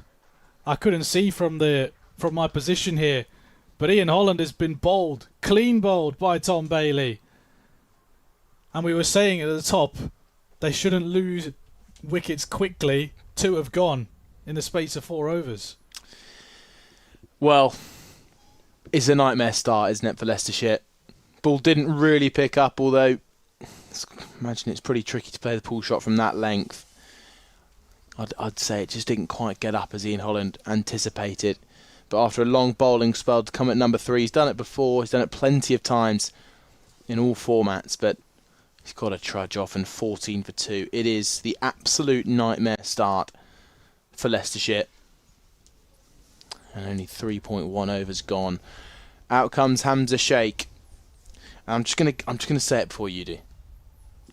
It's the 2 Centurions at the crease. From last game. From last game, and all the hopes are now pinned on these 2 to resurrect this innings. Rishi Patel just giving a couple of pointers to the former Warwickshire man.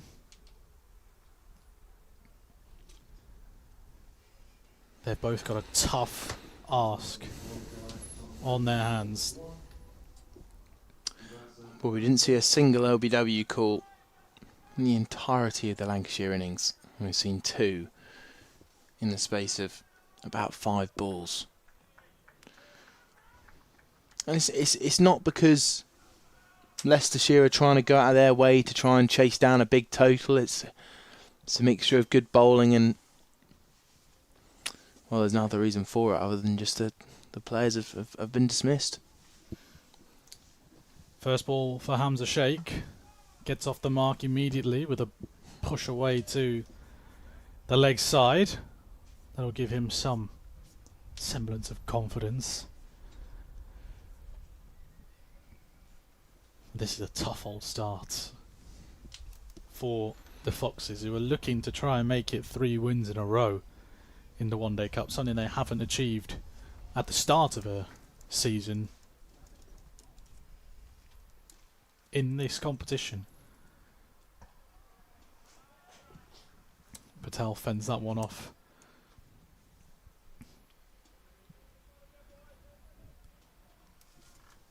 I think there are a couple of murmurs from the Leicestershire fans here. Maybe have to put the foot down a little bit sooner than they would have expected to.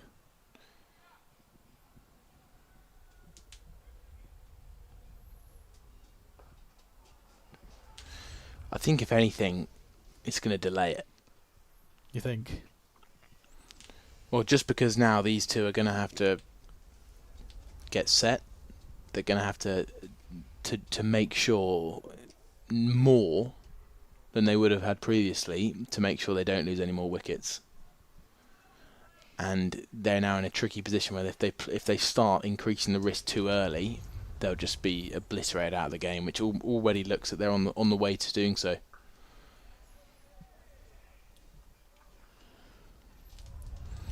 Does help having an experienced head like Rishi Patel at one end to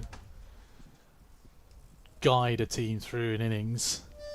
I mean, the last time that these two faced each other back in 2023, Leicestershire themselves put up a mammoth total of 411 that day, and that was spearheaded by a wonderful knock by Rishi Patel, but that's not going to happen today. He's nicked one outside of off stump, and it's gone through into the hands of Matty Hurst behind the stumps, and things are going from bad to worse for the Foxes. Goodness me, Jez. Chasing down 384, and it's now 15 for 3. And not because of terrible batting. It's a great delivery from Tom Bailey. It's his second of the over, coming after 3 dots in a row to Rishi Patel, and that is a ginormous wicket. And all of a sudden, pads are being scrambled to get on.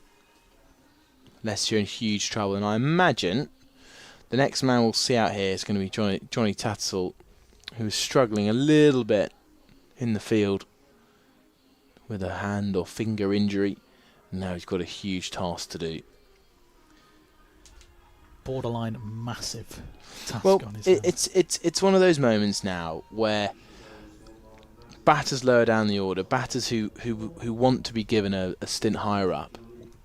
Let's take a Tom Scriven, for example. He's definitely a bowling all-rounder, but he'll definitely back himself as a batter. And it's in situations like this where you've got a free hit now. You've got a chance lower down the order to go and show any selector or anyone whoever sorts out the order that they should be batting higher. I imagine Johnny Tattersall's pretty happy down at 5. And Miranda Swart is going to be his last game, but maybe the likes of a Ben Cox who might want to bat a little bit higher. Tom Scriven, they've all got opportunities here, if it does come to it, to bat long with a little bit less pressure on, because it's a free hit. Mitch Stanley to continue. That one drifts down the leg side, wide called by the umpire. Yeah, Lancashire have got the Foxes on the ropes. I'm not saying out for the count just yet, but we're teetering closer and closer towards that with every wicket that falls.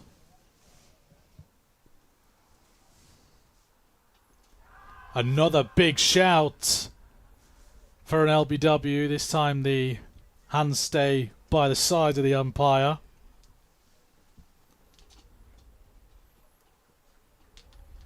I think that was drifting down leg. So a little bit too straight. Didn't swing back in as much as Stanley would have liked. As I said, well on the ropes are the Foxes at the moment.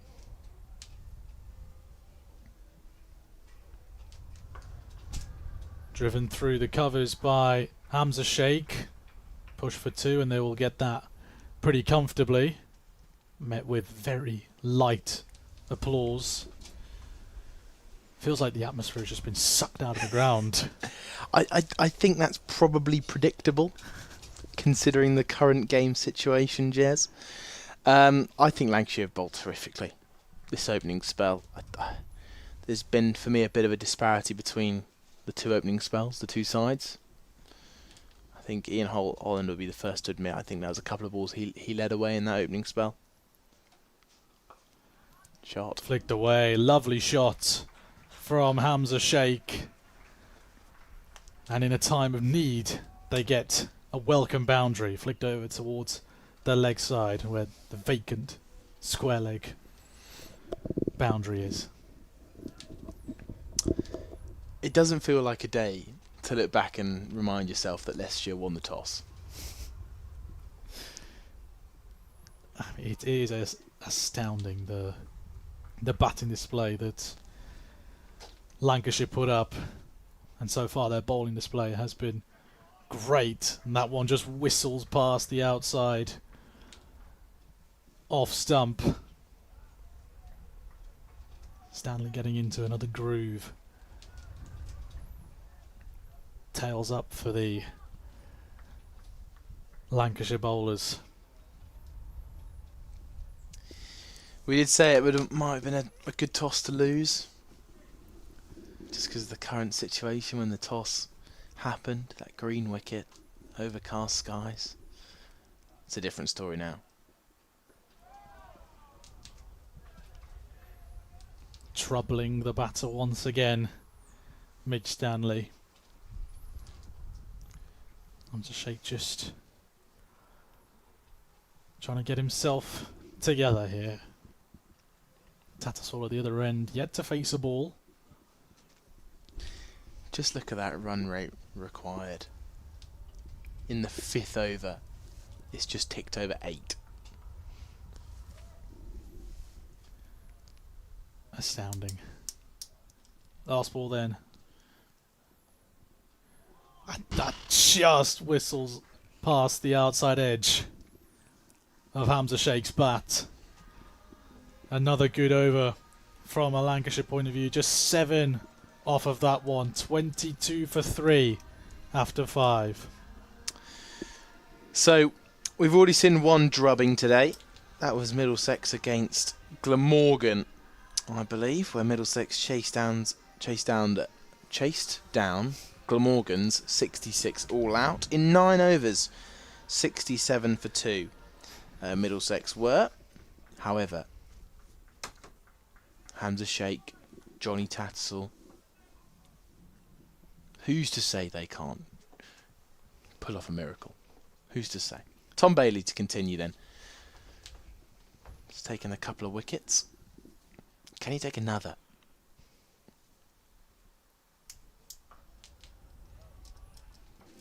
And Johnny Tattersall giving off the air of a man who's got a huge task ahead. What do you reckon that win predictor's looking at right now? I don't even know if there is even... Is it broken? There might not even be a percent available for Leicestershire.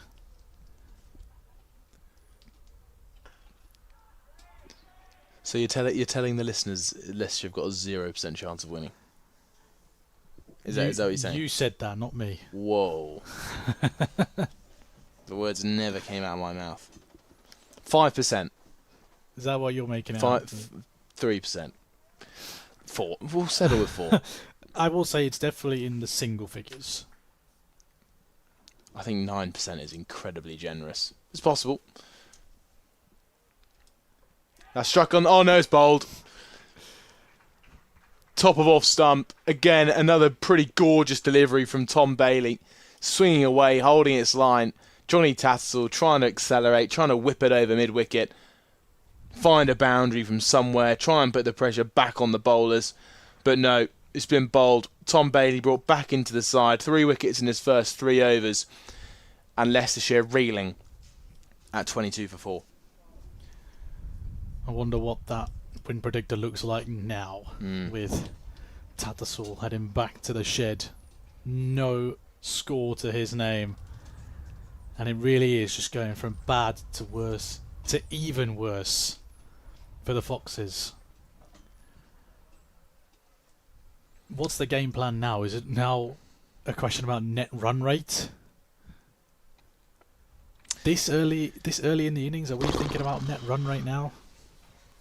Well, they'll be trying to just get as close as possible. It's as simple as that. You know, helping out run rate, it will hopefully give the fans something to cheer about here at Uptonsteel, Grace Road.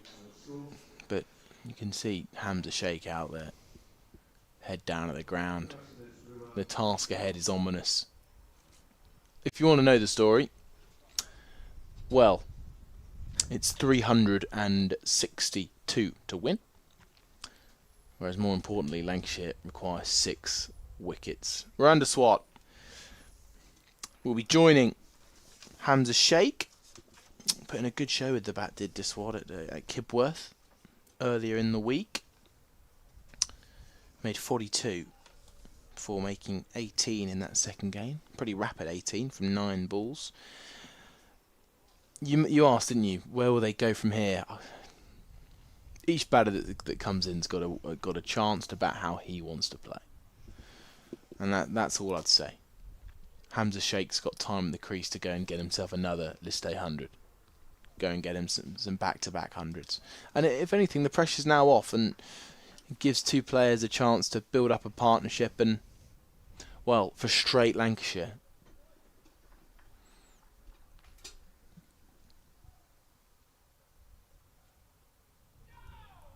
Despite advancing down the pitch, and I think there's a slightly overexcited Lancashire fan in there somewhere who gave off a bit of a screech as the ball went miles past the off stump. Felt very Marnus Labuschagne. Do you know him? Personally? Yeah. I'm afraid not. No, okay. I think he'd be an interesting character to chat to.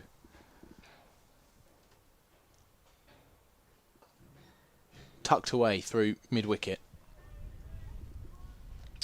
Nice shot from De Swart to get off the mark. Almost just for a moment I forgot the position Leicestershire were in as I saw that shot glide across the outfield. You think they're just building up a solid opening partnership with the... No, I know what you're saying. With the single just being tapped onto the leg side. As the wind picks up. Your eyes aren't deceiving you. That scoreboard does say 23 for 4. Another slip goes in then. Keaton Jennings moves a little bit closer to Maddie Hurst. Oh no, fielder stops in gully, I think. No, I'm not sure if that's Mitch Stanley or not. We'll have to get back to you on that one. Tom Bailey beats the outside edge with a sumptuous delivery. Again, another ball that just nips away from the bat. And well, he's been a huge difference between these two teams already. No one's quite brought about that kind of action off the surface that Tom Bailey has. That ends a 6th over, 23 for 4. He has caused Leicestershire all sorts of problems. Look at those figures. 3 overs, 3 for 3. I mean, he has absolutely found his line and length and has torn into the Foxes' batting side. Stanley from the other end, 1 for 20 from 3, is by no means a bad start, but compared to his partner at the other end, bowling absolute seeds to the Leicestershire batters, it pales in comparison. In comes Stanley. Over the wicket, brings a swing of it. Drive from De Swart. Doesn't matter though, wide given. I think Leicestershire are quite like a free hit now. Just a ball they can't get out to. But the way that these two are bowling in particular, I don't think they're going to make a silly mistake like that to overstep.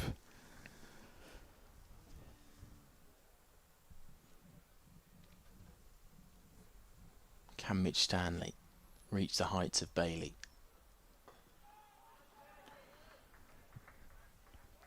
Swart pulls out a blocking defence. Well, it's Operation Rebuild here for Leicester. If they can get to drinks 4 down and maybe be at a 125 for 4, 139 for 1, Lancashire were at that drinks break at 25 overs, so they're not out of it. It's just they're asking a lot of this partnership now. Swart tucks it away nicely out towards fine leg. It's Rocky Flintoff out there doing the work. They're going to come back for a second run. I was expecting a bit of applause, but I think there's a slightly fuming crowd in attendance today. Not fuming, so that's the wrong way of putting it. Disheartened. Disheartened, disappointed, Yeah. possibly even bemused at what they've seen today. Confidence sky high off the back of back-to-back wins. And they've been brought right back down to earth. Not always a bad thing. Early in a tournament like this. Plenty of time in the group stages to go. Remember, it's those top 3 in the Metro Bank One Day Cup that qualify. First place get a free pass straight through to the semi-final for a home semi-final. And second place play third in that qualifying quarter-final from each of the 2 groups. Just want to flex it neatly down towards third man. Skips along the surface. It will be another single. So a couple balls left in this over from Mitch Stanley, who's looking to tear through this Leicestershire lineup. They'll want to get this over and done with, won't they, Lancashire? Yeah, trying to replicate what the opposite end bowler has been doing. He has been ripping through them. It's been terrific. Hopefully Stanley can follow suit from a Lancashire point of view. Nice on drive from Hamza Sheikh. Brings about no run though, fortunately for Leicestershire, who could do with some runs at the moment. Just a couple would be good, I think. Like you say, if they get to drinks and these 2 are still out there together, building a decent base, then I think optimism would be there. Gorgeous. Terrific delivery from Mitch Stanley. Just a reminder to show I could also take wickets to Hamza Sheikh. Eventful way to end the over. 27 for 4. I saw you recoil there as that ball snuck past the outside edge. I was fully expecting those orange bails to just fly off into various directions. That was a beauty from Mitch Stanley. It is astonishing how much these 2 bowlers have got out of the surface. We went out there in the morning, didn't we? And we thought it was going to be a pretty good deck for bowling. As Tom Bailey continues. As that pops up, almost gets caught and bowled, my word. Another good delivery. By the way, just a heads up, everybody. Tom Bailey, currently 3 for 3. If he ends his spell now, he has his career best list day figures. Previous best of 3 for 22. So another wicket, or finishing a spell of under 22 runs, will earn him his best 50 over figures in professional cricket. Huge swing outside the off stump. As if the 2 batters are just trying everything they possibly can to get under the skin, to put a bit of pressure back on Bailey. But he's standing firm. I think it'll take a lot to put Tom Bailey under pressure, given the start he's made to this innings. And just thinking about the comparison of the opening spells from these 2 sides. How on earth has that snuck through? Tom Bailey is relentless from the 35-year-old. Take a look at this delivery. Goodness me, speaking to what all ends up. Tempted him into the drive. Almost lost his balance as the ball raced through to the keeper. 3 dots in a row. You've got the feeling something's going to happen in a moment. Could it be this ball? The pressure's been building. Could he take a 4th? Cut straight to cover. It really does have the feeling of another over where Bailey can take a wicket here. Definitely. These 2 have been put under all sorts of pressure from both ends. And Bailey's just been on the money each time. Every single ball has been perfect so far. I'd be surprised if he doesn't take a wicket in this over. That's a big call. 2 balls to go. Can he take that wicket? Clubbed over square leg, and it's going to race away for 4. There was a big cry of catch as the ball left the face of the bat. And there was a moment there where a lot of fielders thought the catch could have been taken, but it landed in an open gap. Skips away for 4. 1 ball left for your prophecy to come true.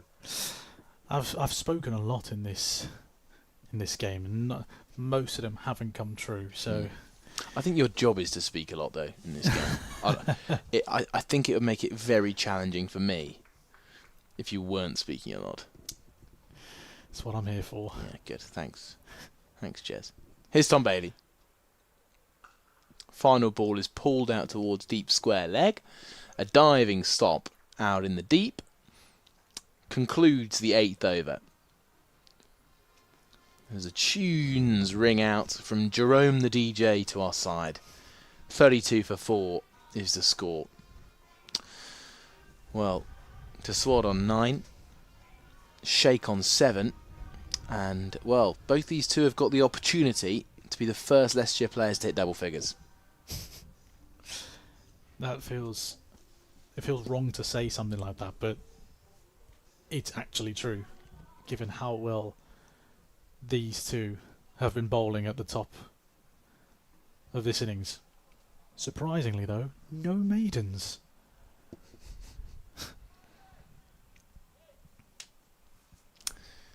Can Mitch Stanley find a maiden? If I was to guess, it'd probably be more likely to come from the Tom Bailey end, but Stanley's bowling well. Yeah, well, maiden's off the cards. Because it's a whip through square leg for 4. The Swat moves to double figures. He goes to 13. 36 for 4, Leicestershire. And again, hope is not lost. And it might sound silly me saying that, but hope is not lost. If they get to drinks 4 down, this game is on. Absolutely. Hope is there. It is a very faint amount of hope. But like you say, if these two can hold out till drinks, still a long way away, but if they can, then hope will definitely build.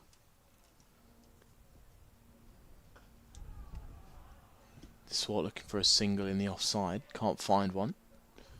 Stanley does up his laces.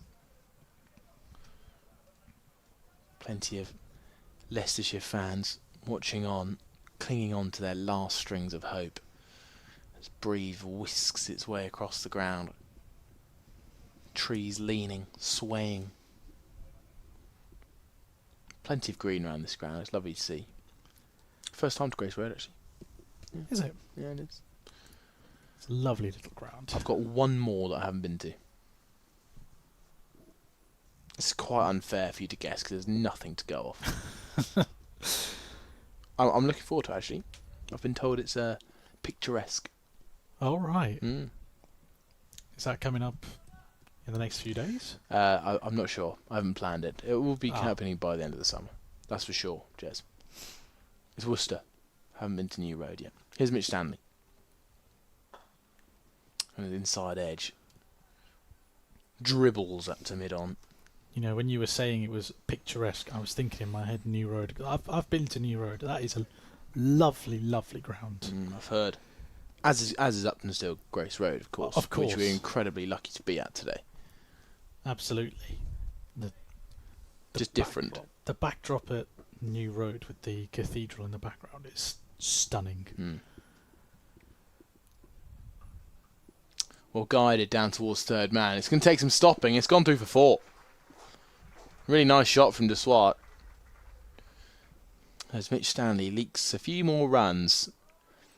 And well, if it wasn't for Tom Bailey, there's another sign of something we saw a lot of from the Leicestershire bowlers. The odd ball that just dropped ever so slightly short that the batters have been good enough to dominate. And Tom Bailey's given nothing away. He's bowled Jaffa after Jaffa. And that feels the real difference between the two teams at the minute.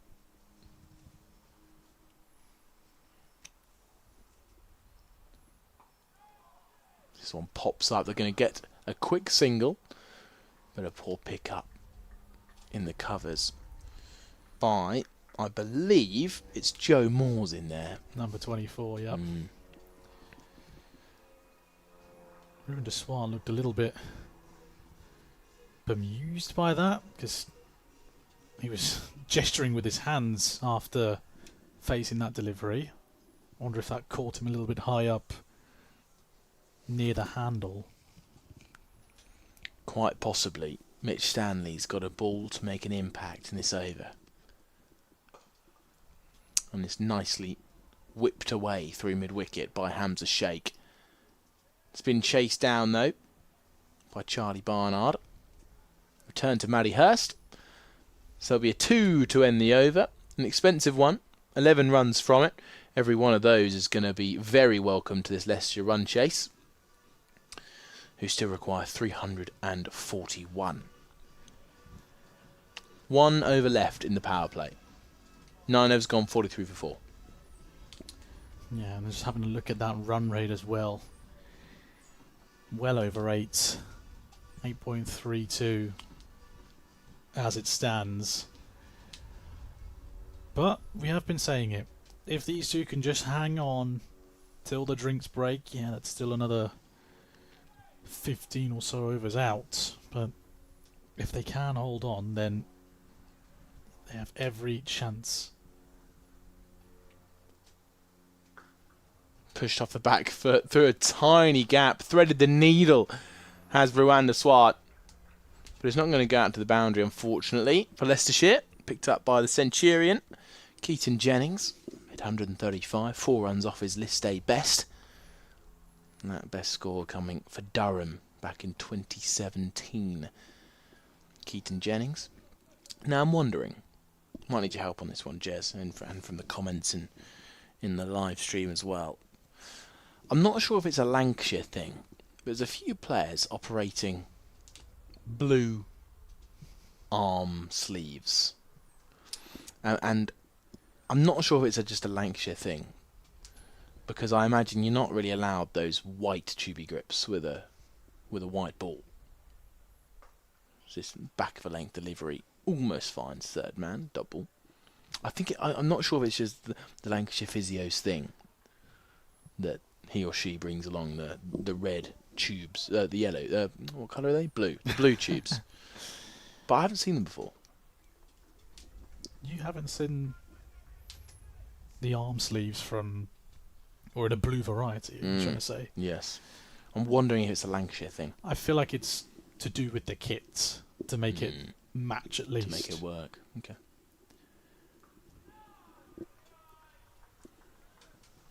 Because I don't know if...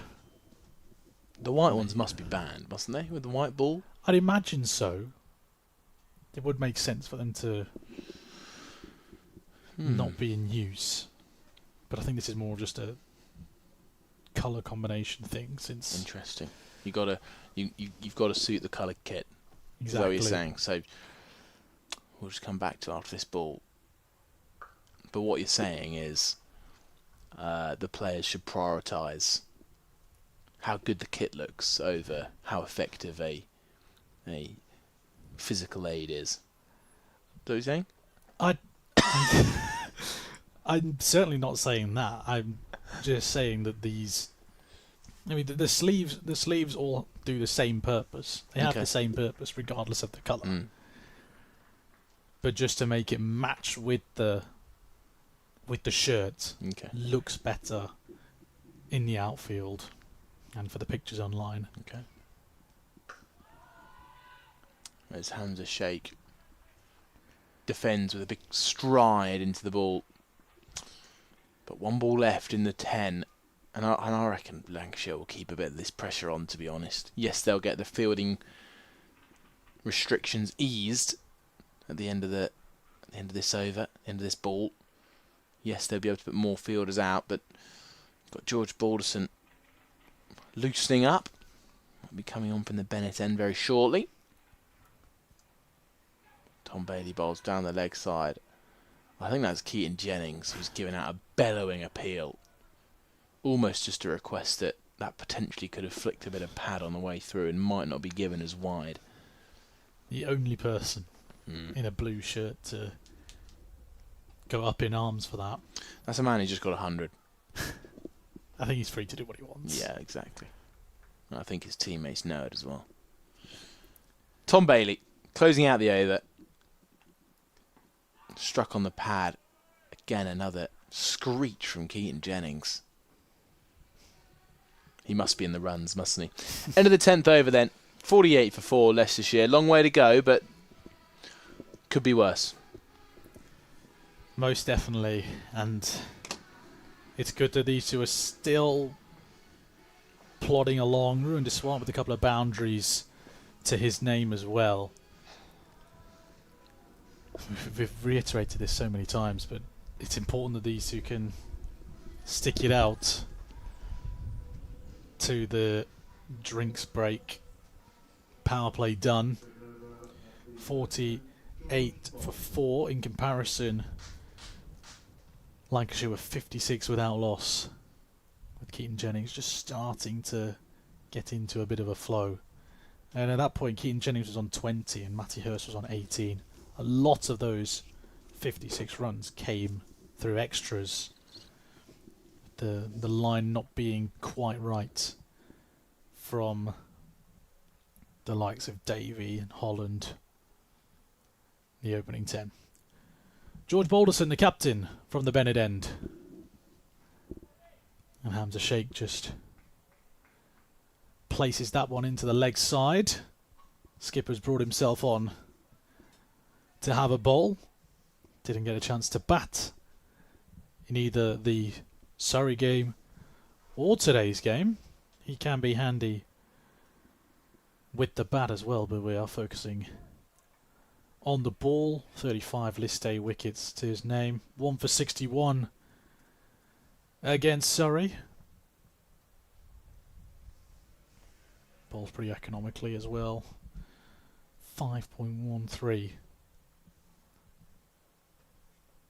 The skipper coming around the wicket to De Svart. And he defends that back to the number 10.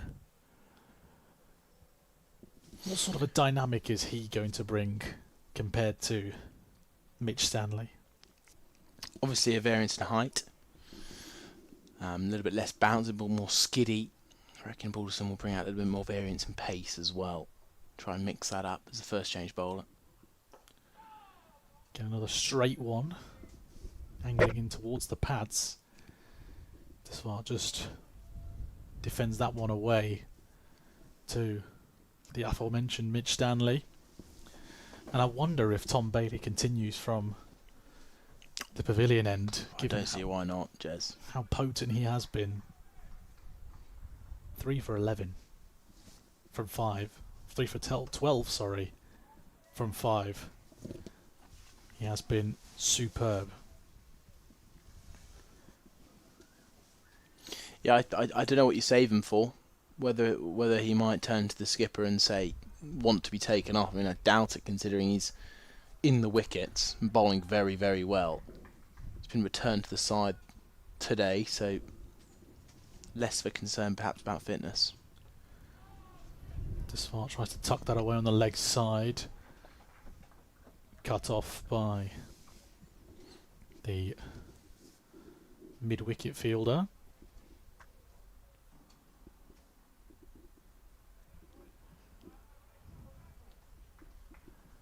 This has been a very tidy over from Balderson so far. Just the one run so far. Last ball, can he finish it out strong? It's a strong drive instead from Ruin de Swart.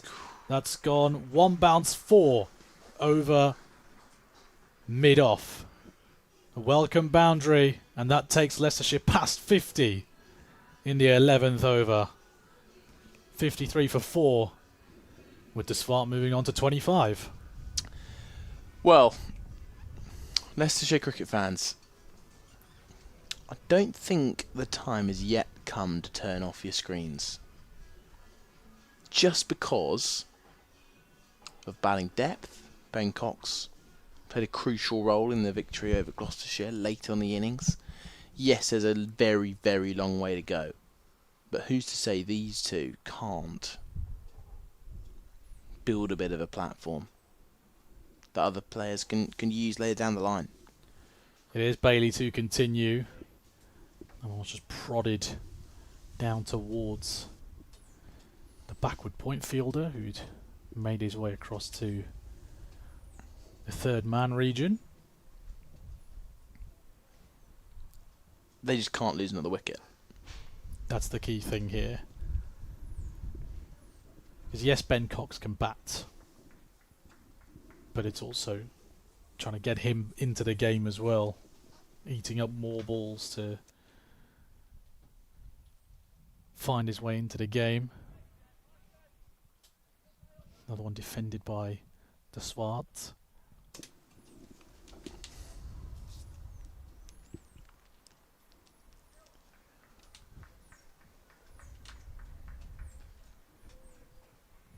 What do you see through those binoculars?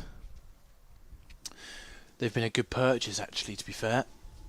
Just, they're quite hard to operate with sunglasses on. You can't really, get your eyeballs right to the lenses. Carved away onto the offside by De Swart. I see a Tom Bailey who looks very buoyant, very on his toes. However, this is the kind of partnership it will frustrate Lancashire. Even though they're in a position to go on and win the game, it will get to them if two stubborn batters just stick around.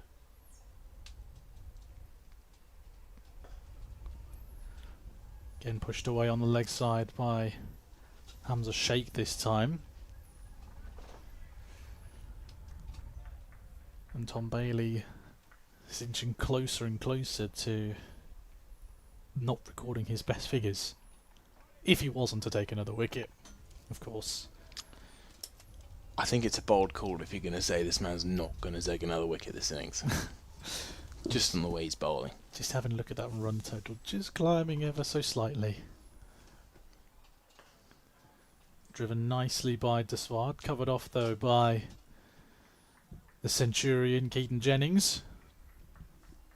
Springing over to his right hand side from his mid-off position.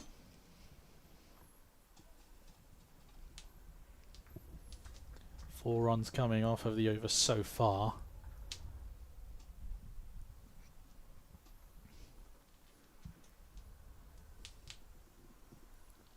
Final ball then.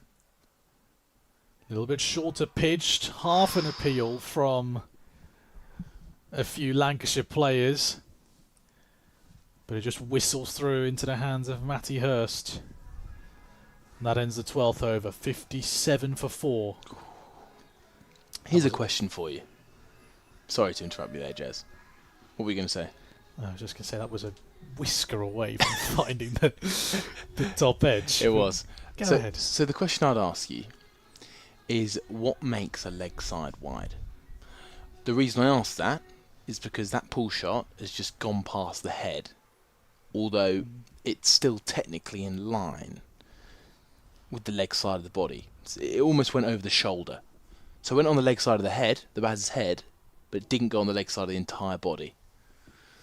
I'd like to know what makes a leg side wide. Does it have to be leg side of the entire body? I think that's one of the key elements as Balderson comes back in for his second over from the Bennett end. Matty Hurst has come right up to the stumps. But I think he's just been sent back now by his skipper. I think it is that thing of the ball being the entirety on the leg side of the batter. So I'm thinking about it from the stumps point of view as well. That one tucked away by Hamza Sheikh. Yeah, from a stumps point of view, if the batter's moved across, but it's still, like, you can see the stumps and it's not gone past the leg stump. I think that's fine. Because I'm just wondering how close that was to a leg side wide. Because that went down the leg side of the stumps and the head, but not the body. Oh, I caught the bottom edge of the bat. Again with Matty Hurst up to the stumps. Balderson getting a bit more joy out of this end in terms of limiting the runs compared to Mitch Stanley.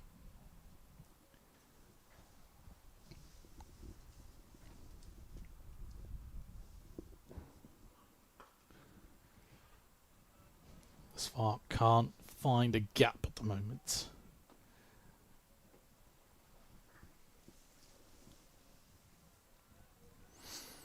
But these two batters, they just got to stick at it. They don't need to worry about the run scoring drastically until that drinks break, because runs will tick over naturally. Just got to stay in there. Spark wanted the run, and oof, that was close. Pretty vicious throw there from the backward point fielder. Couldn't quite see who that was from up here. But Deswar made it back in time. Final ball.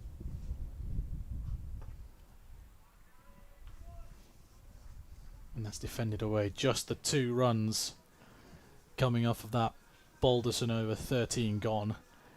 59 for 4. So, of course, Lancashire are miles on top of this game. But we've said it plenty of times. It's not over. Lancashire will be getting a little bit frustrated because they'd have wanted this game to be done quickly. But Leicestershire not rolling over as you'd hope, especially as a neutral or as a Leicestershire fan at the very least. They are trying to make it a game. Yeah, of course they are. Of course. I think that's the minimum the fans could ask for. I wonder if Tom Bailey might just see however many overs they can get out of him. Continues again from the pavilion end, and Hamza Sheikh just plays that one onto his own crease. Can't get that to trickle away towards third man.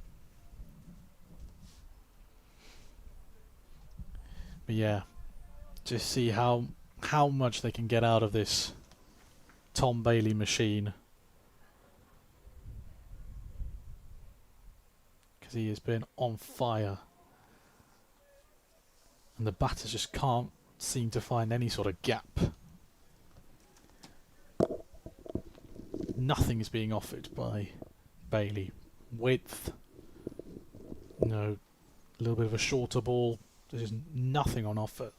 You said earlier, just Jaffa after Jaffa, making life so hard for everyone wearing black and red.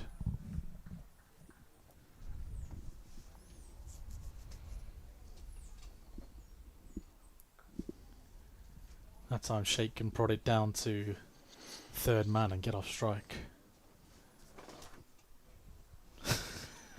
Almost fell off my chair.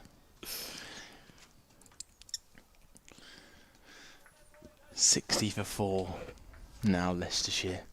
It's going to be a grind. It's just going to be how long these two can stay together. We've said it a few times already. Miranda Swart's a player who can be destructive. But at the moment, Tom Bailey's not giving him any room to be that destructive player right now. If he can do it, would you bowl him all the way through? All 10? See if you can get another wicket? With the way he's bowling, absolutely. That's a man with his tail up and eager to get another one, maybe even 2.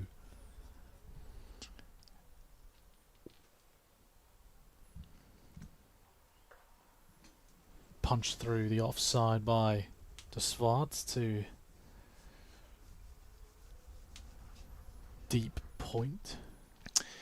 It's not a day or a moment in this game where Lancashire are going to start thinking, oh, we better save him for the death overs. We better save him for later in the game when Leicestershire are about to pull off a miracle. It's possible. However, it feels a better decision for Tom Bailey, who is their wicket taker at the minute, to stay on and bowl out his quota. Get them done. Get the game over. Yeah. Final ball of his 7th over. Thought about a single for a second there, Hamza Sheikh. Just waited to see where that ball would go. Past backward point. It doesn't, so it's a dot ball to finish. Another 2-run over from Tom Bailey. 7 for him, 3 for 18 from his 7. 61 for 4 after 14. Sheikh on 14 and De Swart on 29. Every over that goes by and the wicket column still says 4 is a success for Leicestershire.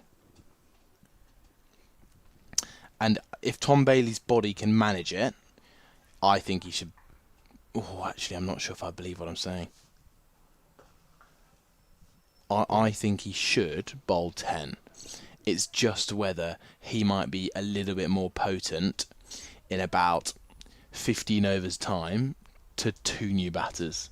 Almost take him off, give a spell to someone else to get into their bowling. Or maybe you could even bring on Mitch Stanley from this end. And then bring Bailey back on when you've got a couple of new batters. Bit of extra bounce, though, there from Balderson. You could maybe see some spin come into play with Charlie Barnard to provide a little bit of a different dynamic.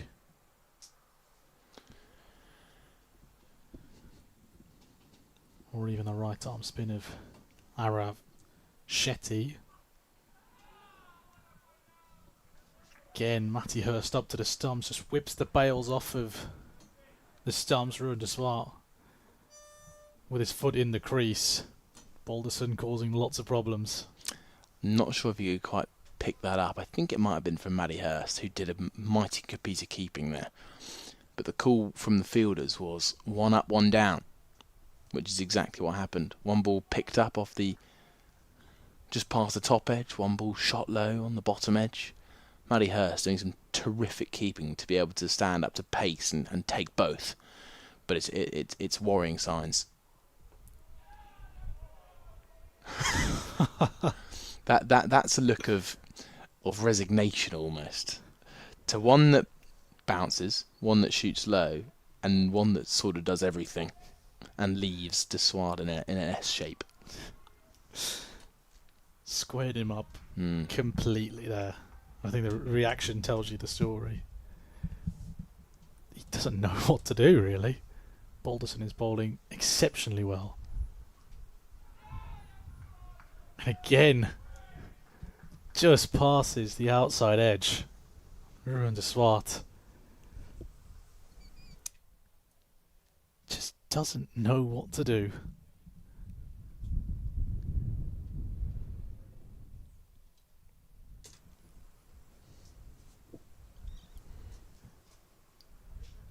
Final ball.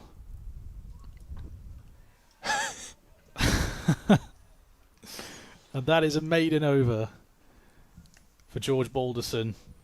15 gone. It's 61 for 4.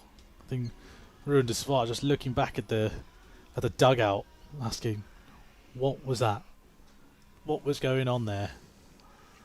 61 for 4 after 15. Who put us into bowl first? Maybe that's what he's asking. Anyway, look at that run rate required, 9.23. I think they should have a different name for that, to be honest, because I think that those 3 words to stay in a row I find really challenging. Anyway, 15 overs gone. 61 for 4 is the total. And just a reminder of that required score. 323 to win from 35 overs. But in Leicestershire's case, two batters have been out there for a bit of time. These two came together in the 6th over for the 5th wicket. They've put on 39. Long off is out. This looks to be Arav Shetty. Deep mid wicket, deep square leg also out on the boundary. And there's a deep cover out there too. So a different line of approach. Can spin prove to be as successful as the Pacers?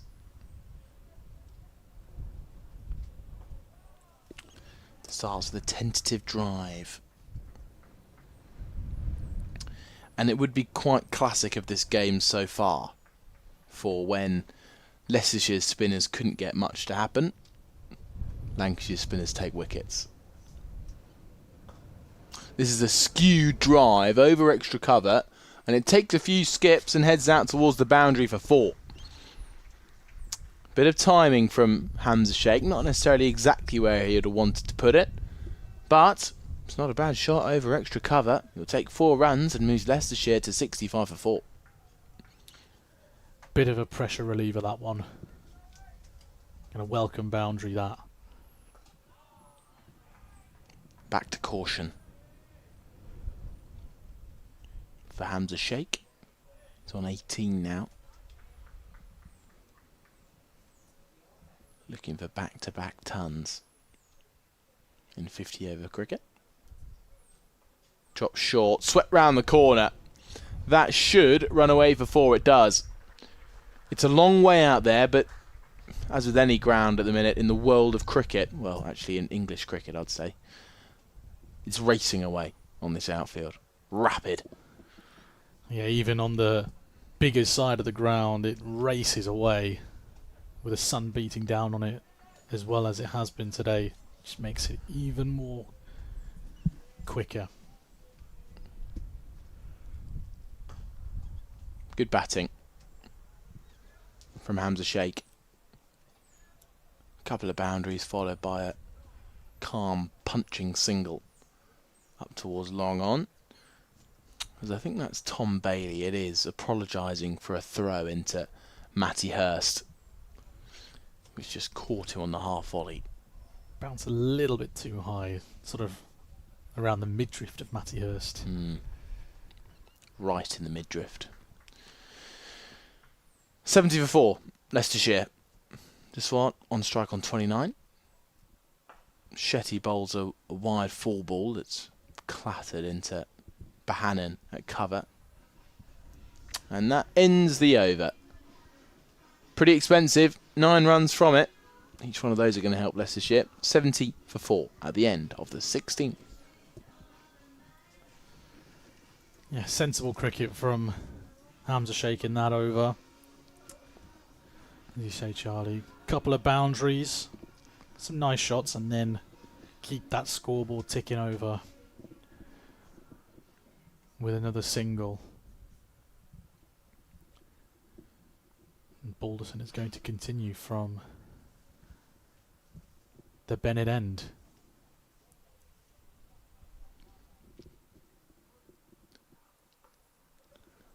And Sheikh guides it to third man for a single.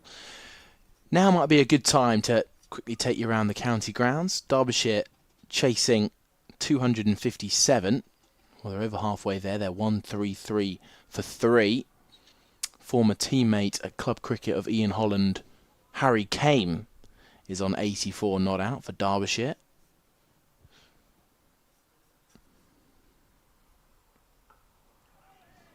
And Deswati had a bit of trouble to Balderson in the previous over. Finds a fielder first ball. Sussex, in pursuit of 326 to win, sit in huge trouble at 56 for 5. Well, actually in more trouble than Leicestershire are, although Leicestershire do have a slightly larger chase on their hands.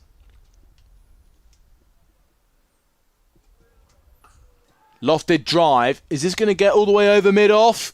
Oh, it was almost a wonder catch. It was worth an effort, though, from the man out there, who looks like he's fallen a little bit dangerously. It's Marcus Harris.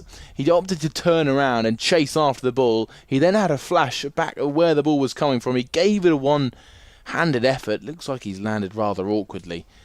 But one of those that's so challenging. It almost had a flat enough trajectory that he couldn't have ran backwards and watched it coming from over his shoulder. He had to almost turn around and pull out that one-handed effort. But a boundary for De Swart that again is welcome. And it's 75 for 4 now. Good effort from Harris. As De Swart tucks this into mid-wicket. Good diving stop from Tom Bailey.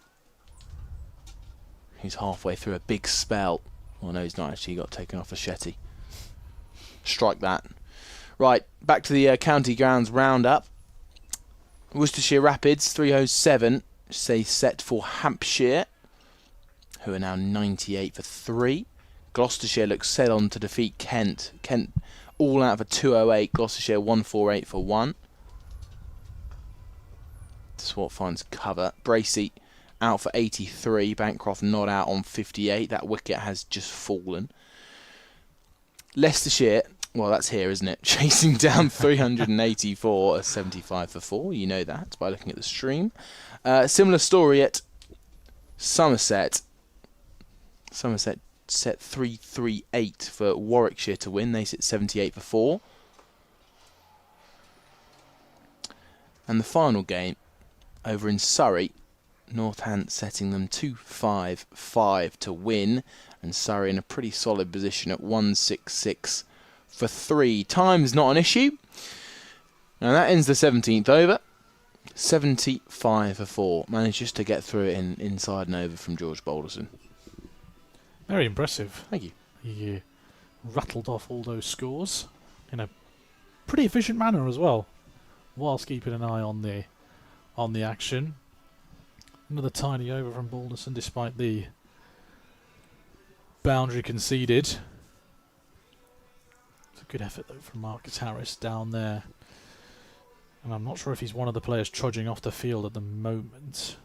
There is a physio on standby from the Lancashire contingent.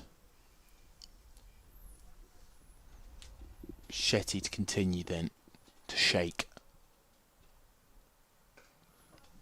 Clubbed away out towards Joe Moores out in the deep, who's also operating 2 of those blue arm sleeves.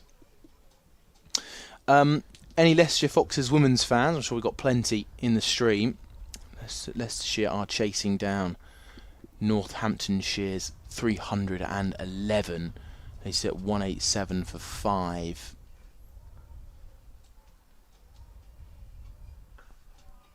It's going to be a single down the ground. Northampton's Amelia Kemp scoring 107 against Leicestershire. And they're struggling a little bit, but not out of the game, just as the men aren't here.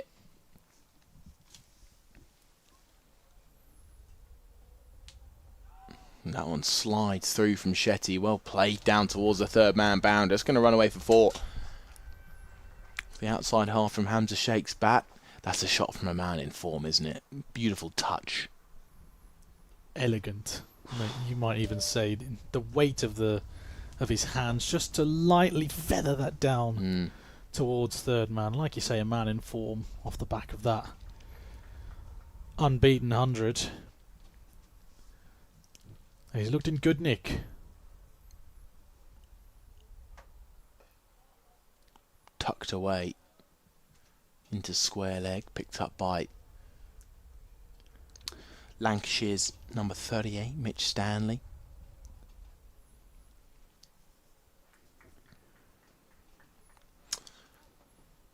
And I'll get on to my final part of the county grounds roundup in a moment. Shetty bowling nicely, that's a good delivery. Challenging for De Swart to keep out, but he does so. For the 100 fans that are out there, what's that face for?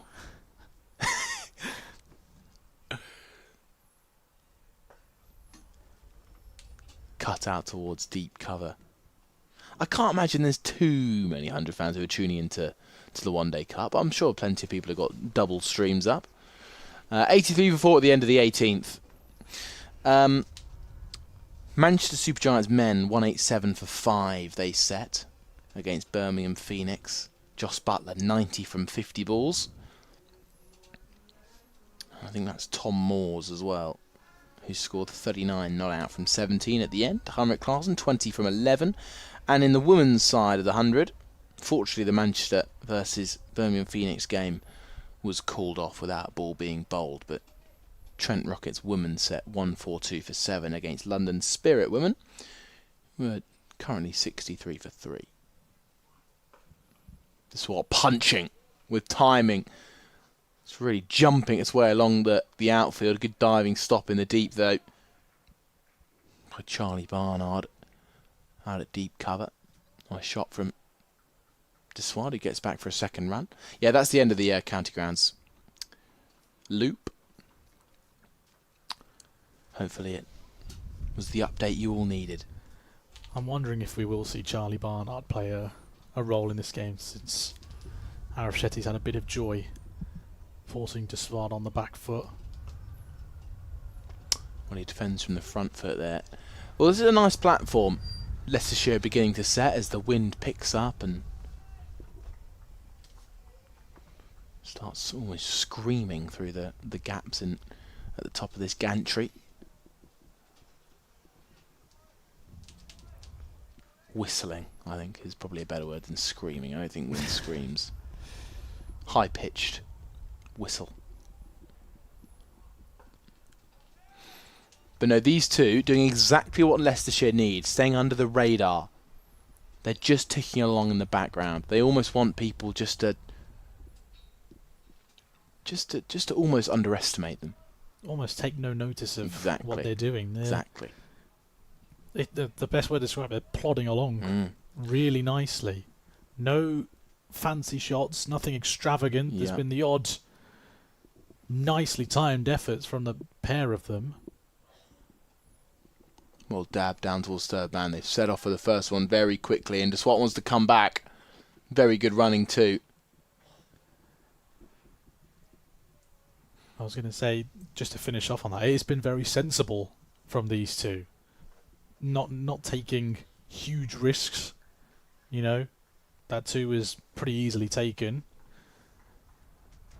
Yeah, they are plodding along. I feel like I'm repeating myself so often, but this is the state of play for them at the moment. They're plodding along with intervals. Almost as if they're doing interval training, but the interval is quite short and quite far apart. Because they are getting the odd over that will go for 10 plus, which is great at this point in the game.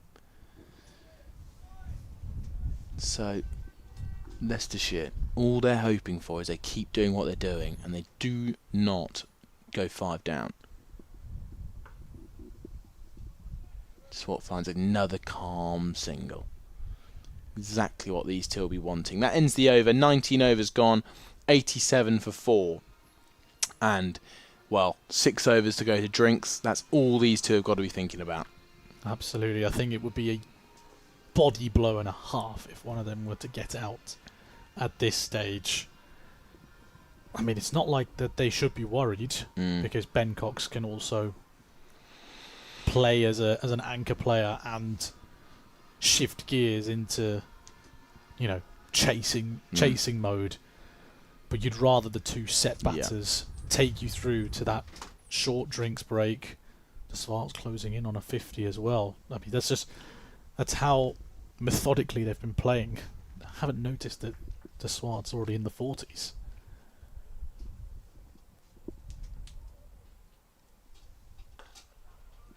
Shetty again, bowling at what looks to be a challenging line and length. If he does get any variation from the wicket, it's going to be really, really tricky to face this. Again, another quick, skiddy, full ball.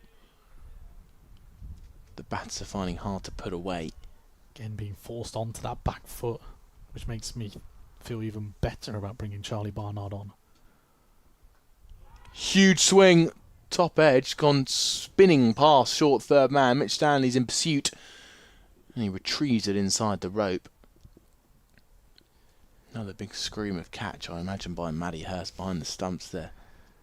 I think that was the first real unconvincing moment from these two in the middle. Just a real hash of that one. Yeah. Lucky to get away with it, Desvart.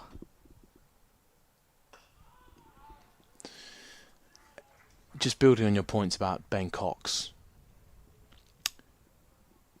it makes Leicestershire feel a lot more comfortable whilst he's still in the shed, whilst he's not needed yet. Well, squeezed out there into deep cover by Deschwan. He moves to 43. Yeah, with Cox in the pavilion, you know that there is sort of a safety blanket in there if things were to go wrong from here. But you don't want to, it's like the break in case of emergency type situation. They don't want to see him. Not yet, anyway. In the nice way of saying it. Well, that ends the first 20, everybody. And the score is 91 for 4. Both scoreboards just lagging a little bit behind the umpires, who are on it. They're on the case. They're ready to go. So Shakes on 30, De Swart on 43, 91 for 4 at the end of the first 20. And considering where Leicestershire were about 10 or so overs ago, I think they'll be very happy with these two set at the crease. 5 overs to go to drinks. And we are now going to see Charlie Barnard come into the attack. The left arm. You saw him spin. warming up, didn't you? I actually didn't. I didn't see him warming up, but just how much of an issue Araf Shetty was causing from one end made me think that Charlie Barnard could also play a role in this game. Left arm spin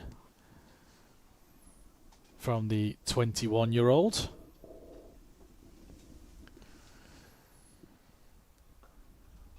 To Ruan De Swart, and he just knocks it down to long off to get off strike. Just to say, it's also a chance this now for two batters to go and bat selfishly. Bat for themselves. Yeah. Go and get themselves some time at the crease. Shakes obviously already had that, but it's time for just to go and notch up a personal milestone. If you do deem that the game is out of the hands, well, I'm sure it'll be their top priority. Carved away onto the offside by Hamza Sheikh. Yeah, you also mentioned it a little bit earlier. It's a chance for these batters to maybe make a statement to the captain, the selectors, about potentially promoting them further up the order. Reverse sweep from Desvard, and he pulls that off to perfection. Lovely shot. Beats the backward point fielder. And a welcome boundary from Ruan Desvard, who moves on to 48 off 61 balls. Yeah, really nice shot, that one. Any bit of innovation, especially to a young spinner, when batters can pull out the sweeps and reverse sweeps, really knocks them off their length. More conventional back foot defence this time from De Zwart. Again, this is his final game in a Fox's uniform. Tucks that one away onto the leg side. Will jog over to the non-striker's end to move on to 49. Closing in on what would be a fourth half-century in List A cricket. He'll have to wait till maybe the next over with Hamza Sheikh trying to play a defensive shot. The LBW appeals were made. The umpire unmoved. Double to close out the 21st. 98 for 4. Well, it was a really good ask, that. And I think, just because of the stride Sheikh got down to the ball, I'm wondering if it just gave enough reason for the umpire to think that's just sliding down. Very close. Very, very close. It's also because of the fact that Charlie Barnard is bowling left arm round, and he's quite a round arm bowler, not getting a huge amount of turn. I reckon that was probably just sliding down along with the arm. Just well on 49 then. Shetty continues from the pavilion end.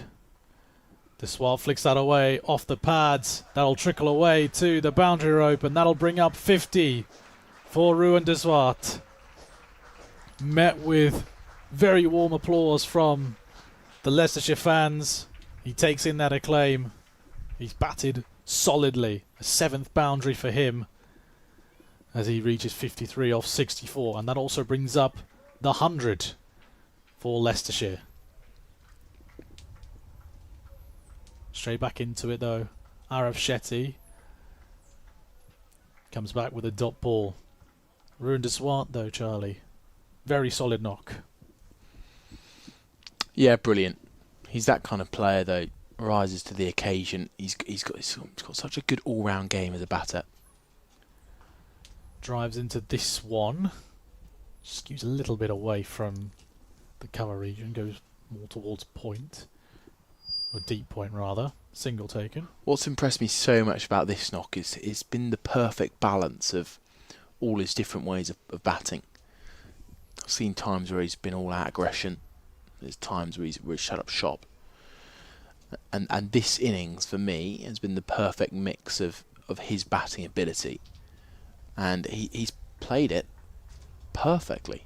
He's played the situation without fault. Sheikh wanted to go on the aggressive there. Didn't get a clean hold of that one. Morse comes off the rope to cut that off to just a single.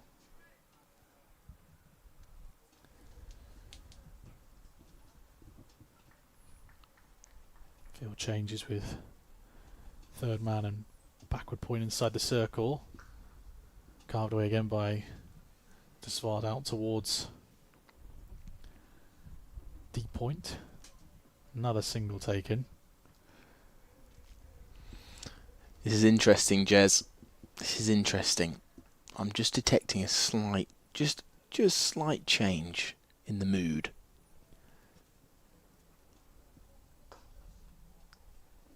Sheikh just drives that down towards long off. 22nd over is done. 8 runs coming off of it. Shetty going a little bit expensive from his 4 overs, going at 7 and over so far. 106 for 4. And like you say, Charlie, the optimism is building a bit here, and you can hear the applause going around here. There's of course the potential that Lancashire just get a little bit complacent. Potential. Just because of their massive total they are defending. Those 4 early wickets. They might just let that pedal off the gas. Barnard from the Bennett end, and Sheikh goes for a huge swing towards deep mid wicket, and that goes all the way for 6. That was a glorious shot from Hamza Sheikh. Yeah, really good. Really, really nice shot that. Certainly, it hasn't massively cleared the boundary, but it's a really nice shot. Picked up on it well, and wasn't really there to hit until he used his footwork well to get to the pitch, to flick it over the leg side. It's a really, really good shot that. Search for the ball under the covers down there at deep mid wicket. Retrieved by the boundary rider. Yeah, Hamza Sheikh moves on to 39. Going along really nicely alongside Deswalt. And then plays solid defensive shots. Leicestershire batters have got a chance now to put 2 young bowlers, young spinners under some pressure, which they're doing. Flicked away towards that deep mid wicket, area of the pitch. Sometimes 10 and over can look so easy. And it does feel like often their overs which they've gone for 10, as you mentioned earlier, they haven't gone too risky, they haven't gone too aggressive. It's just been methodical batting to get those 10 and over. And you see that Shetty's going at 7 and over from his 4 so far, under a bit of pressure, and Barnard himself under a little bit of pressure. 7 already from this over.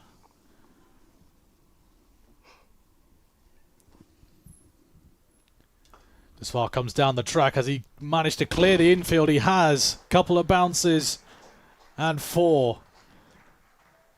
Maybe we're starting to see a bit of a shift from these two. Desvar now gets a boundary. Well, you can hear it in the crowd, Jez. You can hear the noise change. And that boundary, that brought about a big cheer. Fans starting to think the impossible could be possible. Last ball, a really round arm action from Charlie Barnard to close out his second over. 23 done, 11 coming off of that over. 117 for 4. Hamza Sheikh on 40 off 42. Desvart on 59 off 70. And that run rate has now ticked over 5 for the first time today. I'm thinking about one thing for the Leicestershire faithful. 2 overs. There's 2 overs to go.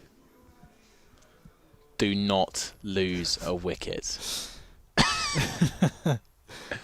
It would be an absolute killer if they were to lose one. If they lose both, I think it's game over then. But they have to bat this out. Shetty again. That one strays down the leg side. That will flick away for a boundary. And Hamza Sheikh did get some bat on that. And all of a sudden, he is 1 hit away from 50. They'll just be conscious now, Lancashire, that they are leaking a lot. And runs are really flowing now for Leicestershire. Sensible cricket again. Desvart went on a bit of a sprint down to the other end. But like I said, sensible cricket. Little nudge down the ground for another single.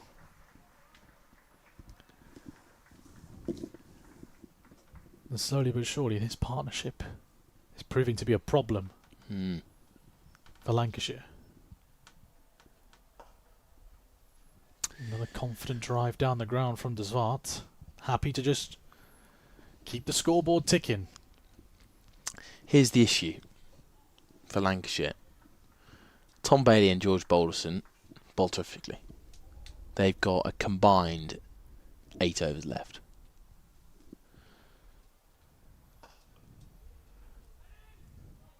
Pushing for 2 here. And they'll get it comfortably for these two in the middle. Yeah, I guess the premium bowlers haven't got many to spare. And to build on that, Mitch Stanley, 7 per over.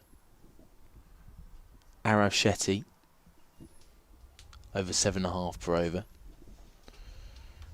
Charlie Barnard, from his 2 overs, 9 per over.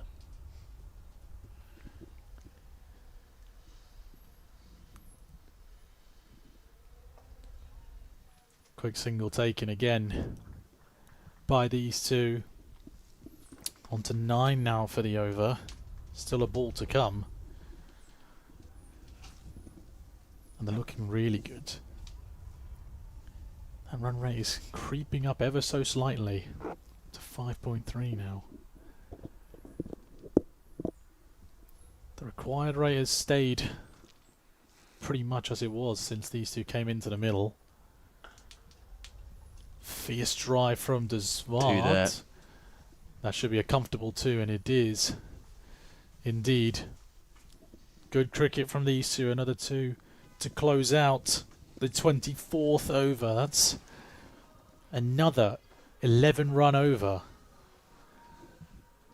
One to go before the drinks break, and they are at 128 for 4. Now, George Bell is on the field. What would be a nightmare for Lancashire? Well, Tom Bailey's still on the pitch. I'm pretty sure I've seen George Balderson. But what would be a nightmare is if one of their key bowlers... Yes, George Balderson and Tom Bailey are both in discussion. So George Bell is on for another fielder. I'm pretty sure I saw Marcus Harris go off just to get his shoulder checked. Good point. I was just worried for a moment there, Lancashire, that one of their strike bowlers in the moment might have gone off. For the moment, it's Barnard to continue. Again, solid defence from Hamza Sheikh. It's building up frustration, I think, in the Lancashire ranks that these two are still just plodding along, still at it. Soft hands from Hamza Sheikh. That's what I thought about the single. Was a thumb up to say, good decision. No need to give away a wicket very cheaply. Leading edge from Hamza Sheikh. Fall safely. Single taken. 3 balls. Considering where they were when these two arrived on the scene, or when Ruan Deswart came in. 22 for 4, that was. 22 for 4. Halfway through the 6th over.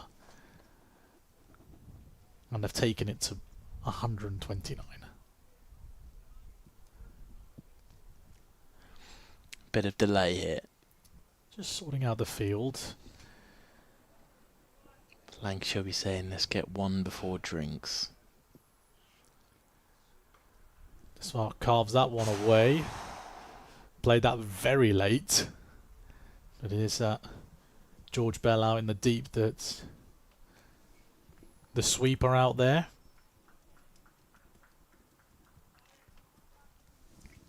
Two balls to go. Big shout for LBW. Heart in mouth moments for Leicestershire fans. Not out from the umpire.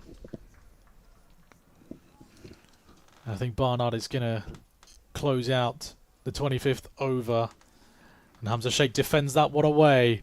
So we've made it to drinks in the second innings, the halfway stage of the Leicestershire fight back. 130 for 4 is where the Foxes sit. Hamza Sheikh, 49 off 51. Ruan Deswart, 63 off 73. Well, Jez. That is the story, everybody. You can see the scorecard in front of you.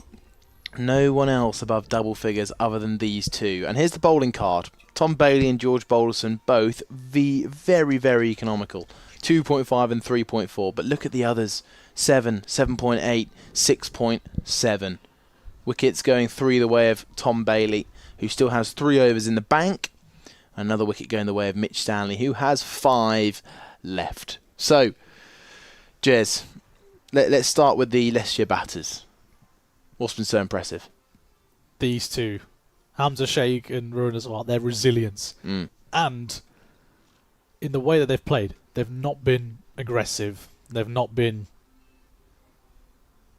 playing silly shots. It's been methodical, good cricket from the pair of them. Playing the shots when they need to, keeping the scoreboard ticking over, and resurrecting this innings from where they picked up. Because it was really in tatters after, excuse the pun, tatters all went for in the middle of the 6th over. But yet, composed batting from the pair of them, and they've built a really solid foundation. Do you think Lancashire have slightly left their foot off the pedal? Definitely. I think they had their tails up getting 4 wickets inside 6 overs. And they thought, we could probably ease off a little bit. I mean, they kept Tom Bailey on for the opportunity to get another one. Whether or not I agree that he's been taken off is a different thing. So you'd have bowled him out? You'd have bowled all 10 with Tom Bailey? Because when else are you going to use him? That's the question that's probably on George Balderson's mind. Would there be a death over situation for him to be of use? Well, I wonder, just building on that, because now you look at this and Lancashire just need this breakthrough. Once they got this, it will be probably too early for Ben Cox to come in and get this done. Not to say he can't go on and do it, but it's, you know, still with 254 to win. Bringing in your last gasp batter is a bit early. Would you say bring on Tom Bailey now and get the breakthrough? Bowler had his 3, or would you save him for longer? I think with what's going on right now, I would bring Tom Bailey back on. I think I agree. I know conditions have changed a touch. It's a lot more cloudy than when he was bowling a little bit earlier. But the spinners haven't been able to capitalise on on the early bits of turn that they were getting, or more of the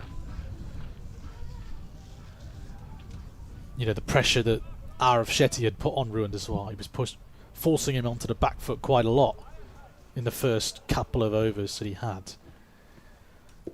So I think I would bring Tom Bailey in relatively soon. It looks like Arav Shetty is going to continue from the pavilion end. Just had a YouTube comment in asking for a bit more of the effects outside mic, so I've just whacked it up a little bit. Hopefully it's not too windy. Shetty continues his spell, handing in the covers, doing the fielding. So now we embark on the home straight for either side.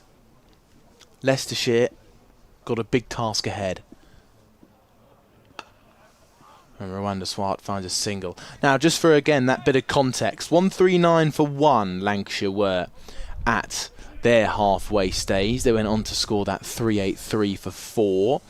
131 for 4 they now sit, Leicestershire. 2 balls in to the second half.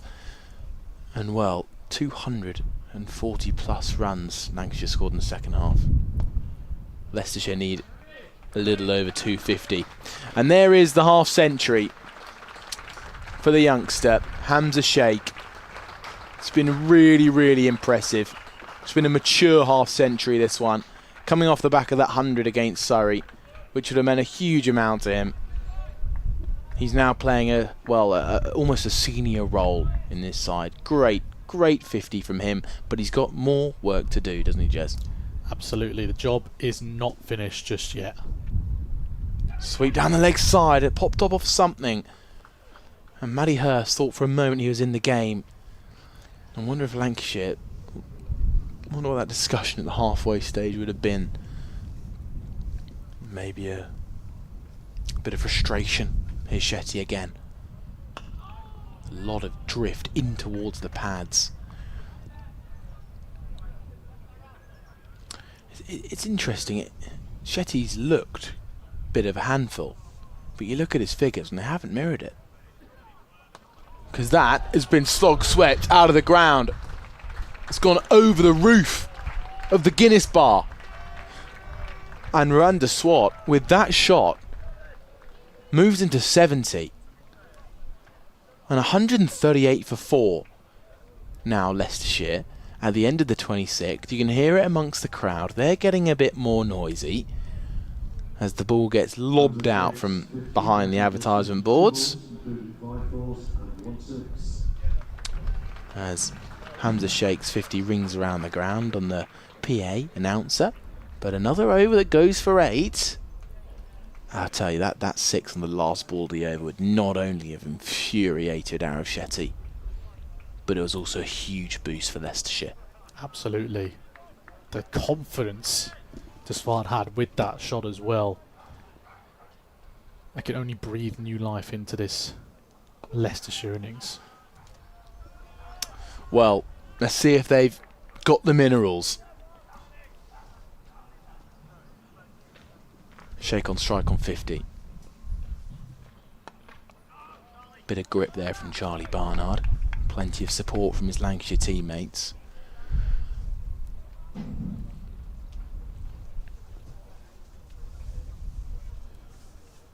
Sweep shot from Sheikh.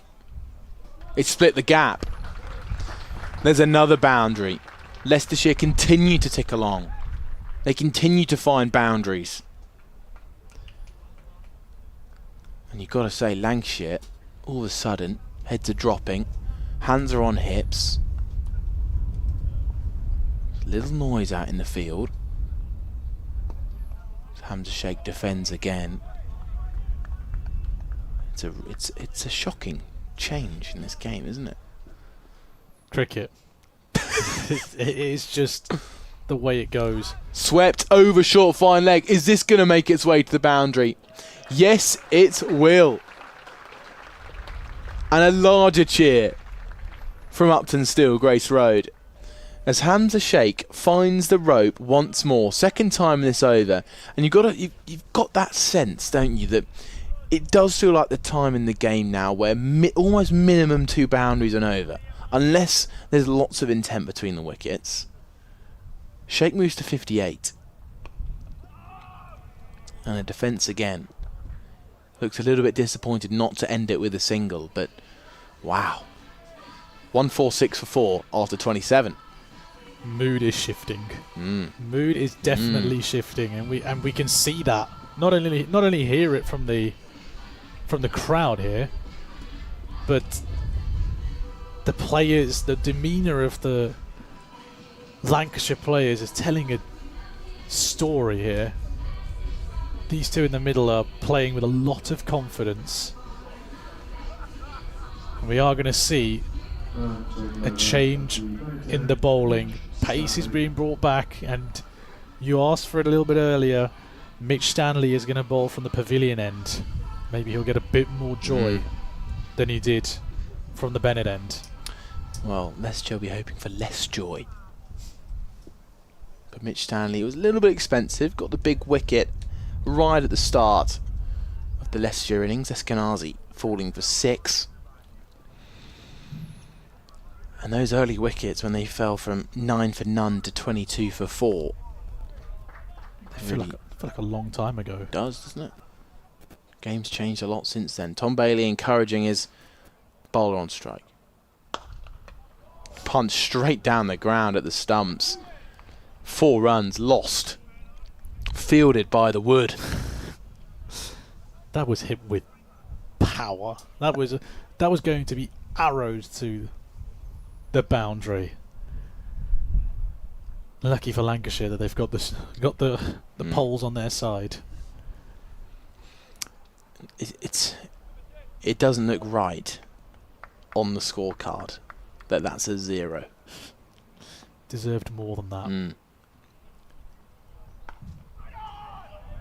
Well, squeezed away from Deswat. Stanley did well to cramp him for a bit of room. He did. And I think one thing these Leicestershire batters cannot forget.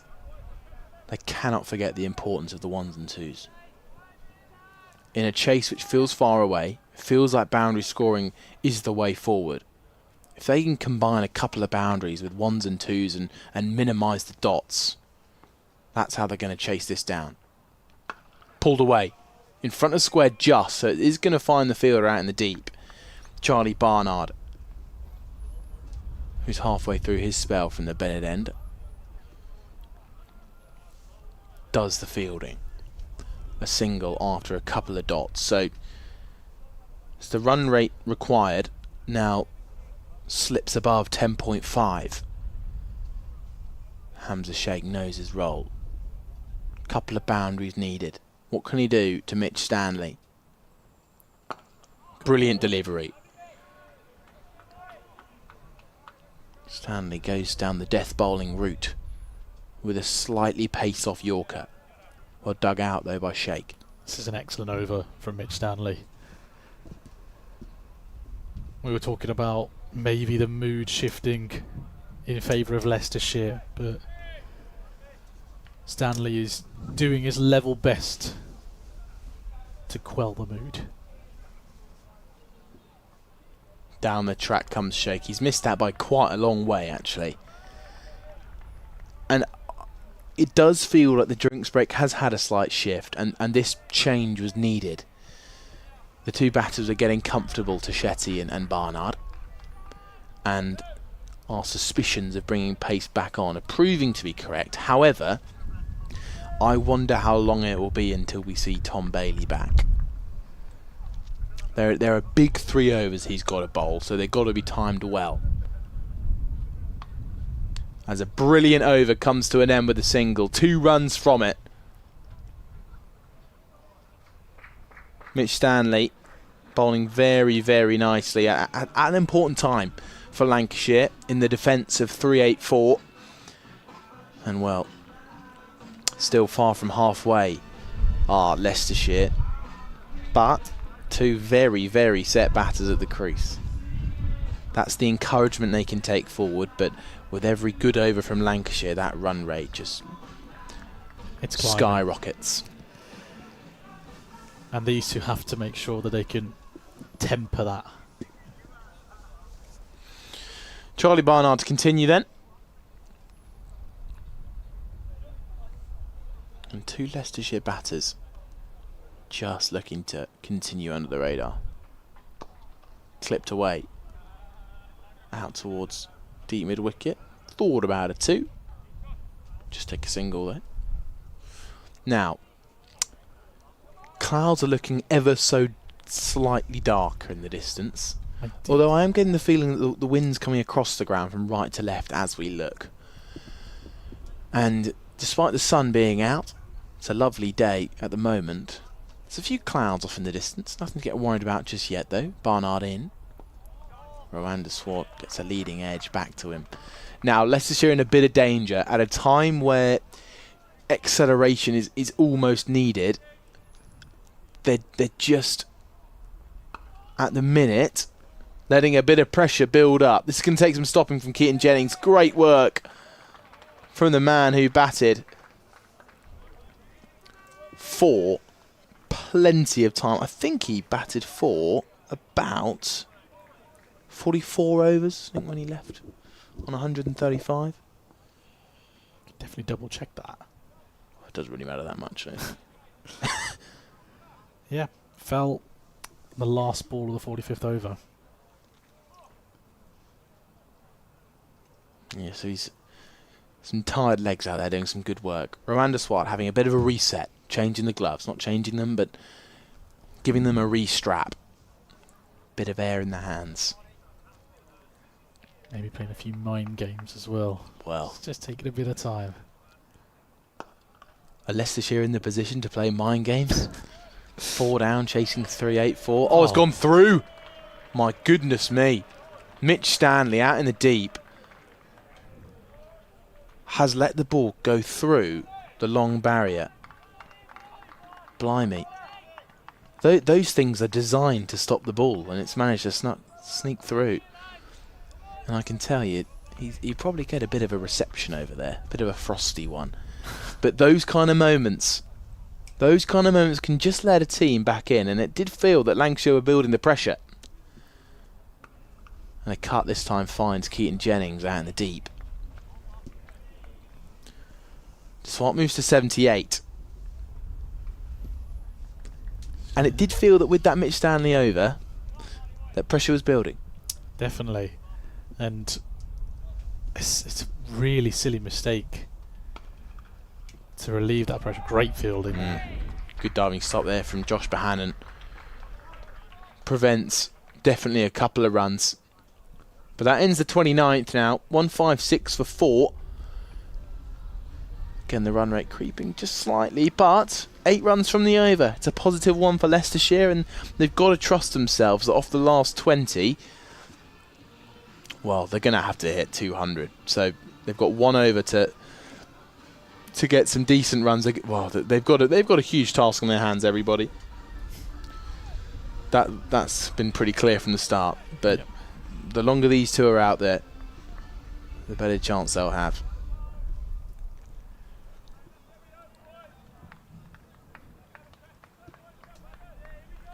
And they're definitely putting their team in the position for miracle territory. Just That's what we've been saying all day. Just keep plodding along. Take the chances when they get there. Pulled away by Ruanda Swart. And now, if my memory serves me correctly, actually, I'm going to let you, I heard you were just about to say a point. You do that. I'm just going to search my memory bank.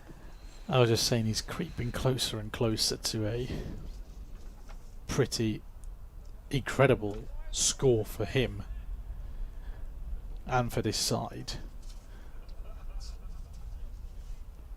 On 79 at the moment. Sheikh on strike 60. Just dab down towards third man there, Sheikh. He moves to 61. 4 balls left in the 30th. Now, what was in your memory bank? Did you find it? Pretty short. So Sam Robson last year scored 169 not out. You'll see why this is relevant in a moment. In the record run chase in 50 over cricket in the Metro Bank or One Day Cup in England and Wales, as that one's guided down by De Swart out towards third man. And I can tell you that they chased down the total set by the opposition, which I think was Durham, who set 3-8-3. I am going to check that though, because I worry it might be 3-8-7, but I am going to check it. Stanley, right arm over, clipped away through square leg, where Hamza Sheikh picks up yet another single. Another fumble. God blimey. It's all going on for Lancashire. It's Rocky Flintoff that time, who's normally brilliant in the field. 4 singles. Just like I want a boundary. You're talking about heads dropping ever so slightly. Missed fields like that. Well, wasn't capitalised that time, but the opportunities are coming. Good Driven ball. up towards mid-on. Quick single taken. It's George Balderson, who's happy just to take it. No, unfortunately, I was a little bit off. Oh. The total was 3-8-7 that Durham set Middlesex, and they successfully chased down 3-8-8. So Wow. I'm sure it'll be very close in the second record highest. Although, does anyone ever remember second place? Depending on how magical of an innings it was, Mm. we might well be remembering this. Second highest run chase. Ramped, uppercut, 1 bounce, 4. That boundary felt needed. 5 singles followed by a 4. Another over that just entered the boundary. And Mitch Stanley, who had been bowling very well up to that point, it wasn't a badly directed bouncer, I must say. And Hamza Sheikh was able to back away, ramp it up over third man and get a 1 bounce 4 for his troubles. 165 for 4. You could see the frustration on the face of Midge Stanley as well. Just the heavy sigh after seeing Sheikh guide that uppercut down towards the boundary. And all of a sudden, the mood is improving again. Oh, gosh. Charlie Barnard continues from the Bennett end. Going left arm over to Ruanda Zwart. Sits very pretty on 81 off 88. Again, just guided down to long off. You can see the same shot being played by these two quite often. Just keeping the scoreboard ticking. Run rate has creeped up to 11 though. Sheikh came down the track and then just went to block out the ball.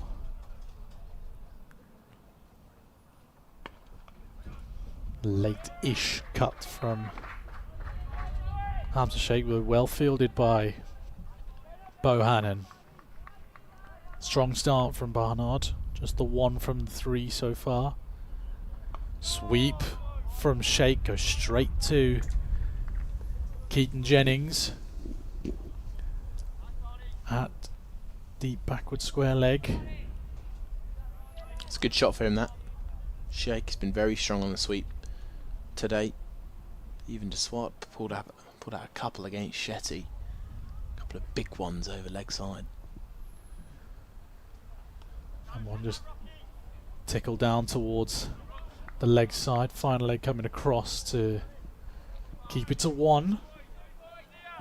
It's a tight over this from Barnard. You get the feeling another boundary here can... Remember that last over, Jez. 1-1-1-1-1 4. Sheikh comes down the track, didn't hit that cleanly.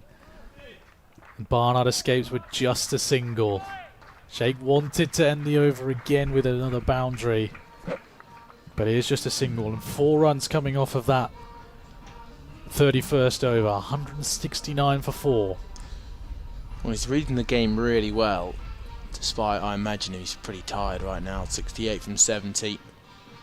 Had a big innings on Friday. And I just urge everyone to have a look. Next time there's a dot ball, watch how the run rate required just boosts. And we're approaching that point in the game where dots matter. Singles are insufficient without a boundary either side of them. And there's the worm, everybody. It is quite surprising how close the two teams are after that early flurry of wickets where they fell to 22 for 4 once Tadsall was out for that duck. You have to remember, Lancashire themselves were going at a pretty steady pace until the flurry of big hits came towards the back end of the innings. Well, I can quickly tell you, as some physio work is going on for Rwanda Swan, is that at the end of the 31st over, Lancashire were 178 for 2. They just lost their second wicket. And now, 169 for 4. Couple of wickets in it. 9 runs in it. Who's to say? I know it's a chase. I know it's trickier. Is it on? It's always going to be on. Until it's mathematically off, it's always going to be on. Okay. Especially with these two still out there. We spoke about the break in case of emergency use of Ben Cox as a potential safety net if things were to go wrong. They have that to fall back on. So they still have, but again, it's every chance. You don't want to use it, do you? Exactly. You don't want to use your emergency safety net. It's for the emergency. For the emergency. That's what it's there for. And Leicestershire fans will be happy to know that that's there, but they don't want to use it. Then, well, definitely not now anyway. But with that run rate creeping up, you'd imagine these two have to start. Hello. Putting the foot to the floor a bit here. Scamper through for a single. I wonder who that pause helped more.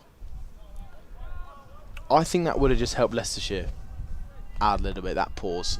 They just had a couple of overs, a few little overs that have joined up that haven't been amazing. Been a few pressure builders in there. And it's just given them the chances to have a little moment, just to rebuild, just to realise that we're still in this.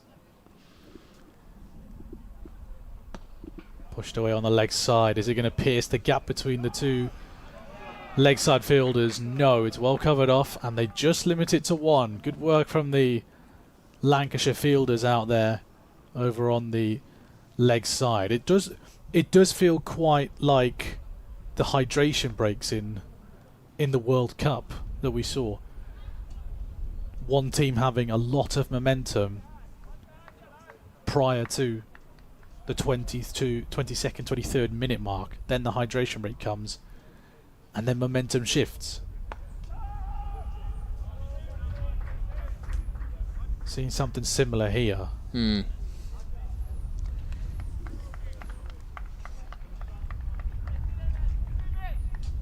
Again, we look at that. Another dot ball run rate, what goes from 11.3 up to 11.5. Getting to the point where boundaries need to be slightly more regular than they have been. That was a really good Yorker length ball from Midge Stanley, blocked out nicely by Sheikh. Again, another tidy over from Midge Stanley so far. We said that about his previous over as well, for that last ball went for 4. It's been a good change of ends for him. It's been a lot more effective from the pavilion end. Sheikh tucks that around the corner. That was jogged through for another single. Again, warmly applauded, because that's the 150 partnership between these two. What a partnership it's been. Yeah, it's the time which they came in. It's the game situation, isn't it? 4 down early, chasing 3-8-4. It's an ask where if they don't get it done, we'll look back and we think, yeah, it was probably too much. But they're making it seem possible. It's incredible. That'll beat the backward point fielder. Deep third man covers it off. Another single. 4 from the Stanley over. 1-7-3 for 4. Let's treat this like a T20, briefly. Some members of the Leicestershire fan base might not like that. However, 211 needed from 18 overs. Even in the T20 mindset, that is a humongous ask. However, there's things pointing Leicestershire's way. 1 man on 85, 1 man on 70. But it's still a long way away. Very much so, but I like the idea of being in the T20 mindset. It's definitely achievable, even though it seems massive. It is definitely achievable. De Zwart pulls one away. That's going to beat the fielder. That is a big boundary from Ruan De Zwart. Moves on to 89. Pulled that away brilliantly. Yeah, 2 overs without a boundary. It felt like somewhat of a bit of a drought. But now they've found the boundary. Can they find another? You've got to say, if they can find 3 from this over, it'll be a big confidence boost.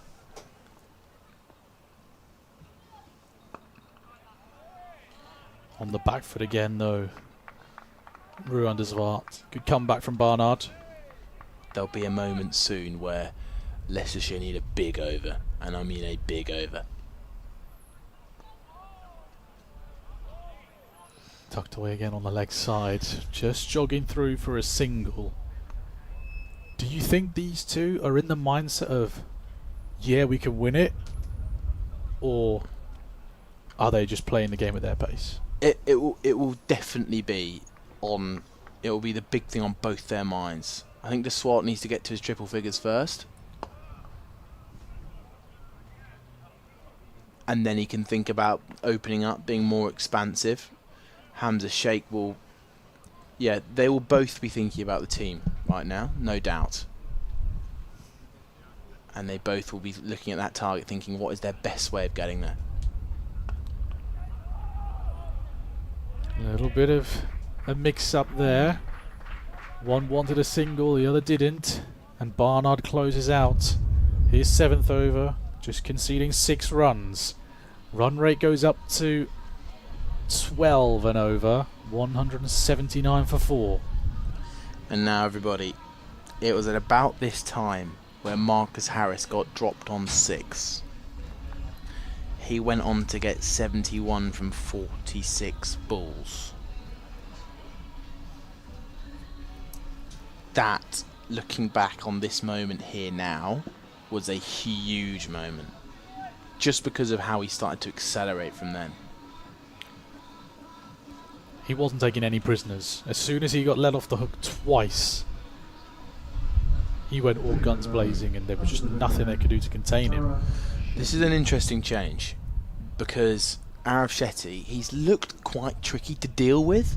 However, he's gone for runs, and it feels like a very dangerous decision. He's gone at 8 runs and over, and we're at the time now where if Leicestershire can get a big over, it changes the game, and I worry that Arav Shetty could go for a few.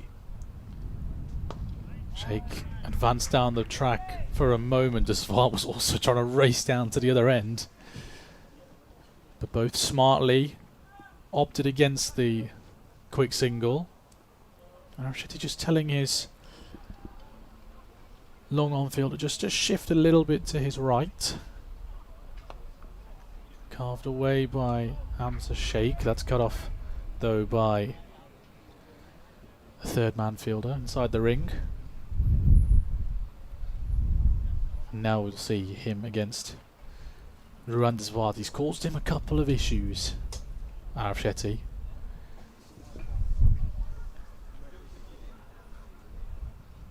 Desvard's just noticed something that's on the square. He's got rid of that, almost like he's the groundskeeper here.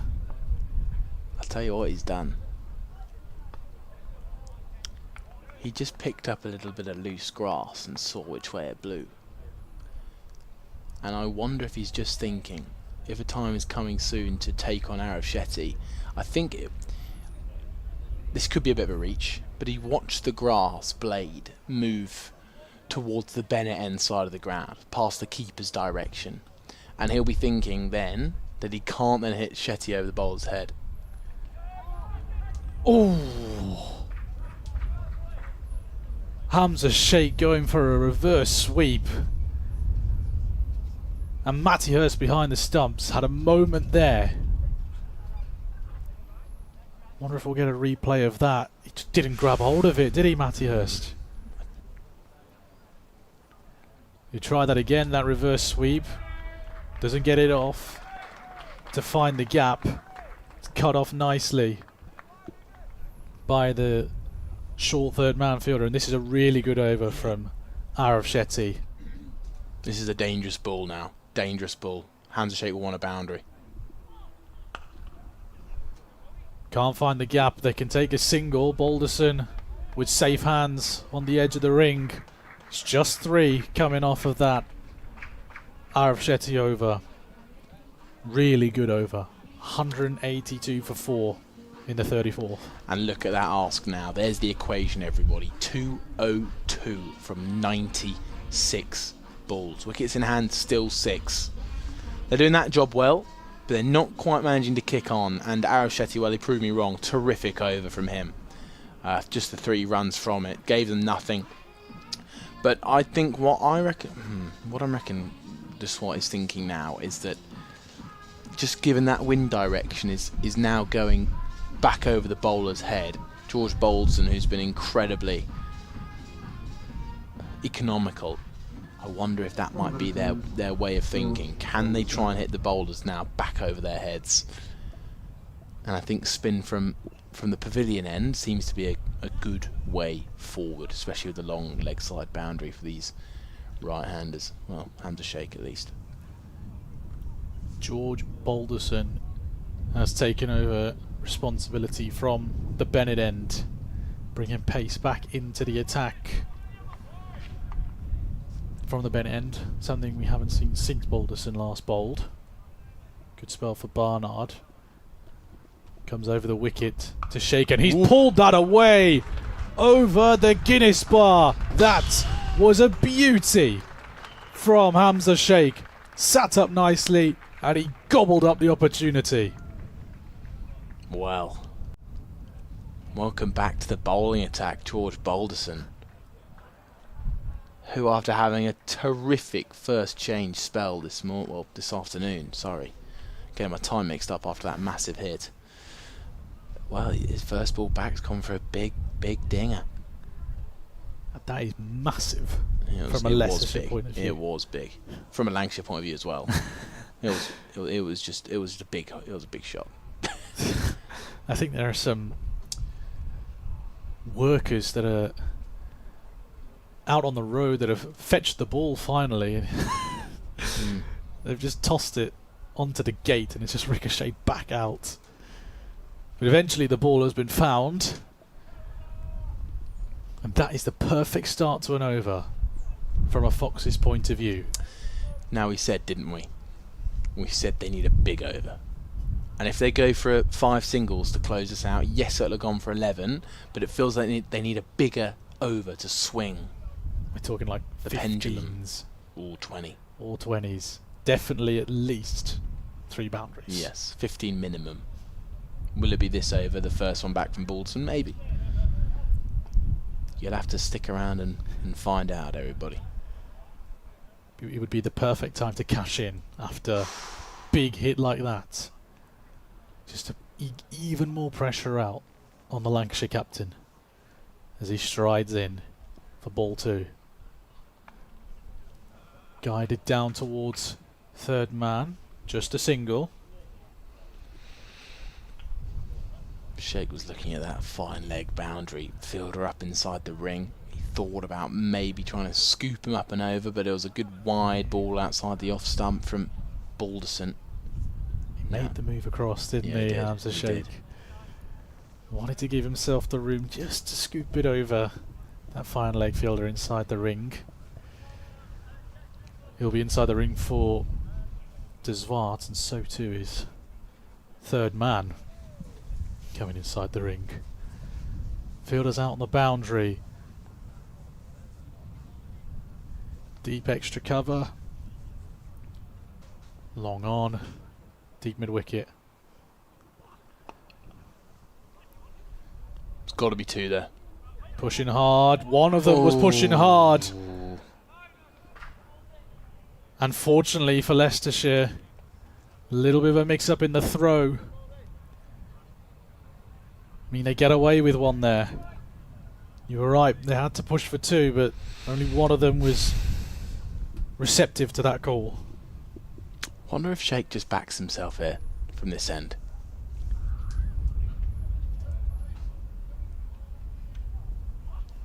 Again moves across and Balderson pitches it wider, not allowing Sheikh to give himself room.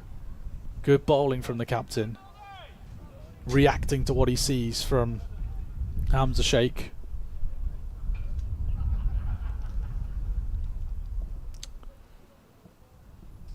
Got an interesting 2 balls now, everybody. 6-1-1, 8 from it. Couple of boundaries here would be gold dust. That's one out towards the leg side. A shout of catch it results in a misfield. And there's one of the couple boundaries.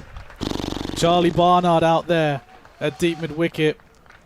Came in to try and make the catch, just misjudged the bounce.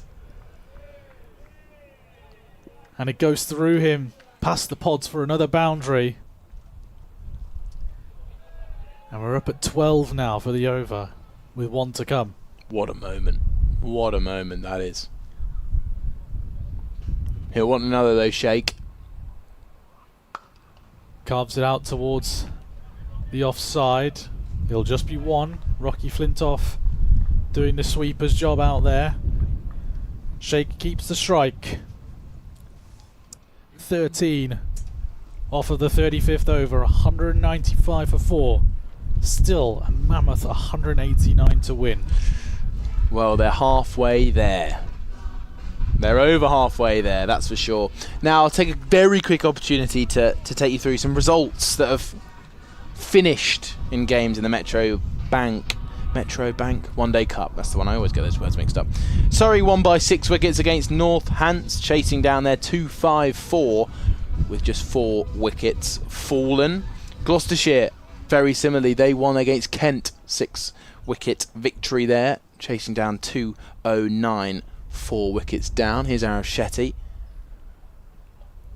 Down the pitch comes Hamza Sheikh and hits it handsomely over the bowler's head for 6. He moves to the 90s. And again, yet another moment which is just clinging the Leicestershire fans on.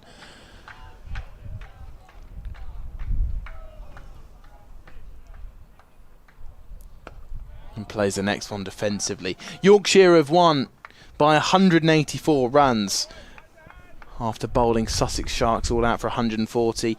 And of course, Middlesex, that dominant 8-wicket win, bowling Glamorgan all out for 66. Back to Uptonsteel, Grace Road. As again, Hamza Sheikh tries to lift it over mid-off. This time it's gone though. Keaton Jennings with the catch. And a huge partnership comes to an end. 179 run partnership. And Hamza Sheikh's got to go for 91. What a comeback it's been from these two. And now, out comes to the crease comes Ben Cox. Hamza Sheikh's got to go for 91. De Swartz stays out there on 92. It's been a heroic innings from the youngster. Ben Cox, you've got to say, is coming in at a time now where the emergency button is okay to have been pressed, you know? There's still a really set batter in Ruud De Swartz next to him. Of course. And he can look to play that finisher role if he's able to get into the groove. But you have to say, Arif Shetty, after being struck for 6 on the first ball, responded superbly. He did. And he has got that all-important breakthrough that the Lancashire fans would have been hoping for. Now, Ben Cox, not out 4 in his last game. There to get Leicestershire over the line against Surrey. And it was a very well-made half-century in their game at Kibworth. Finished on 51 before being dismissed just before the chase was done. But Ajaz Patel was there to get them over the line. So, Ben Cox comes in with the score needed, 183 from 87. Cox doesn't have a lot of time to get set, does he? No, and this is where that emergency button press would be a little bit firmer than probably first intended, because it is time to go for the big shots, which Hamza Sheikh tried to do. He got it off well the first time round, but couldn't quite time it second time round. With Ben Cox out there, you've got someone who can do the role or be the role of finisher in a Leicestershire side. Shetty bowls his chip just past mid-wicket. My word, 2 wickets in 2 would have just been heartbreaking for Leicestershire. That was a heart-in-mouth moment then. The way it floated towards Josh Bohannon. Oh. Well, we're all on the edge of our seats here. Shetty bowls straight, whipped through mid-wicket by the man who moves on to 93, Ruud De Swartz. Ball returned into Matty Hurst's gloves. And well, Leicestershire requiring a big score from Cox and De Swartz.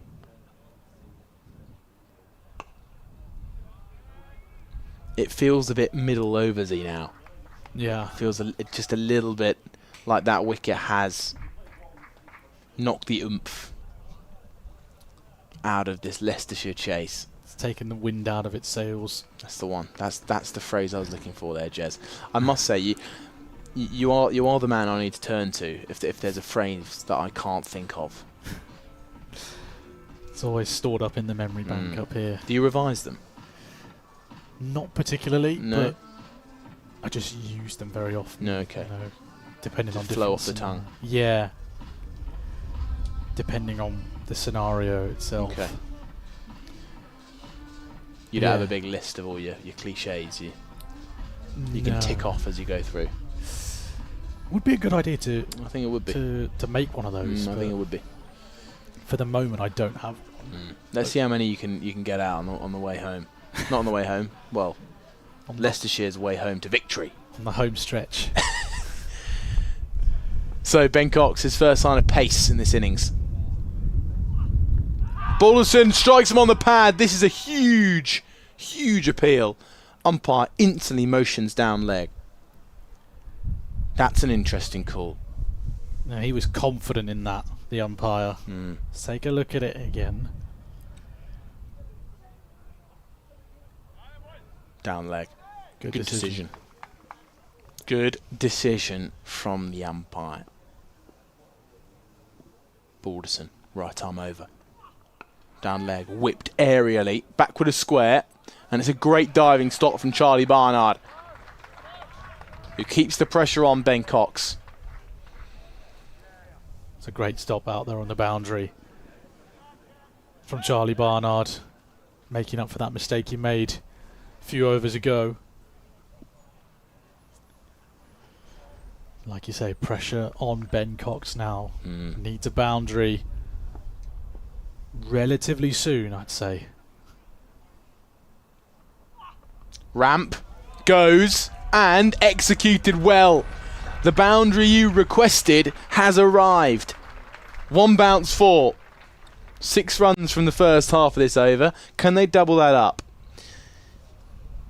And ideally, they might even want to triple it up. At this stage of the game, you're probably preferring to triple that rather than double it. But more boundaries like that, Ben Cox. Can you do it again? Just drives up towards mid-on. They're going to scamper through quickly. Chance of a run out. Direct hit. Ben Cox safe. Now it's back to the man who's faced 100 balls. 93 runs scored from them. And as you watch this replay, Ben Cox very, very easily home. Yet another thing that needs to be sorted out from Ruanda Swart. We've seen him get physio. We've seen him have laces tied up. We've seen him redo his gloves plenty of times. Fair play when you're batting as well as he is. Look at Matty Hurst. He doesn't look too happy, does he? Just looking. Hands Come behind on, his Rowan. back. Get on with it.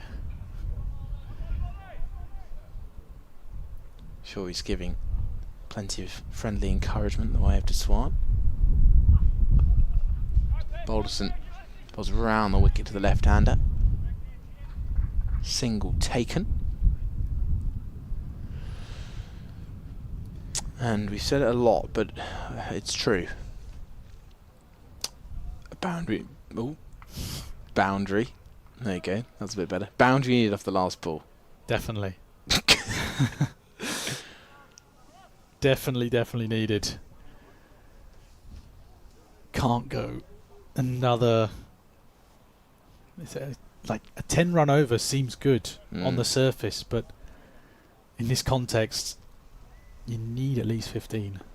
I've just seen Ruanda Swart pull out the biggest 6 or shadow batting I've ever seen. Flowing drive from Ben Cox. For a moment in the gap, then spins back towards Joe Moores, who fields well. And it will just be a single. So the man on 94 stays off strike. Keaton Jennings was the man to do it for Lancashire earlier on today. He made 135. Brilliant supporting act from 46 balls. Marcus Harris made 71. Josh Bohannon looked very strong for his 42 from 47. 22 from 37 for Matty Hurst, and those 2 cameos at the end. Everything just seemed to come off today for Lancashire with the bat. Joe Moores 41 not out from 15. And Rocky Flintoff 33 not out from 23 balls. It was not the case for Leicestershire batters. They fell 4 down early doors. 22 for 4 they were in the 6th over. Zara Shetty looks ready to start things off once more. Tattersall went for a 3-ball duck. Rishi Patel for 4 from 11. Ian Holland for 1 from 3. Eskenazi 6 from 9. Many thanks to a Tom Bailey devastating opening spell, where at one point he was 3 for 3. Here's Arav Shetty, 1 for 59 from his 8. Driven from Cox out towards cover. Definitely has to be 2 here, and is. So Cox keeps the strike. If you're Lancashire, Yes. Which I'm not, by the way. at what point are you summoning Tom Bailey? Soon. Shetty bowls down the leg side. That will help.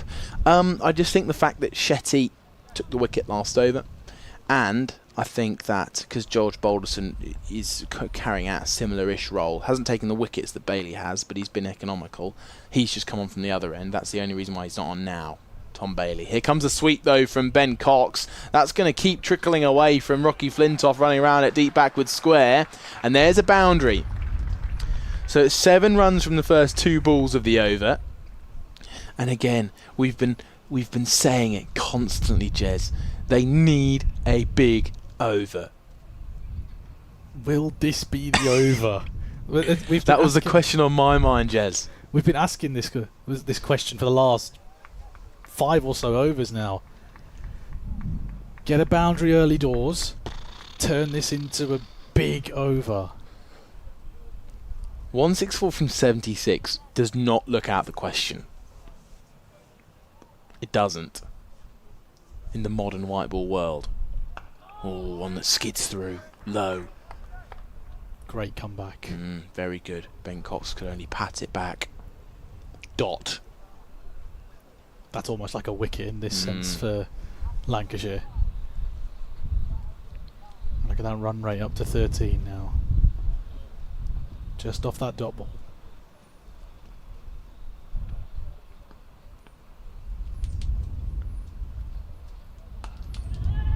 Driving into the gap at extra cover, but looks like it's Balderson who moves across there. Means it's just a single. 8 runs, 2 balls to go in the 38th over. De Swart 1 shot away from a ton. 2 boundaries needed. Clips it straight to backward point, dot really, ball. Really well bowled by Arav Shetty. Put it wide for Ruan de Zwart. Couldn't do anything with it. He's gone for a heat down the ground. Is this the moment? It's bounced just in front of the rope, I think. My word. Poor Ruan de Zwart was centimetres away from a 4th list day 100, and he's pulled the pose that he's pulled all day when bowling, and a wide call was just given the other way, and he pulls the shoulder drop and the head slant and the question of are you sure, umpire? That was we're talking inches away from going flat for 6, but you're right, closing in on a 4th list day 100. This has been a top knock from Ruan de Zwart. Another interesting bowling change. George Balderson brings himself off, and now Charlie Barnard.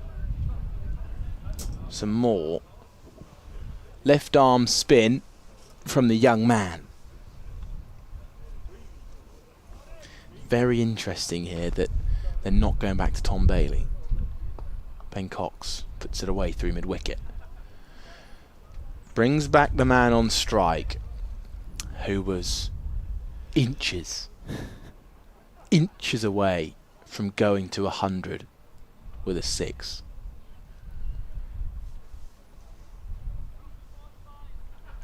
But it's been a really, really top quality 50 over innings this from Ruan de Zwart. Rocky Flintoff trudges his way in from deep square leg. Now walking into the ring. Short fine leg. Ringfield on the offside. Here's Charlie Barnard to the man on 98. De Swart pushes it up to cover. And he finds a single. So he moves to 99. Ben Cox, couple of bat spins. Scans the field. Gives it another scan. Big shot coming. They're going to look for 2. They're just going to settle for 1. 3 singles to start this over. Really nice and tidy from Barnard. Had a big pressure point as well. You've got to say it's just not quite enough at the minute. De Swart on 99. Dabs it into the offside, and there it is. A huge fist pump on his final game of the year for Leicestershire. Takes off his lid. So much passion in the celebration from De Swart, who pulls up his 4th list day 100. Relief in that hug with Ben Cox. He takes in the moment, and now it's back to business, because this chase is on. Brilliant knock from Ruwan De Swart.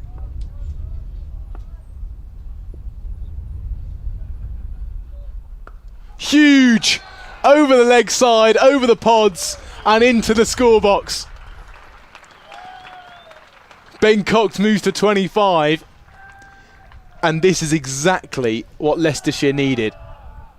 De Swart gets to 100, and Cox hits it over the rope for 6. Now we're going to see the shift in gears from Ben Cox, I think. He's seen his partner get to 3 figures, and now it's time for him to get his head down. I think it's also a moment for De Swart. He's got to 3 figures. He's had his moment. Now he's going to look to kick on. The shackles are going to be broken loose by the pair of them. They need to be at this stage. Pushing up to long off. They're going to settle for that simple single to end the over. 11 runs from it. Charlie Barnard, the change was not successful in the end. Arif Shetty is going to continue from the pavilion end. I just think that was a really interesting call. I think Lancashire had an opportunity to try and close out the game. The only thing is, I think they know deep down this game could go down to the wire, so they're saving the pacers so they don't have to use the likes of, well, they just won't want to use spin in the latter stages, will they? I think Marcus Harris has just gone off again, I imagine, for George Bell. But Arif Shetty looking to close out his spell. It's been expensive, 1 for 71 from his 9. And Cox will be eyeing up this over. Can they take it for 15 plus? That's the question we've been asking for so many overs. We saw a glimpse of Ben Cox just releasing himself a bit with that big heave over the score box. This is surely the over for him to make a statement. This is the over. Clubbed through extra cover. Splits the gap. Cox finds 4 on the over that we seem to think it might happen. Well, there's the perfect start. Confident punch through the cover region. A couple more like that, Ben, and the Foxes are in business. Backs away, cuts again, straight to extra cover. They sneak through, direct hits really close, but it's not going to matter. He's worn that on the thigh. Ben Cox, 4 balls left in this over. Yeah, it was a skipper Balderson having a shy at the stumps. Be interesting to see how close that was. They did scamper through just in time. Mid-wicket goes back on the boundary. It's not going to bother De Swart. He hits a big one. 11 from the first 3 balls. And the equation is slowly changing. That's going to be his area to swat to Shetty for his final over. That big sweeping arc that the left-handers love towards mid-wicket. That's where you'll love it. Thump down the ground. Again he goes big. The swat gets to 3 figures. And since then, he's gone 6-6. We were asking for the big over, weren't we? 3 boundaries in 4 balls. This is the big over. Matty Hurst is running down the track. 17 from 4 balls.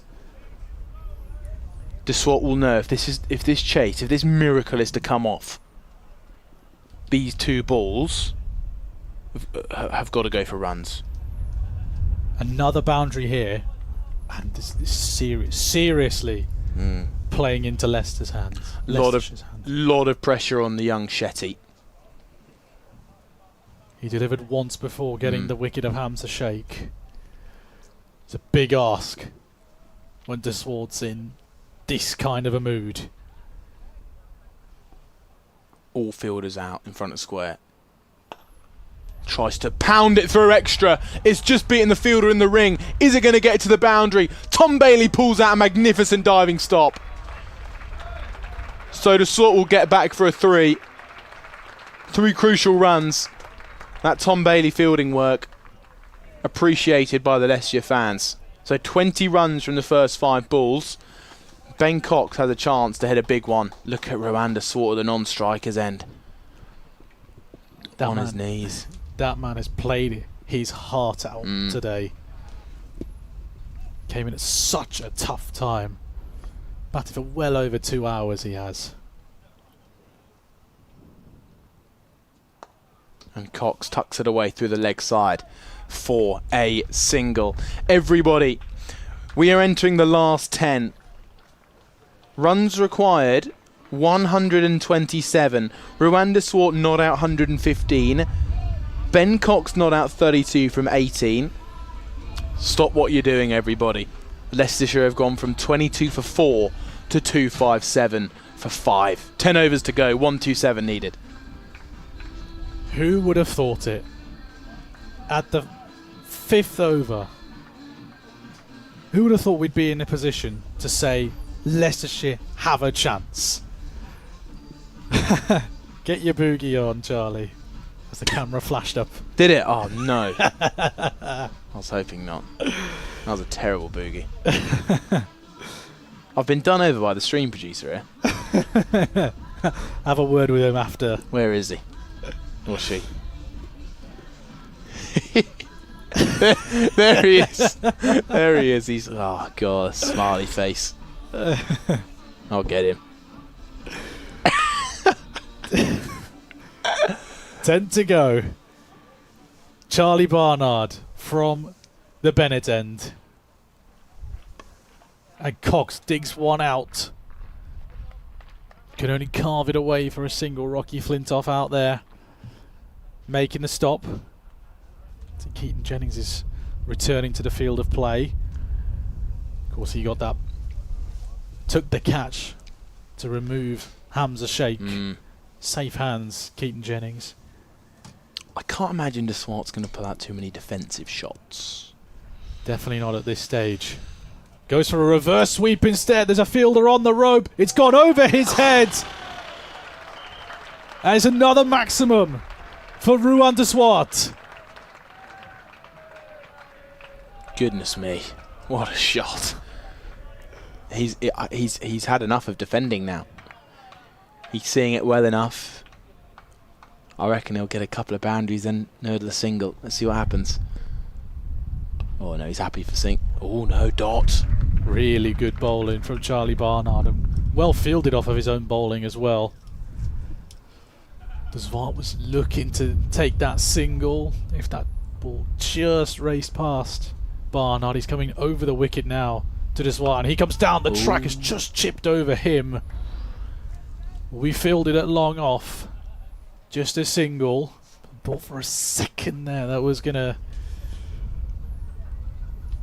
end up in the hands of Charlie Barnard.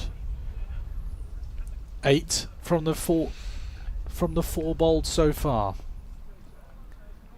Cox on strike. Full toss. Hasn't hit it cleanly though, Ben Cox, and it's caught on the bounce really nicely there by Arav Shetty. Had to time that jump perfectly, and he did. Last ball of the over. Desvard on strike. Surely it has to go big.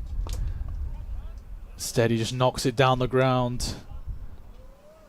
2 long on. Retains the strike. 10 off of that over.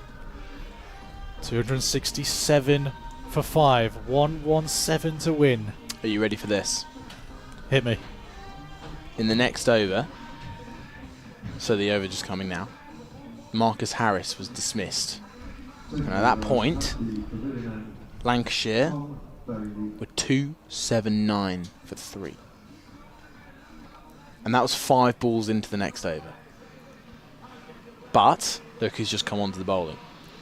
We were wondering when he was going to come on. And I think George Balderson has seen the carnage that these two can cause. And he's thought, let me bring my strike bowler on. Let me use my weapon to slow things down. Put a dent in this progress that Leicestershire are making. He's had a long spell away from the attack, Tom Bailey. Just trying to get back into a rhythm. Just doing a couple of throwdowns with Keaton Jennings. Now this is a big moment. Seeing out these 3 overs from Tom Bailey will do wonders for the Foxes. Well, there's 9 overs to go. And once he's bowled these 3, there's going to be 3 overs to go, which he's going to have to find from somewhere else. It's going to be a late spell for Mitch Stanley, I'm sure. Full toss. Oh, gosh. Clubbed away by Deswad. Caught on the bounce by Arav Shetty at deep mid-wicket. Didn't hit that cleanly. And I think Deswad was asking the square leg umpire about the height. That typical look that he's given the umpires all day. Drop of the shoulders. Leading his head. Exactly like what you're doing in the commentary box, Charlie. I felt for him.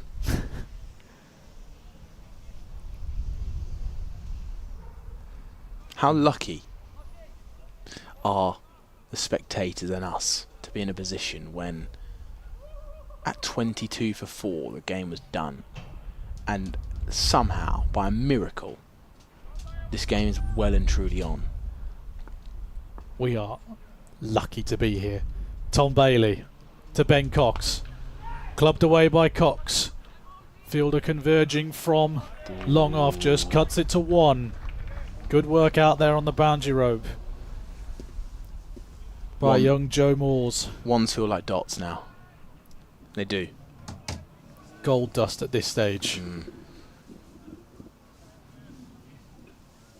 Anything that isn't a boundary will feel like gold. Deswad on strike. Wide outside off stump, and Deswad can only push it into the offside. Really good bowling from Tom Bailey. An exhibition in death bowling.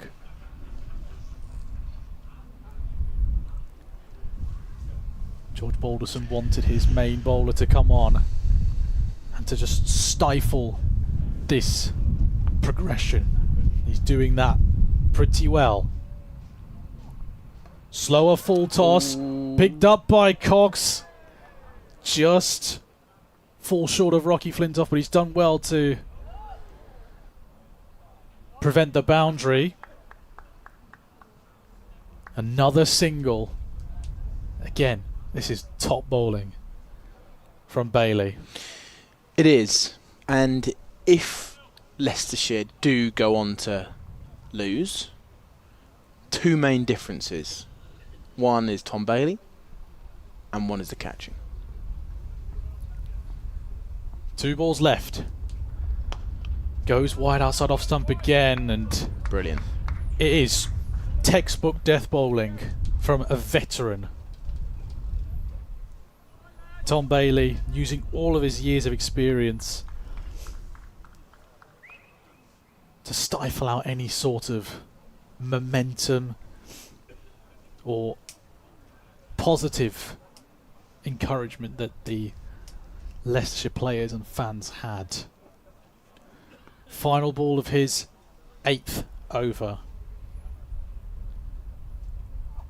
Cox comes down the wicket, didn't hit it cleanly, and that is a top-notch over from Tom Bailey. Just 6 singles conceded. 273 for 5. With 8 overs to go, 111 required. Well, Mitch Stanley went at over 6 for his 8 overs so far. George Balderson over 5.5 for his 7 overs. He's bowled well with that one maiden. Arif Shetty, 10 overs for 92. So over 9 runs and over. And Charlie Barnard with 1 over left in his spell. Which you feel like if it does go all the way, Charlie Barnard might at this rate have to... Oh no, he's bowling now. Don't forget about what I'm saying. He's going over 7s. Tom Bailey under 3. Cox goes for a big swing out to the leg side. There's a fielder there, but he can watch it fly over his head. It's flown over the pods as well. Ben Cox with a big swing on the first ball of the Barnard over. Do you remember what we said about Arif Shetty's last over? We said it was going to be big. I wonder if they're targeting now final over of Charlie Barnard. 0 for 73 from 9.1. I do worry for his figures at the end of this over, unless he can take a wicket. If he takes a wicket, game over. Yeah, game over, and the numbers on the other side of the wickets column don't matter, because that wicket will mean way more than the runs he's conceded. Are you not seeing like a Rwanda Sword double 100 not out with the tail? Is that not possible? Of course, anything's possible. Can you imagine? Cox goes for the reverse sweep. Hasn't timed this well. Balderson backtracking. Takes the catch. And we were saying, can Charlie Barnard get the wicket? He has done. And his cameo from Ben Cox comes to an end. 43 off 25. And all of a sudden, the mood has dropped. The sword is still there, but all rests on his shoulders to guide the Foxes home. 279 for 6. Well, hats off to Charlie Barnard. That is not only a huge wicket, but it's at a huge time. He was going to be put under pressure. He was going to be attacked. There wasn't going to be a huge amount he could do to avoid the onslaught coming from Ben Cox, but he took the wicket. Maybe a little bit of pace off in the air, but what a massive wicket that is for Charlie Barnard. And at his stage in his career, that is a really big scalp. First wicket of the day. And a man who earlier I said was underrated with the bat, we're now going to see. He's coming in at number 8 for Leicestershire, and he's got to bat alongside Rwanda Swad, who already looks tired. He's got a lot of work to do. 105 to win, from 46 balls. He has a lot on his shoulders, does the South African. We've said it so many times. It is his final game for the Foxes this year. He's going out with a bang, that's for sure. Both with bat and ball. But from this point onwards, Tom Scriven, his task is just to get to Swart on strike, I think. Scriven can hit a ball. He has done that before. He's got one List A50 in his career. Has 379 runs to his name as well. He can knock the ball about. But the task now for him is to make sure his strike partner gets up the other end. Good sweep shot first up from Scriven, and it's been parried over the rope for 4. Ruin de Zwart punches the air in celebration. That's big from Tom Scriven. This is a go big or go home over. And I think that's where the fist bump has come from. I reckon he's gone to Tom Scriven and he said, look, we have to go big this over if we're going to win. Had to wait on that one. Gets it past extra cover. Rocky Flintoff coming over to limit it to just one. But the key thing is, de Zwart's on strike for these final 2 balls. It's a big hit from Tom Scriven to get that boundary. Probably could have asked a little bit better of Joe Moores out there. But all eyes on Ruin de Zwart. Comes down the track, meets it! Is this going to clear the rope? I don't think so! It's taken! Long On was coming round to make the grab. And it's Mitch Stanley who brings to an end a superb knock from Ruin de Zwart. He is trudging off the pitch, distraught with himself. But Charlie Barnard, fair play to that young man to get the 2 big scalps of Ben Cox and Ruin de Zwart in the same over. He has ended the game. Well, Leicestershire fans stand up and applaud their man, who's walking off now. He can walk off with his head held high. 126 from 116 balls. A brilliant balance of 6 hitting and also intent with the singles. He ran 2s and 3s all day, didn't he, after a really good stint with the ball as well. But as you say, just to bring our thoughts back with the bowler, Charlie Barnard, who we probably would have predicted that he would come under huge pressure. Huge boundary scoring intent from the 2 batters, and as you say, he's dismissed the 2 main men and he's finished it. Or has he? Now, H.S. Patel has rocked up to the crease. He has a high score of 45 in List A cricket. Got 22 not out, finished the job at Kibworth against Gloucestershire. He is also handy with the bat, so it might not be over just yet, but the last ball of Barnard's spell is tucked away by Patel for a single.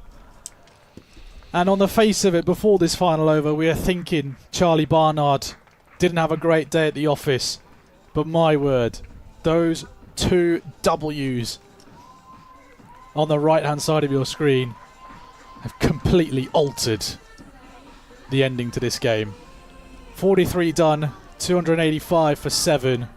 Barnard finishes with figures of 2 for 79. But those 2, the biggest 2 of the lot. Well, it's a bit of a shame because people will look back on the scorecard of Charlie Barnard's 10 overs, 2 for 79, and they'll think, oh, that was a bit expensive. But it wasn't about that, was it? I mean, everyone who was here to watch it and everyone who knows the story will understand just how crucial those 2 wickets are in Lancashire going on to be in a position to win the game.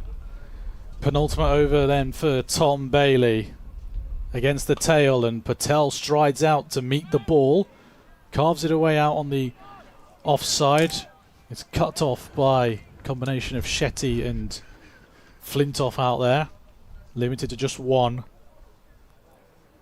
And now I think Lancashire are looking to kill it off completely now. Get these final 3 wickets back in the hut and get their first victory of the season.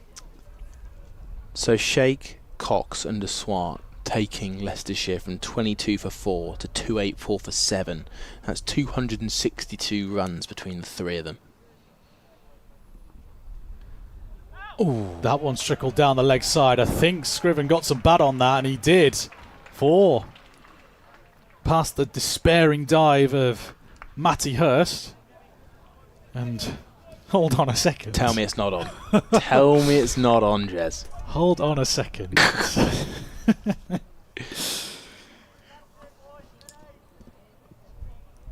It's still ever so slightly on.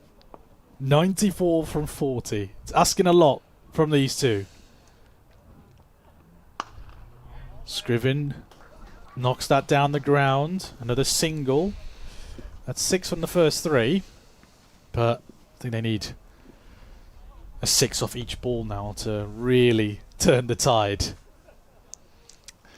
At 22 for 4, Lancashire thought they were going to have the afternoon off. They thought they were going to take a massive boost in their net run rate. But as you said at the time, Leicestershire, they would really save their net run rate here today. Slower ball. Patel slices at it. We'll just squirm away for 1 towards deep backward point. I think the main thing today from Leicestershire is the fight back. To make this mammoth chase look even possible is outstanding. From the dire situation they were in, I think the players can have or hold their heads high. That one drifting down the leg side, met with a few jeers from the Leicestershire fans still here.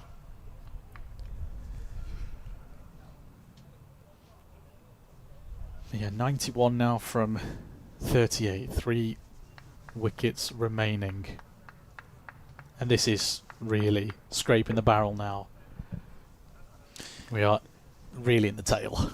A comment on YouTube from Naman Gupta. I think the game is on. Is that a Leicestershire fan then? Slower ball. Turn around the corner by Scriven. It's going to be a chase on. Oh, misfield. A misfield. At deep square leg. It's Arav Shetty with the misfield. There's another 4. Is the game on? Craig Hampson. 99 off 42. Doable. It certainly is. And 87 off 37 definitely is doable as well. Goodness me, everybody. Last ball of the over from Tom Bailey. It's gone for 12 so far. And Scriven makes it 16 with a lovely scoop ramp. Brilliant shot from Scriven. I said he was handy with the bat. And they've just pulled out 16 from the Tom Bailey over. 300 comes up for Leicestershire. With 6 overs to go, 83 required.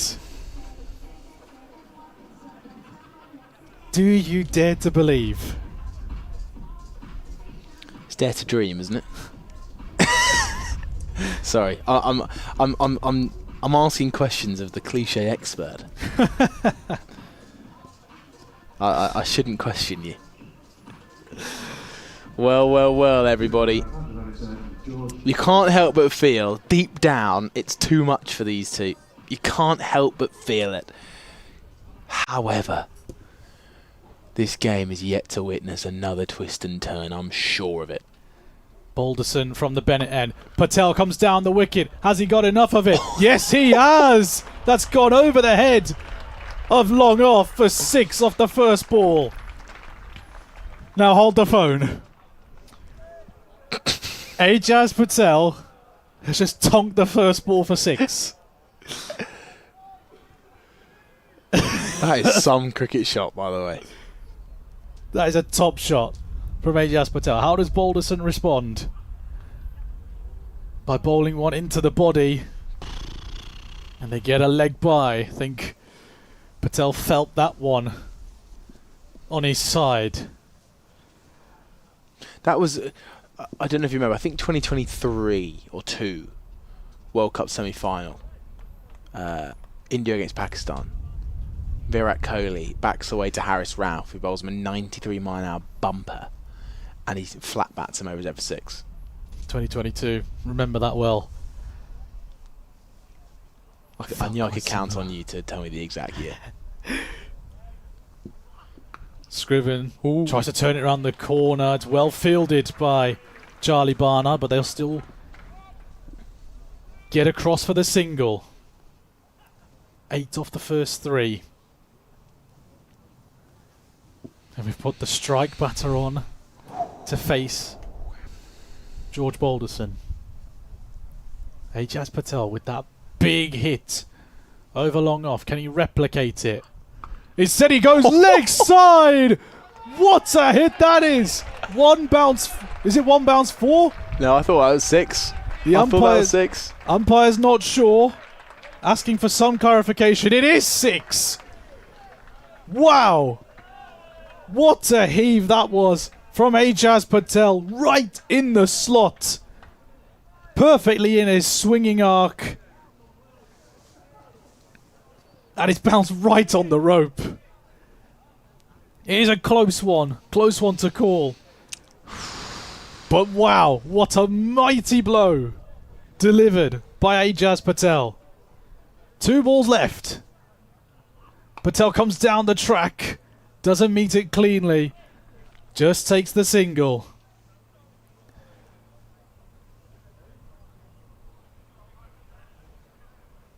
The players they're tempting everyone in, aren't they?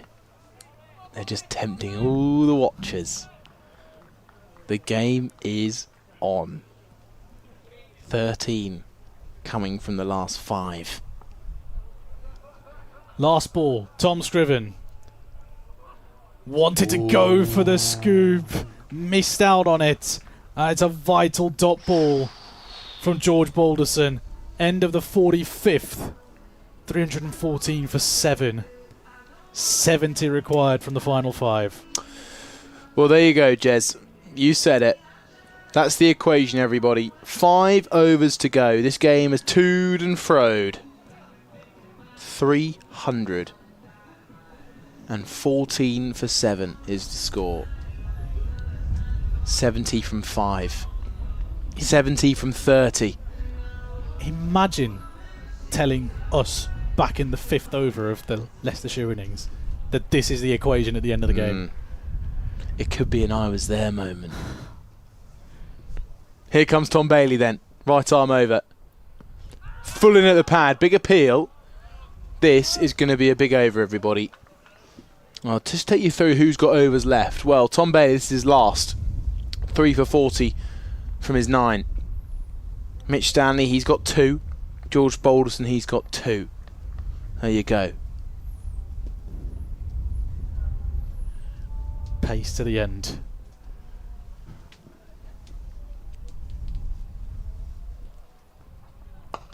Backs away, clubs it down the ground. Tom Bailey, a thrash of the ground. And he prevented a couple of runs, but he would have been a little bit frustrated that he didn't keep another dot. Now Tom Scriven on strike, 19 from 8. Ajaz Patel, 15 from 9. Remember those 2 cameos at the end of the Lancashire innings? Of course. The problem is that was number 5 and 6. This is arguably more impressive. Down the track comes Scriven, pulls it away out towards mid-wicket. Who runs in? It's Rocky Flintoff.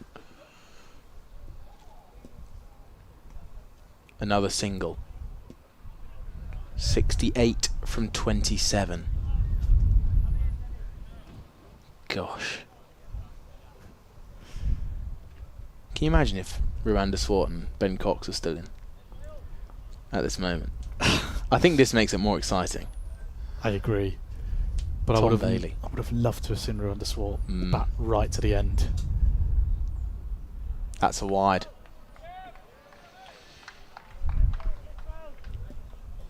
Still 3 balls left. But how impressive has Tom Bailey been? Let's just take a moment. 9.3 overs, 3 for 43. And it was his first 3 overs, wasn't he? Two wickets in the second over, going for just 1 run. Had figures of 3 for 3 after 3 overs. Full and wide. Hit over extra cover. Joe Moore, is coming round from long on, so it'll just be 2 runs. Joe Moore's, of course, playing one of those key roles at the end of the Lancashire innings with his 41 not out from 15. And boy, oh boy, would Leicestershire love that on their side now. Tom Scriven's trying to do it. Ajaz Patel's trying to do it. 2 balls left in this Tom Bailey magnificent spell. What can happen? Is that a wide? Umpire's given it. As soon as he bowled it, Tom Bailey, he didn't want to look at the umpire because I think he knew. Second wide of his over. And a boundary now. A boundary now, Jez. How the excitement would build in here if they were to get a boundary. Slower, wide ball. Carved away through backward a point. Just a single. With 1 ball left, not a boundary found. 7 runs from this over so far. Need a big hit. A big one. A big one. You're asking for a 6 to Tom Bailey. Jez, that's a big ask. It's a big ask. Hit it towards us, Tom. Tom mistimes it. Towed out towards mid-on. And I wonder if that's a match-winning over. I wonder. Or a match-winning spell. That's 10 overs done for Tom Bailey. 3 for 48.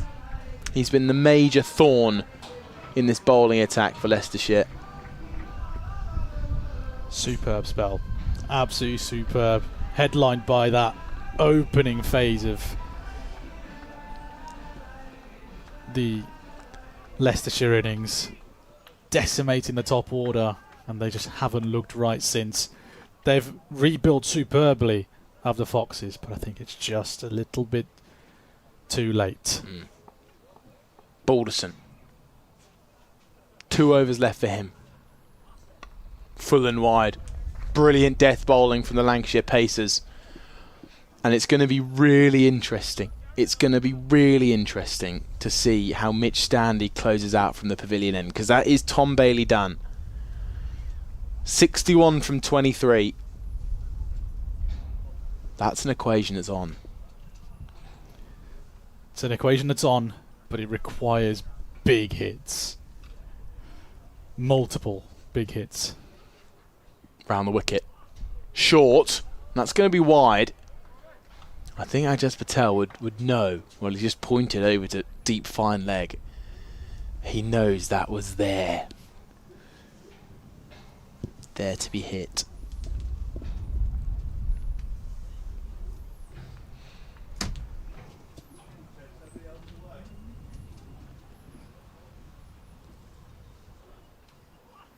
Again into the body.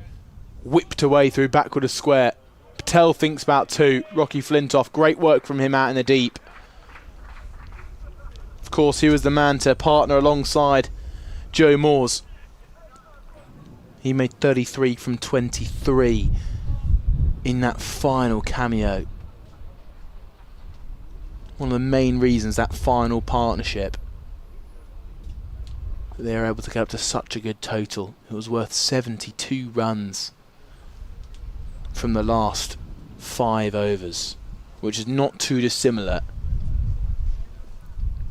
to the equation that was required from Leicestershire for the last 5 overs.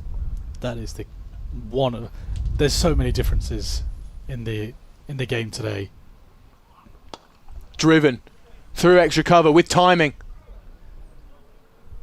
but it's Mitch Stanley out there who runs round. A 2 feels minimum. Yeah, It feels absolute minimum now for Lancashire. Have to get 2s at least on every ball, but 2s aren't going to be enough though. Need boundaries. Need these 3 to clear the fence. That's going to be wide.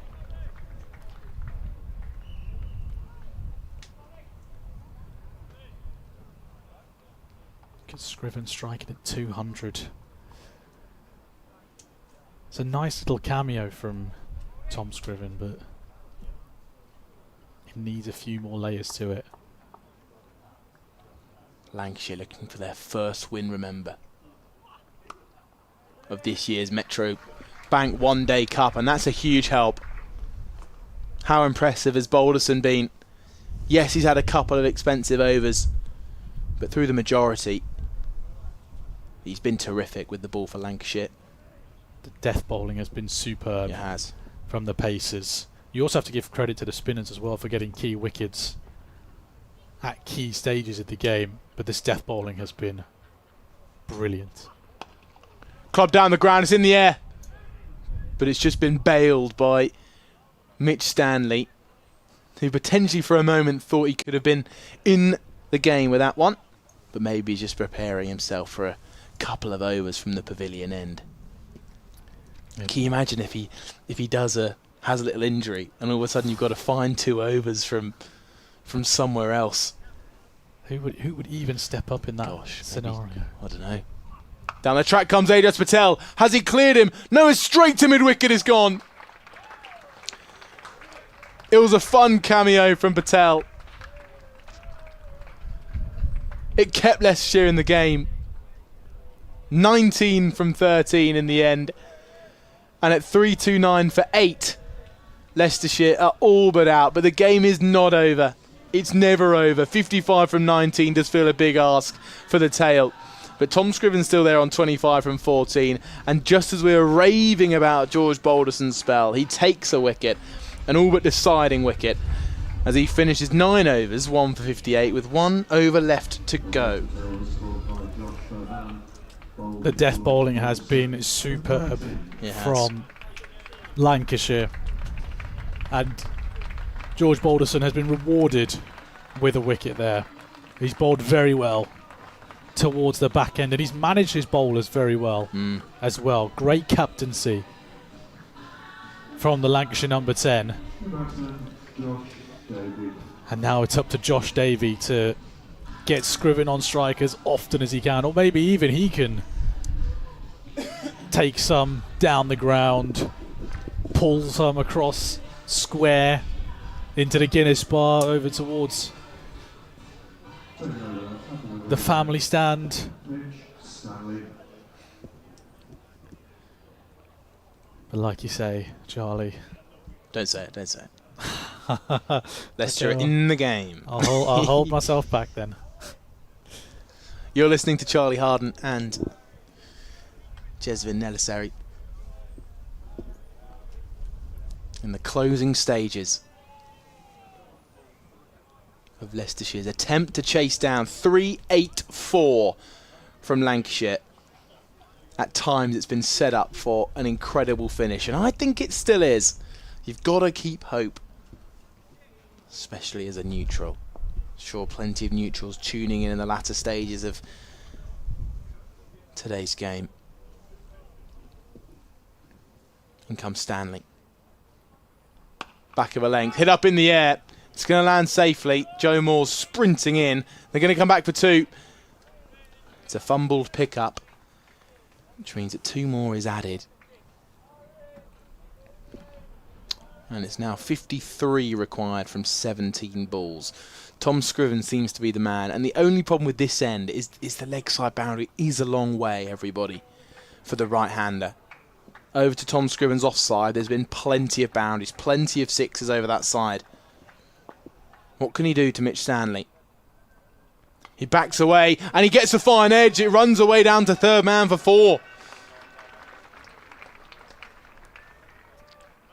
You just do not know, do you? Under 50 runs required. I'm still really struggling to say that word. Required. There you go. I've just got to focus on it. Marcus Harris, he's moving a bit gingerly after taking a bit of a battering on the shoulder, trying to take a catch over his head from Hamza Sheikh, who was dismissed for 91 earlier today. Stanley, slow delivery, back of a length, clubbed out towards Joe Moores. Again a fumble. They're going to run on the second. They do. Good running from 2 very, very tired bowlers who are now having to put the work in with the bat. A thrash of the thigh pad with the fist from Tom Scriven.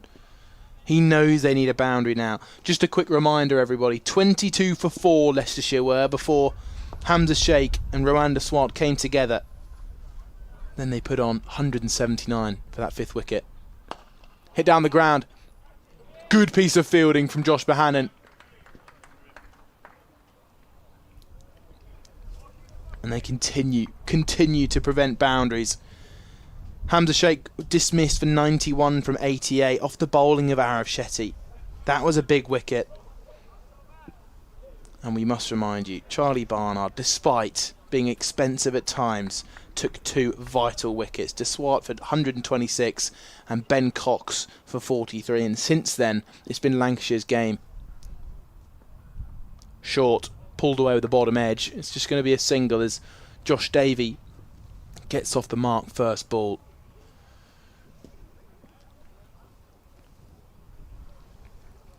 And well, Gotta slog this, Tom Scriven. Or do you try and retain the strike going into the next over? I think Tom Scriven needs to be on strike next over for as many balls as possible because of that short leg side boundary against George Balderson. It's their last chance. Short, pulled away. It's good timing, but it's hit Joe Moores, who's fumbled a couple, you've got to say, and would have been nervous as the ball approached.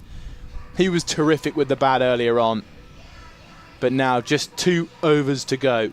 22 required from each. Big ask for the tail. But what a terrific day it's been, Jez. Absolutely. We have seen some massive shots today from both sides. But we have also seen some really, really good bowling. Really tight bowling, especially from the Lancashire bowlers. And that opening spell was some of the finest opening spell bowling I think I've seen in one-day cricket.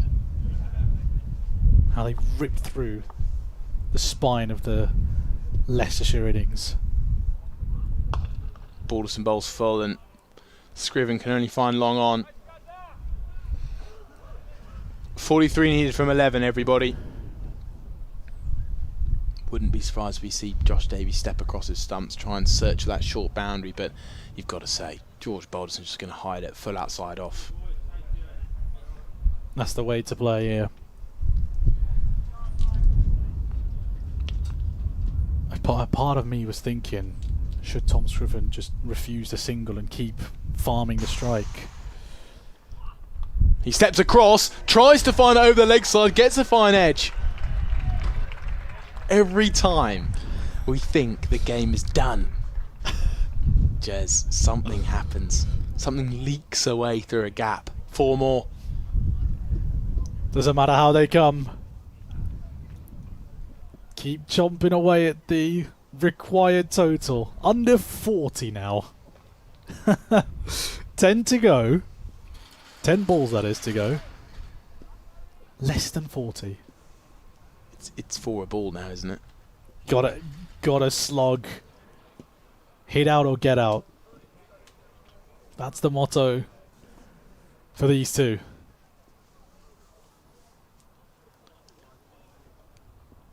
Steps across again, clubs it into a gap. It's in the middle of a huge gap.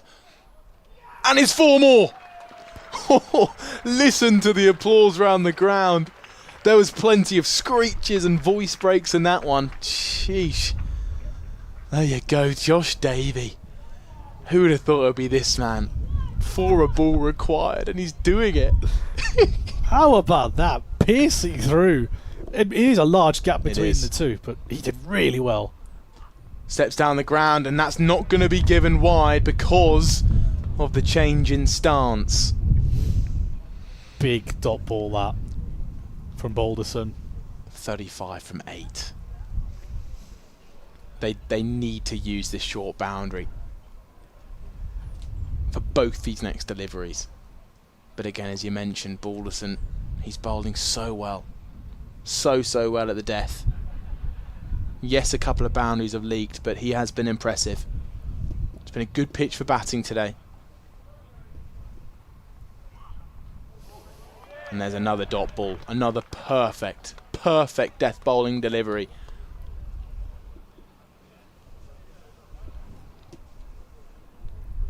Josh Davey left without a card to play.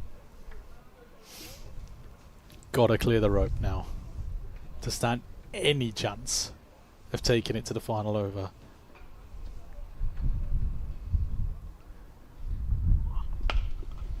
Club down the ground. Is that in the gap? It is. Better timing than the last one through there.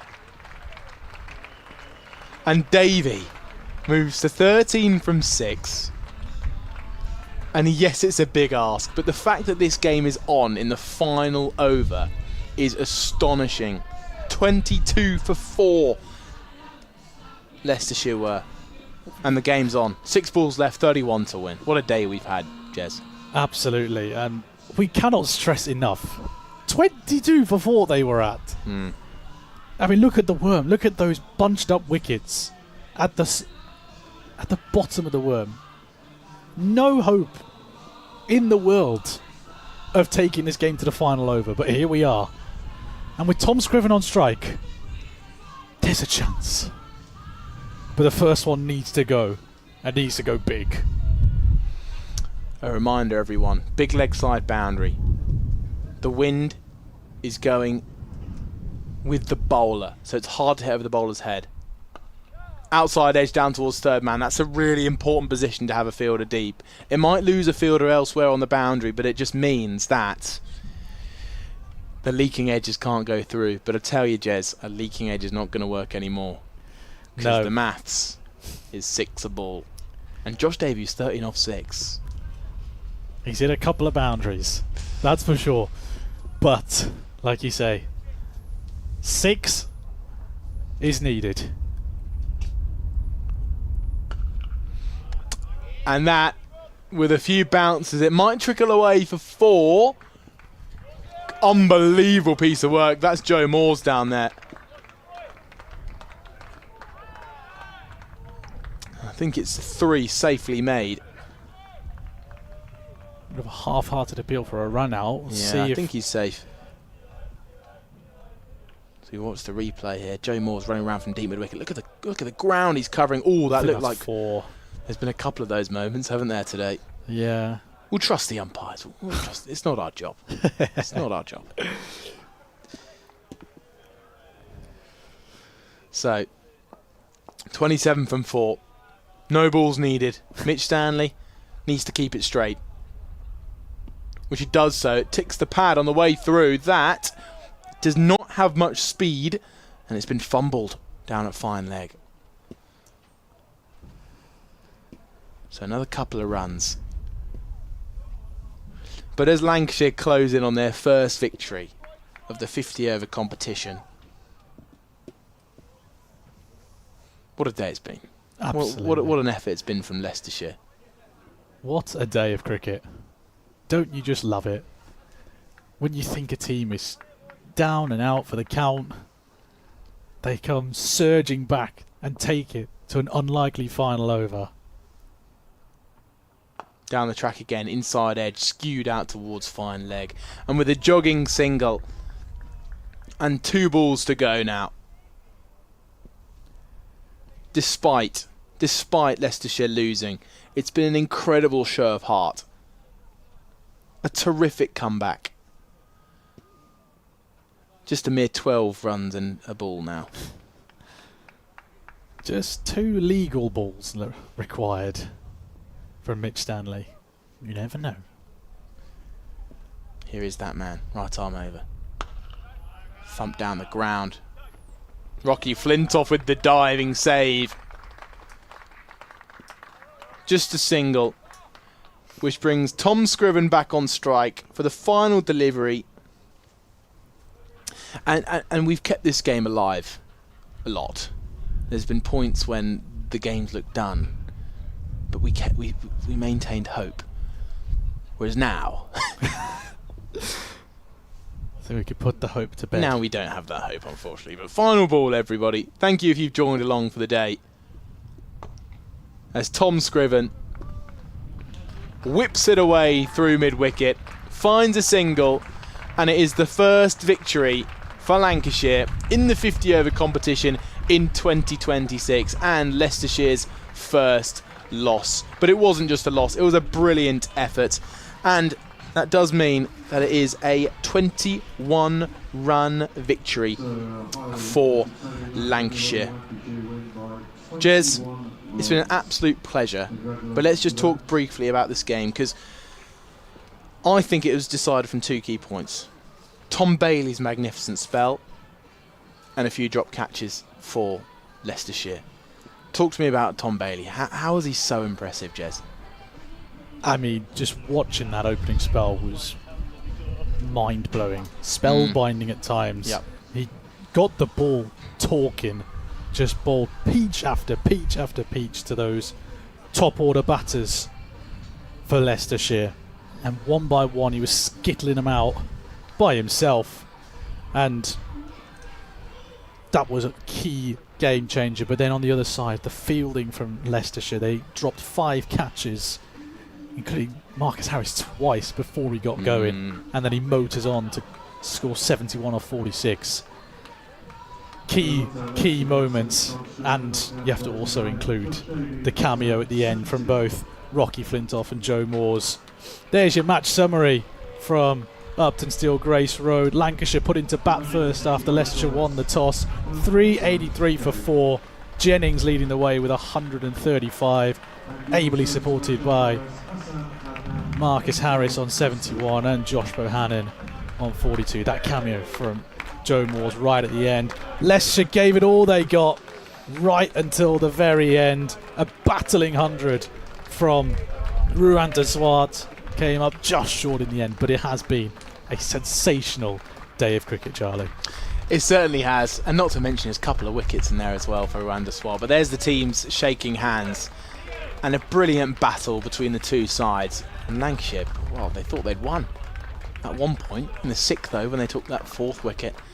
22 for 4 they were then. But we thank you very much, everyone who's joined in on the live stream, everyone who's commented today. We've had a thoroughly enjoyable day today. Thank you, Jezvin. It's been a pleasure to be alongside you. Jezvin Neliseri. I've been Charlie Harden. Thank you very much for your time, everybody. We hope you've enjoyed another terrific day of cricket. Lancashire get their first win and a first loss for Leicestershire, but the league's not done, is it? Plenty